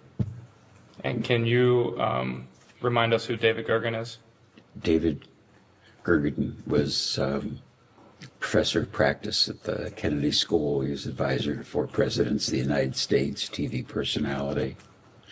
And did he tell you? My friend. Sorry to cut you off. Did Mr. Gergen tell you anything about his visit to Mr. Epstein while he was incarcerated? No, he just told me that he and his wife visited Jeffrey, and he asked me if I did, and I said no, I wouldn't visit that son of a bitch. And asked him why he did.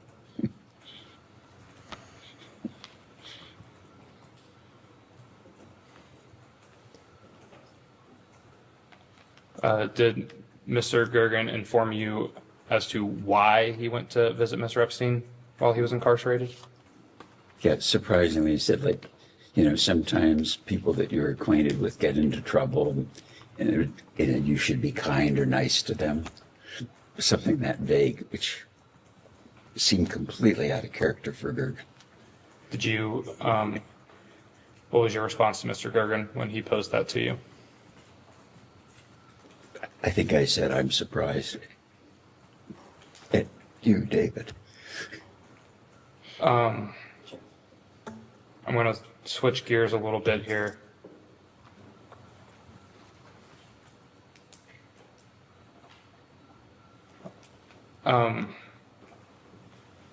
You mentioned that David Gergen was a friend of yours. How do you characterize that Mr. Gergen was a friend? What made him a friend to you?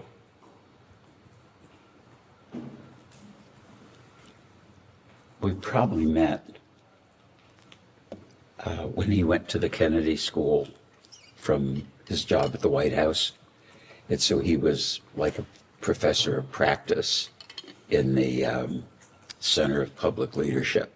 And then he became the director of the Center of Public Leadership. And that was one of my main interests is public leadership.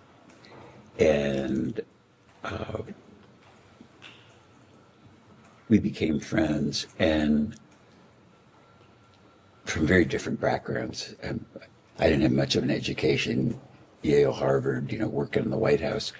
And we became very close friends. And his wife reminded me after his funeral that we would talk every Sunday.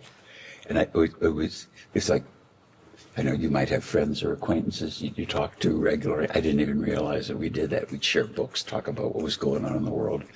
And it was very much a part of my life. And he was a wonderful person. So he was someone you would communicate with frequently? Well, if I was bitched out about the government, I'd call David, or we'd be talking about what was going on in the CPL, and we were talking about fundraising for CPL or interviewing professors for CPL, and raising money for fellowships. It was pretty much focused about government public interest things, because that we had in common. He was a lawyer, and I sold apparel, so. Would you say that you talked to Mr. Gergen more frequently than you talked to Mr. Epstein? Oh, Of yes. course, prior to you and Mr. Epstein terminating your, Yeah, I talked to him more regularly. I wouldn't have remembered the repetition or the curiosity. Ann Gergen told me that after David's death, how much he looked forward to our Sunday calls. And I don't know, as you get older, sometimes you look back and somebody touches your life and you don't realize, that you're calling him every Sunday. Because I was just, like you brush your teeth every Sunday, I'd call him or he'd call me. apologies, gonna switch gears quite a bit here. We were discussing a lot earlier that the property that Mr. Epstein had owned that was, I believe you characterized as adjacent to your property, formerly Jack Kessler's house. When, at any point, did people need to use your gates or go through your property to access that house? No, the properties weren't connected. There's kind of a woods between them and fields. There was no driveway. They were separate. It would be a struggle to walk between the two on foot. Understood. Speaking about your boat design and manufacture and boat launch has been mentioned a couple times here today. Did Mr. Epstein ever travel with you or board your yacht at any point?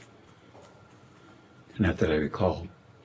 Did Miss Maxwell ever travel with you on that boat at any point? Absolutely not. Were there any other boat trips that you and Mr. Epstein would have taken together at any point? None. I don't think I ever went anywhere on that boat without my wife and family. Understood. Do you use any aliases or nicknames when you communicate with people you're associated with? No, less. Sometimes LHW, that's it. Are you aware of Mr. Epstein having any aliases or nicknames that he would commonly use? No, Are you aware of Miss Maxwell having any aliases or nicknames that she would commonly use? no.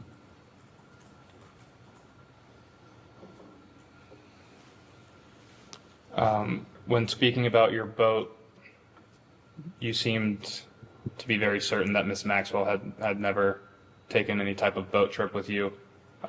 Is there a reason why you were more sure about her not attending any boat trips with you? Because it couldn't be, I'm not sure that, I know that Jeffrey didn't take any boat trips with me. That's for sure. And so I might not have perfect recall, but I'm positive he never took any boat trips. So I'm positive that she never took any boat trips because I only saw her a couple of times in my life. Understood. Are you aware of, let me back up first. Mr. Epstein did a lot of foreign travel. Would you say that's an accurate statement?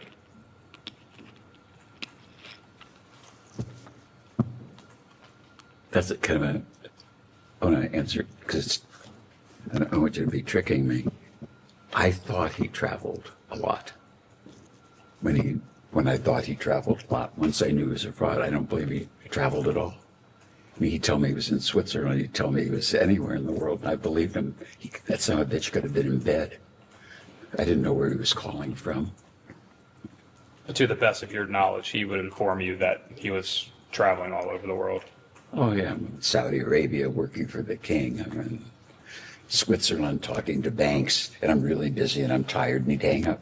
So he would reach out to me erratically and sometimes frequently, but I never believed that he said, I didn't If my wife told me she was in Chicago, I would believe it. If my lawyer said he was in Columbus, I would believe it. If I call Matt up, I don't ask my lawyer from Columbus. I say, are you in Columbus or are you, in bed or wherever the hell you are? And I think that was part of Jeffrey's con. And it just grinds the hell out of me that he was so busy. But I don't believe any of it now. I think it was complete bullshit. And it was part of the con. Understood.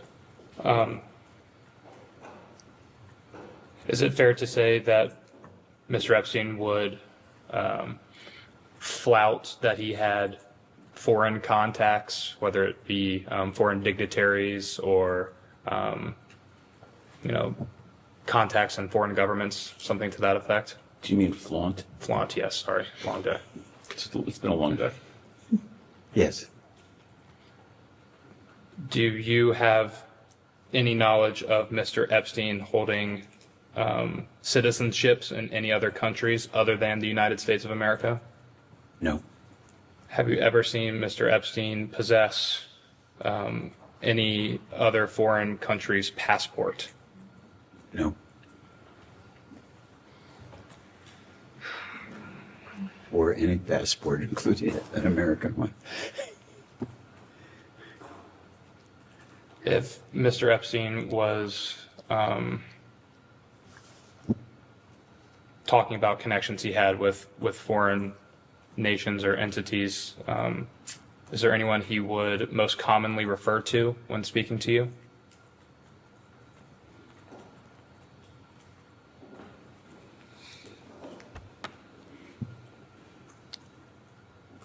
He, over the period of time, mentioned a lot of them, and some he would repeat at some periodicity, some he would mention once, but it's kind of a muddle of, but it was a pretty regular flow,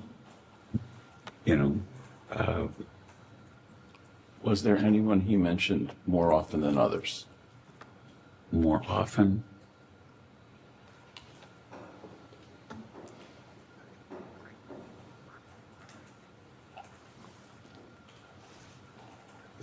Maybe several times he'd mentioned the Queen of England. The Queen of England? Yeah, the one that died.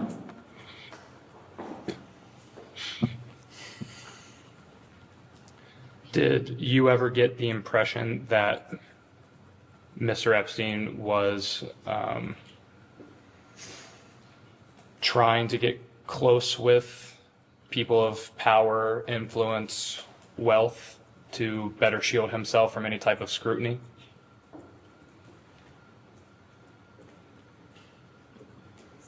No, it seemed to me that that was the milieu that he operated in. And so it made sense to me, in terms of advice he was giving me, that he was dealing with the most sophisticated people, and they were his clients.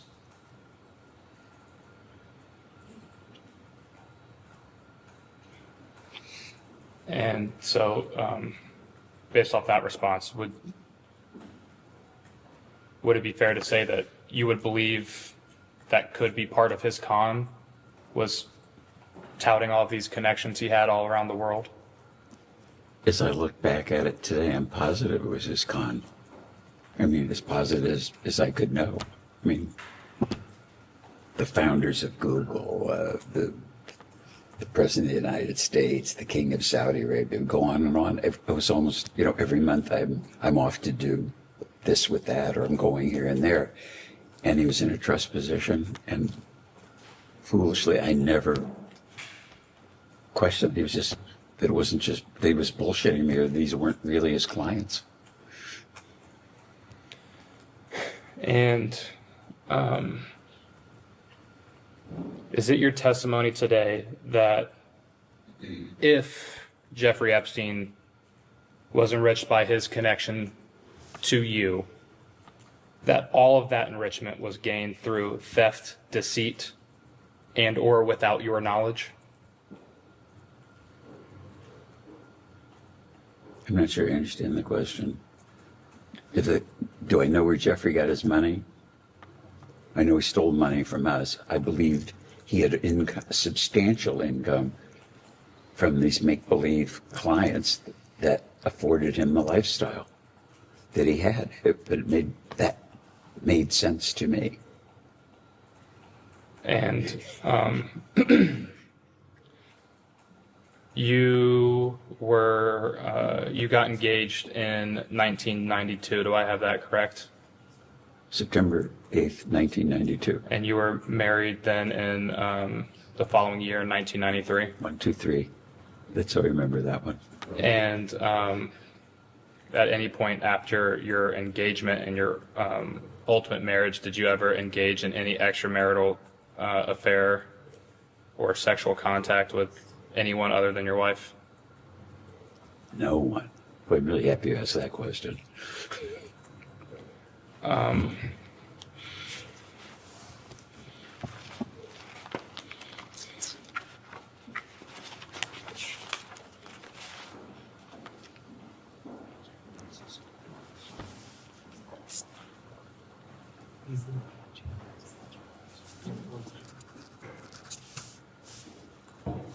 What's that connected to?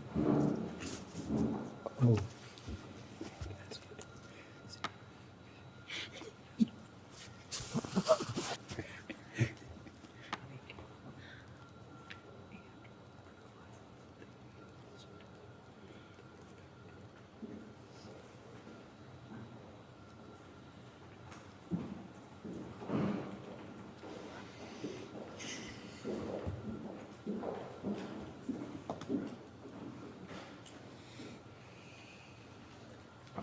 Is it, Mr. Wexner, is it your testimony here today that Mr. Epstein's wealth came from not only yourself, but also this extensive network of clients that also were wealthier, otherwise influential individuals? No question. Absolutely. And, you know, sitting here today, with the benefit of hindsight being 2020, how do you think that the United States Congress could prevent the crimes and, in your words, cons and deceits that Mr. Epstein and by extension Ms. Maxwell committed on victims around the world and specifically in the United States? Well, I would hope that this interview or whatever it is today would help you to understand that he was a crook and a con man. And in hindsight, looking back, he would make Bernie Madoff look like a Boy Scout. So complete, so diabolical. I mean, just incredible, sinister. If I were giving the government advice, I'd tell the IRS to look into Jeffrey. He couldn't have made all that money and spent all that money and had the lifestyle he did and be the crook that he was and pay taxes. So if he would do the things that he did to those women and do the things that he did to me, then anything is possible, I believe. And so if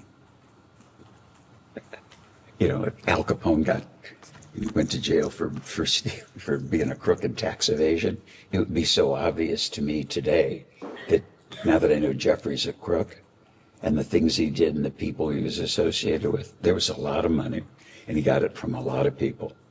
I can't believe that he had time to really work because he was playing so goddamn much and I never knew it.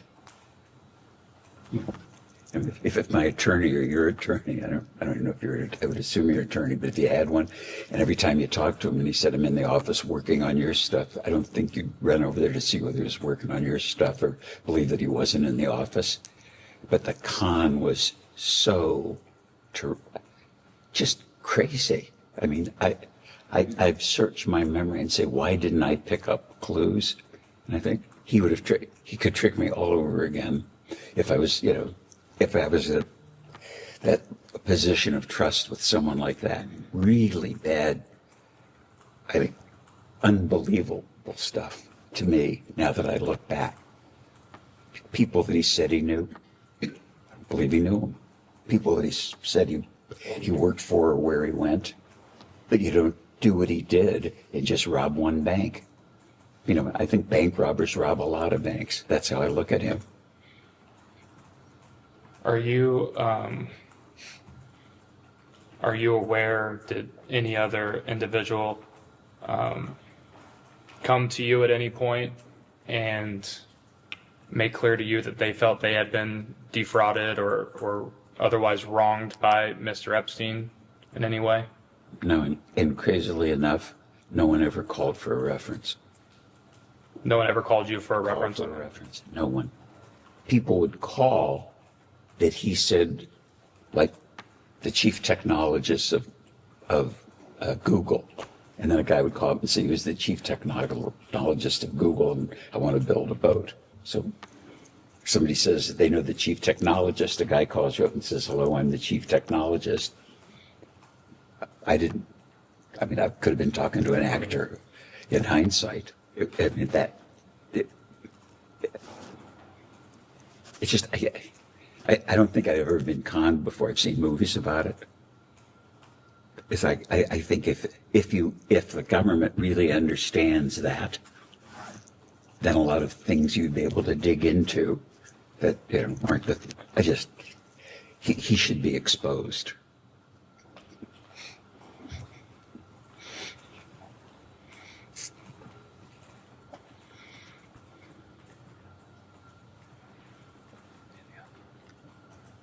All right. I think that ends it for us right now. We'll go off the record.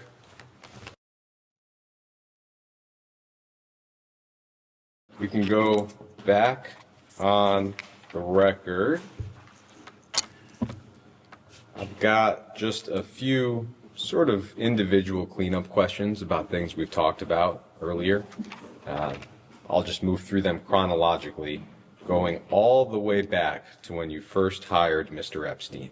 If you could just articulate what you recall about what you thought you were getting from him. You described what he ended up doing for you, but what did you understand yourself to be hiring him for at the time?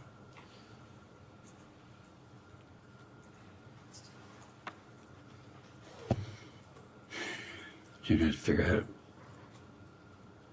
Well,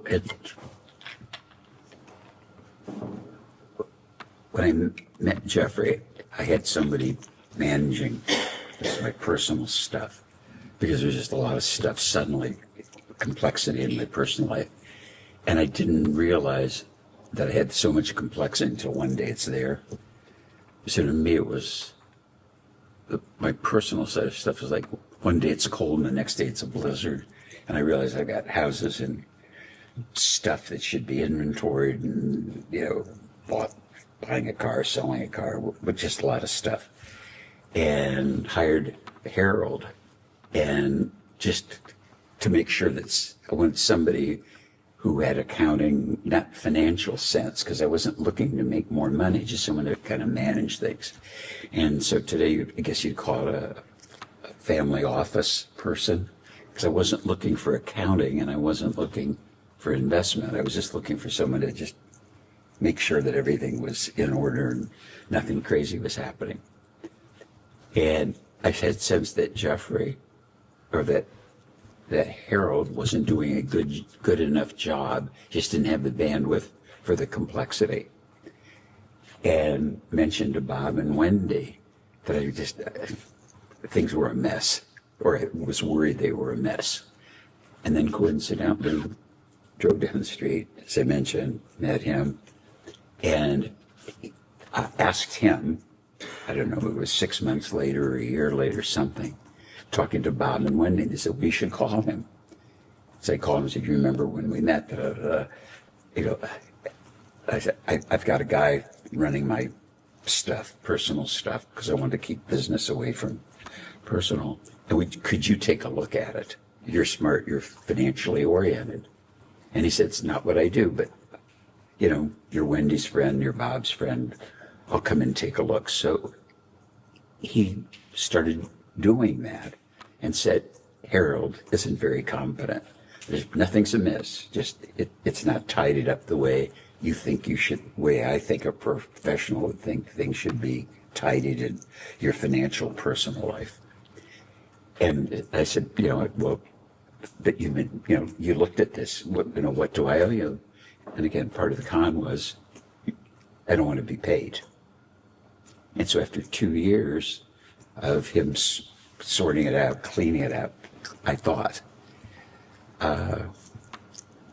started to pay him for the work. And I don't remember what it was at the time, but in terms of professional fees and whatever, I thought it was fair. And that's how it happens. So I think I'm giving a long answer, but to understand in context, because if I just say yes or no, you won't understand it.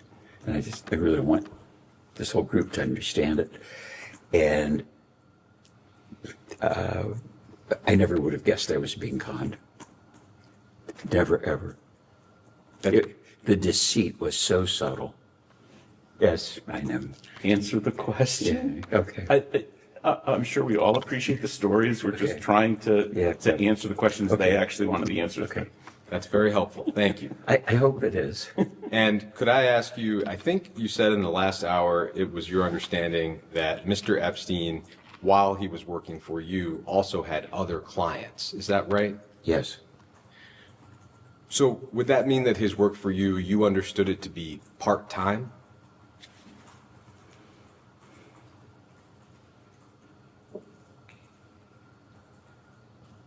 I wouldn't describe it that way. I knew it wasn't full-time. I thought it wasn't full-time because he had other clients of substance, real substance. As a listener, it sounds like substantial demands that you're describing. You were, and of course are, one of the wealthiest people in the country, managing all of your personal affairs. I would think would typically demand all of somebody's bandwidth. It sounds like that was an issue with the guy before Epstein. How was he able to do that job, but also do work for other clients at the same time? Well, like Peg does the work now. I think you could supervise the work, overview it, which isn't the work that I do, and say you could do really thorough work if you were doing it 3 or 4 days a month, certainly a week or a day a month, just focusing on these things because there were accountants and tax lawyers and other people. And then in setting up, as an example, I didn't have the idea to inventory furniture or valuables. And it's like, how could you have all silverware in your house and what? And I didn't count forks and spoons, and it's like, Jeff said people could be walking out with forks and spoons. I said, gee, that's a good idea. We ought to have an inventory. But then there was I hired a lady to be like the house manager who had run the U.S. Embassy in Rome, and she said, yeah, I know how to do this. And I said, well, why don't we keep inventories of stuff? And she said, well, yeah, I could do that. So she did that as kind of a puny example, but I wouldn't have had the idea. But then all the things were inventoried. That wasn't work for me or Jeffrey. It was just regularly done.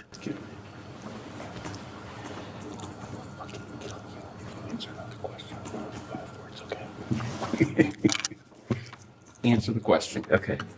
A discrete question on a different topic. We know that at one point you owned a property in Palm Beach. It was a large oceanfront estate. We understand that you sold that estate to a guy named Abe Gossman, and that later Mr. Trump and Mr. Epstein got into a bidding war over that property. Do you have any knowledge of, or did you have any involvement in that dispute between Mr. Epstein and Mr. Trump? No.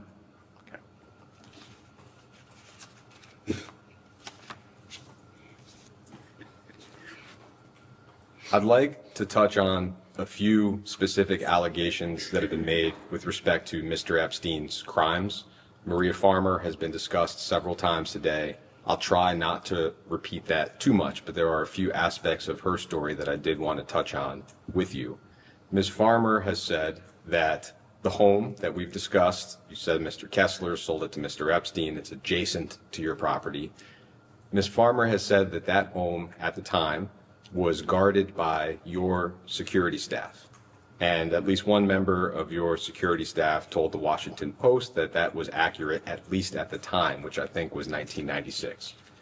Do you have any sense of why this home, that at that point was not on your property and wasn't your home, would have been guarded by your security staff? Objection to the hearsay, but answer. No. Do you have any knowledge as to whether or not the home was guarded by your security staff, either then or now? Then for sure not. My daughter lives there now with her husband, so I'm sure they pay attention to it, but I don't know for sure that, because it's part of the family, that they pay attention to it, but that's as close as I can get. When it was owned by Mr. Kessler and Mr. Epstein, you have no knowledge of whether or not it was guarded by your security staff? I have no knowledge. I would doubt that. It would be frankly fucking impossible. Does that sound strange at all? It sounds a little strange to us as readers and listeners that a home that is not yours would be affirmatively guarded by your security. Me too.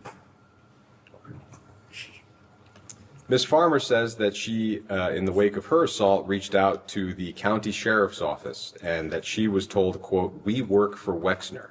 And the sheriff's office confirmed that at that time they were contracted to assist with your security detail. Do you have any sense of why that would have been the case? Same objection to the hearsay, but answer. No, the closest I could get to that would be sometime people who work for county security, Columbus Police Force. We would use part-time police, like at entrances or patrolling, but not. They wouldn't have been employees of ours. I mean, so it's possible, but I didn't. It's weird. I don't know the sheriff. Could you elaborate for a moment on what would that part-time role have been? Like a special event? They would be at the entrance? Yeah, it would have been special events. That's very accurate. Okay. Ms. Farmer says that summer when she wanted to leave the home, she had to call the main house, your house, and ask for your wife's permission. Do you have any knowledge about whether that's accurate? I doubt that it's accurate, and I have no knowledge. And I think you said earlier, but just to make sure, when did you first become aware of Ms. Farmer's allegations? In the press. Did your security staff or anyone else on your staff ever alert you to any unusual incident or event involving Mr. Epstein at the home that we've been discussing? None. Are you aware of any other incidents related to sexual assault or misconduct where somebody on your property or Mr. Epstein's former property adjacent called the sheriff's office for help? Absolutely not. Not aware. I'd like to touch on Victoria's Secret and Mr. Epstein presenting himself as a recruiter. Again, I know it's been discussed earlier. I'll try to cover new ground to the extent possible. I think you had testified that you were alerted to that issue once. It's been publicly reported that in 1993, President Cynthia Fetus Fields, who was an executive at Victoria's Secret at the time, was alerted that Epstein was holding himself out as a Victoria's Secret scout, and that you were alerted to the problem and, quote, said that you would stop it. Does that sound like the time frame in which you recall being told about the issue? Maybe it didn't. It could have been. I was trying to think when she worked in the business and when she left. But yeah, probably right. I don't know for sure. What do you specifically recall about when you were alerted to the issue? In other words, who approached you and what did they describe specifically?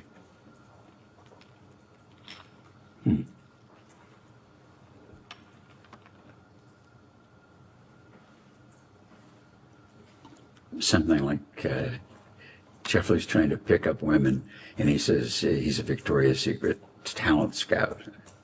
And I said, that's yeah, terrible or the nonsense, or I'll put a stop to it, something like that, because I couldn't.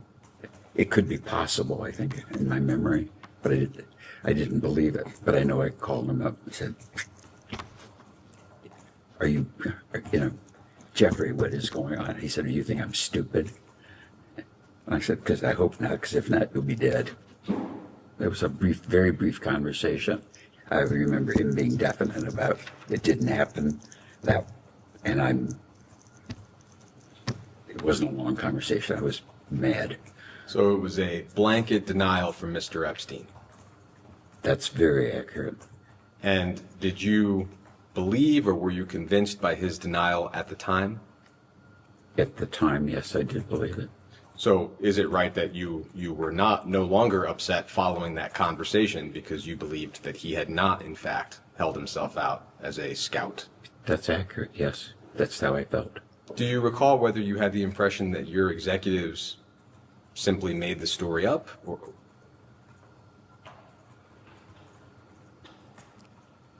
I don't recall. Just knowing how I think about things, I probably would have said this is just Jeffrey single. It's a thing to say. A rumor could get started. I got to chase it down because God forbid that anybody was in the business, let alone outside the business, was dating people in the business or dating models or recruiting them or any of the stuff that we now know is true. I would have fired them on the spot. In May 1997, a young woman named Alicia Arden says that she was introduced to a man who identified himself as a talent scout for Victoria's Secret. That was Jeffrey Epstein. Mr. Epstein allegedly invited Miss Arden to his hotel room in Santa Monica, California, to audition for the catalog. When she arrived, Mr. Epstein grabbed her, tried to undress her, and said he wanted to, quote, manhandle her. Miss Arden fled in tears and filed a police report. It's one of the earliest allegations that are known against Mr. Epstein. Yeah. Were you alerted to this sexual assault at the time? Same objection to hearsay, but go ahead. Kind of the same answer. I don't know how I knew about it. And, called Jeffrey, like, what the hell's going on, Jeffrey? And I was like, do you think I'm stupid? Like, this was a bad girl. I was on a date. She made all this stuff up. You don't think I'd behave this way, would you? I hope not, was probably what I said, because I couldn't believe that anybody that I knew would behave like that. And what you're describing, is that the original single conversation you described earlier, or is that a separate conversation with Mr. Epstein about the issue? I'm a little confused. This question about the lady in the hotel in New York was one conversation, and the notion or the discussion about Jeffrey's interviewing models, I think, was a separate one, and they didn't happen simultaneously. I understand. It sounds like that might have been about 4 years apart from each other. You could tell me 4 years or 4 months. I don't remember. So it sounds like at that point there would have been at least 2 conversations with Mr. Epstein about the broader Victoria's Secret issue. In 2004, a woman named Elizabetta Ty had a similar experience. She was invited to Mr. Epstein's New York home under the impression that he would be able to get her a job as a Victoria's Secret model. Mr. Epstein apparently, allegedly, undressed and handed her a vibrator. Ms. Ty threw the vibrator at his head and ran out of the room. Were you made aware of this allegation at the time? I never heard the story before.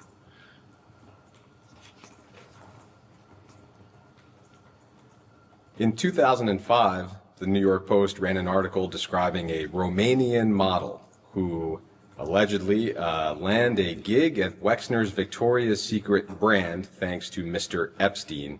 Did you have any knowledge about models who actually acquired jobs at Victoria's Secret directly or indirectly through Mr. Epstein? No, but I didn't meet, interview, or pick models. That wasn't what I did, and no one in the business did. But just to phrase it clearly, to your knowledge, did Victoria's Secret ever hire or contract with a model at the recommendation of Jeffrey Epstein? No, I can't imagine they did. No, I wouldn't know if they did, but the way that we handled our marketing, it couldn't have happened. I think I would have known because it just wasn't the practice. Could I ask one follow-up question with respect to that second conversation and the young woman named Alicia Arden? I know they were a few years apart, but if you recall, was there any part of you that doubted whether Mr. Epstein had been truthful in his denial with you the first time?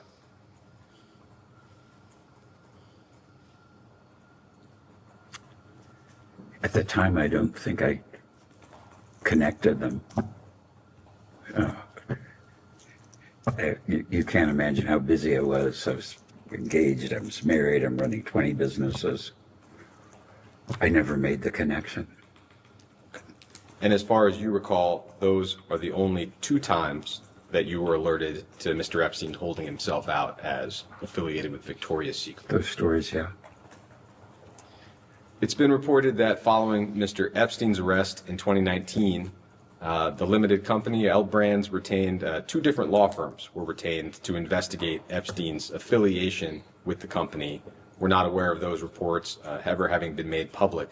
To your knowledge, were those investigations completed? When was it? This would be after the arrest, so in 2019 and 2020. I'm not aware that the board investigated Jeffrey.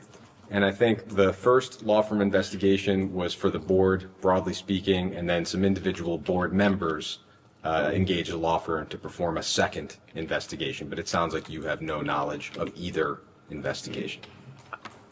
I found out about 2 weeks ago that from one of our ex-board members that he'd hired Kroll to investigate Jeffrey, and I never knew it.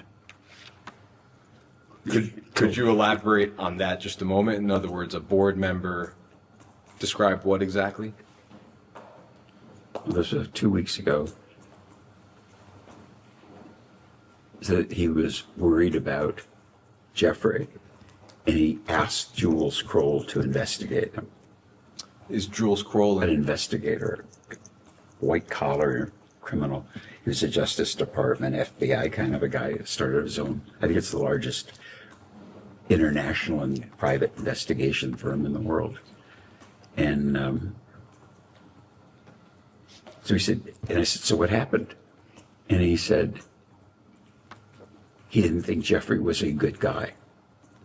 And I said, what else? He said, that's all he would say. He said, just not a good guy. And he said, he asked him for specifics. And Jules said, I don't have any specifics. He's just not a good guy, whatever that meant. Do you recall approximately what time frame the Kroll review was undertaken, or how was it described to you? Well, the way it was described to me is the board member asked Jules Kroll. He didn't tell me it was a board thing. And so it must have been, I don't know, about 19 or 20, because I know when I retired, I know when and I think I know when COVID was and all those things that happened, but I had no knowledge of it. And I was kind of, frankly, it made no difference to me, but I was kind of surprised that somebody on the board would investigate somebody and not tell me, or, as the founder, principal, whatever. They didn't, which is probably a good thing. So for the 2 law firm investigations I described and this separate Kroll inquiry, it sounds like you had no awareness of those when they occurred. Nothing.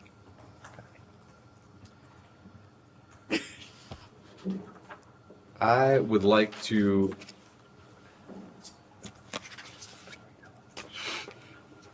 introduce Minority Exhibit J.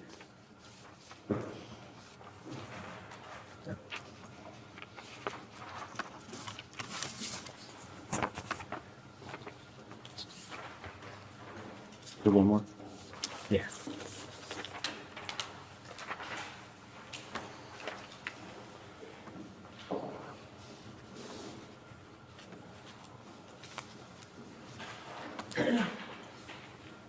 So, as you can see, this is an email from June of 2008, right around the time that Epstein pled guilty to soliciting a minor for prostitution. And you said to him, quote, "Abigail told me the result. All I can say is I feel sorry. You violated your own number one rule, always be careful." And Epstein replied, "No excuse." So clearly, either you knew or Epstein had said to you that his number one rule was to be careful. What, in your recollection, was he so careful about? About being honest and stealing from me, us, these criminal, terrible, horrible things that he did. And I don't know what prompted me, because when I saw this, I think I was just giving him the finger. It's something in the news, something. Maybe it was the fact that Abigail told me, and I was cooking on it, and I just wanted, like,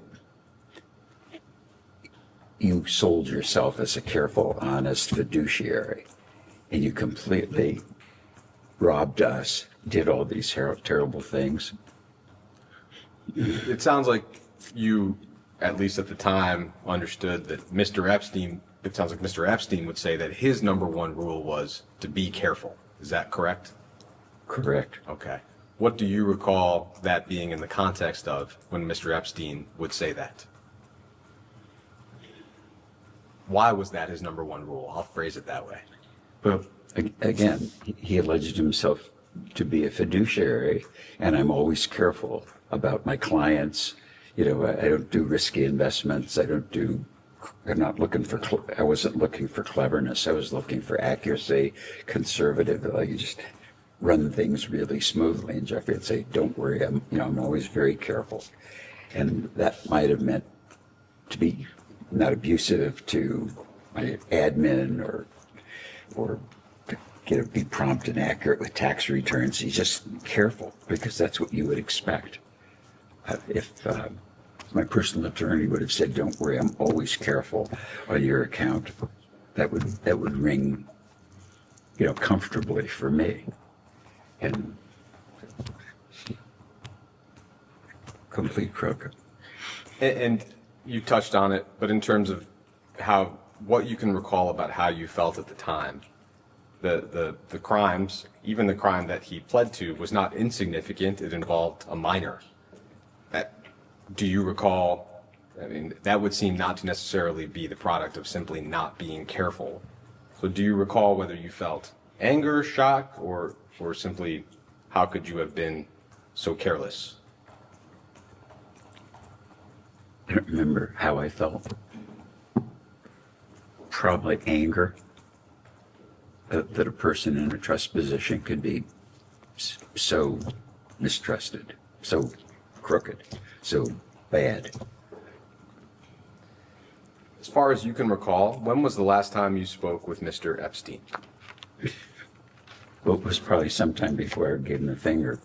So it probably was in 07 or 08, sometimes when he got in trouble. In my mind, he died.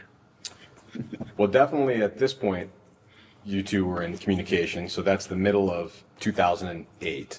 You have someone who spoke to him. Sure, I'll clarify. Any form of electronic or verbal communication. I wouldn't remember that I did this. What I remember is when I found out how bad his sexual behavior was, and he was stealing from us, dead. If you recall, I think you had said that he initially framed the investigation to you as involving a massage and an overzealous police chief. At least that was what your counsels represented to DOJ. Do you recall that? I don't recall it. I don't know that he told Abigail that, and she told me. No, not what she told Okay, you. I don't know. How I know, I don't know. Do you recall when you first became aware of his crimes involving minors? I don't recall. There is evidence that Mr. Epstein tried to get in touch with you in 2010 and 2011. We don't know whether that continued later. Do you have any recollection of having any form of contact with him after 2008? Nothing. I'm positive that I had no communication of any kind. I keep repeating that from my point of view, he died. I didn't want to even think about it. Yeah, man. Starting to wrap up, are there other individuals from Mr. Epstein's orbit at the time that you think we should talk to who might have an understanding of Mr. Epstein's crimes?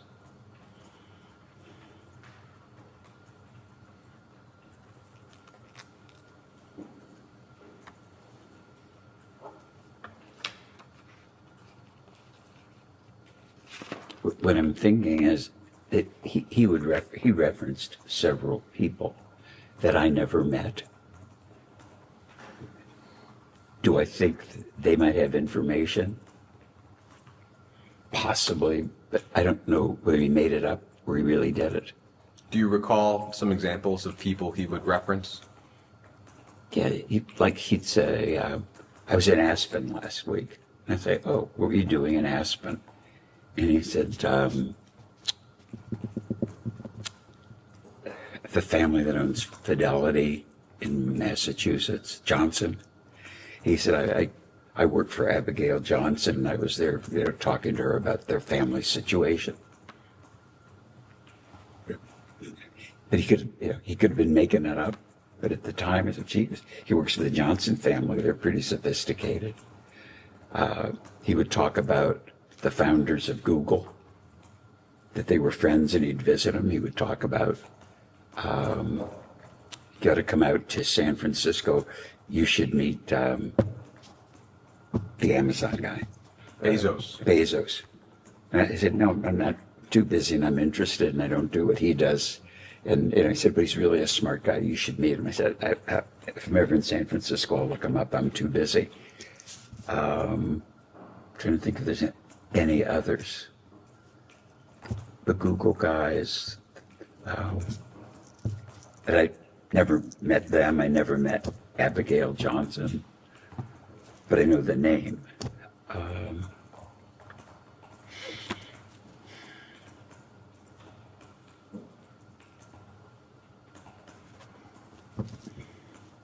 That's all I can recall. But there were so many names dropped that, and I don't know. I don't know as much interest in celebrities, political celebrities or whatever. He was just like, I know so-and-so, or I know so-and-so. I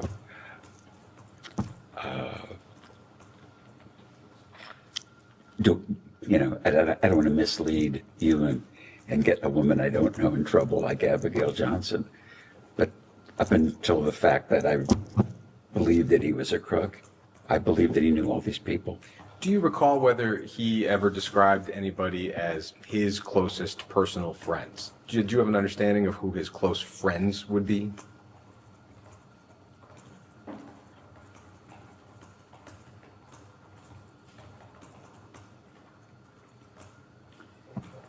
No, he would talk about friends that he had.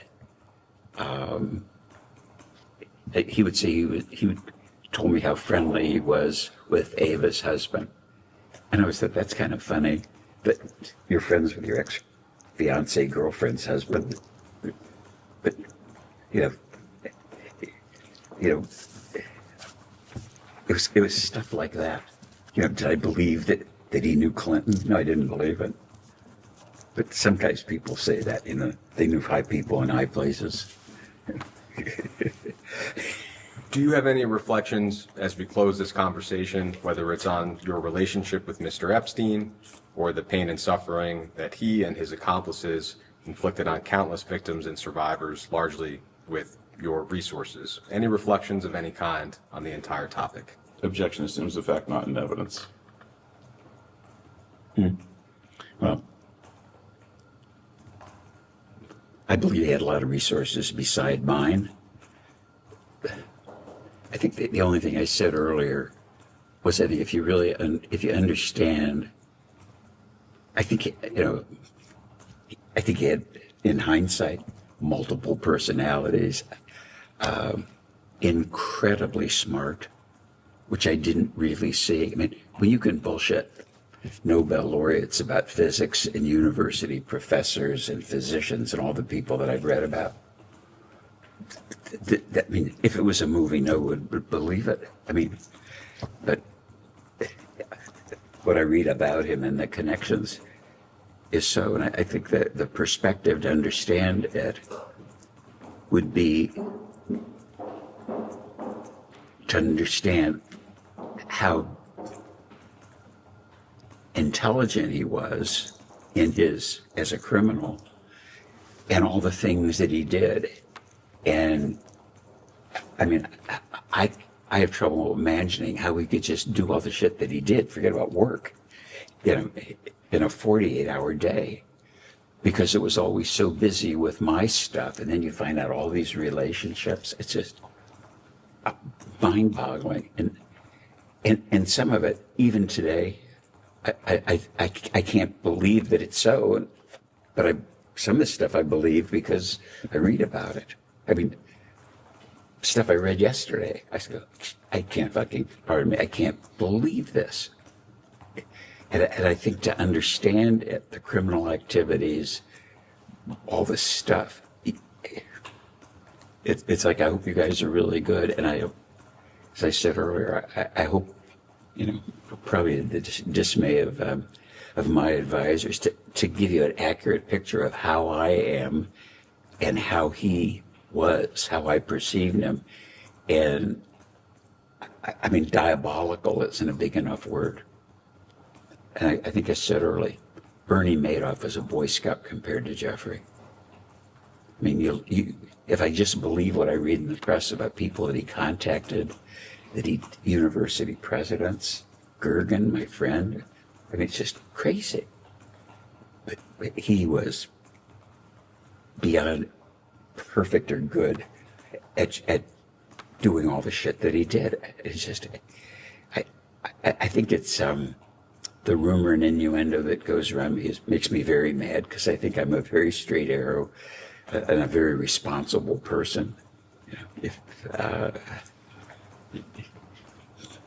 don't want to give you a speech on my virtue, but I'm comfortable in my own skin.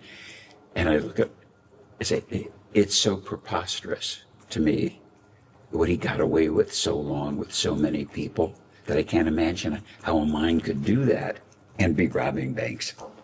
It's crazy. Thank you. And then one last question. I think your counsel has represented to DOJ that your assets accounted for virtually all of Mr. Epstein's wealth. It sounds like you don't agree with that? I wouldn't know it. But I really don't know what his wealth is. But, island house, all that lifestyle, buying people's gifts, and it would seem to me that having a good sense of how much money now he probably stole from us, or more than that we don't even know about yet, because it was disguised. I think it's a vast, I know, if you said it, to do all the things he did, and now I know he was, if you would, a bank robber. Bank robbers don't rob one bank. That was just, there's more there. And I can understand why people like myself who were robbed don't want to be mentioned, because they don't want to talk about it. They don't want to, appear naive or dumb. I mean, when I look in the mirror, I know I see an honest person, but in this, I was completely blind. Okay. Thank you. You can go off the record.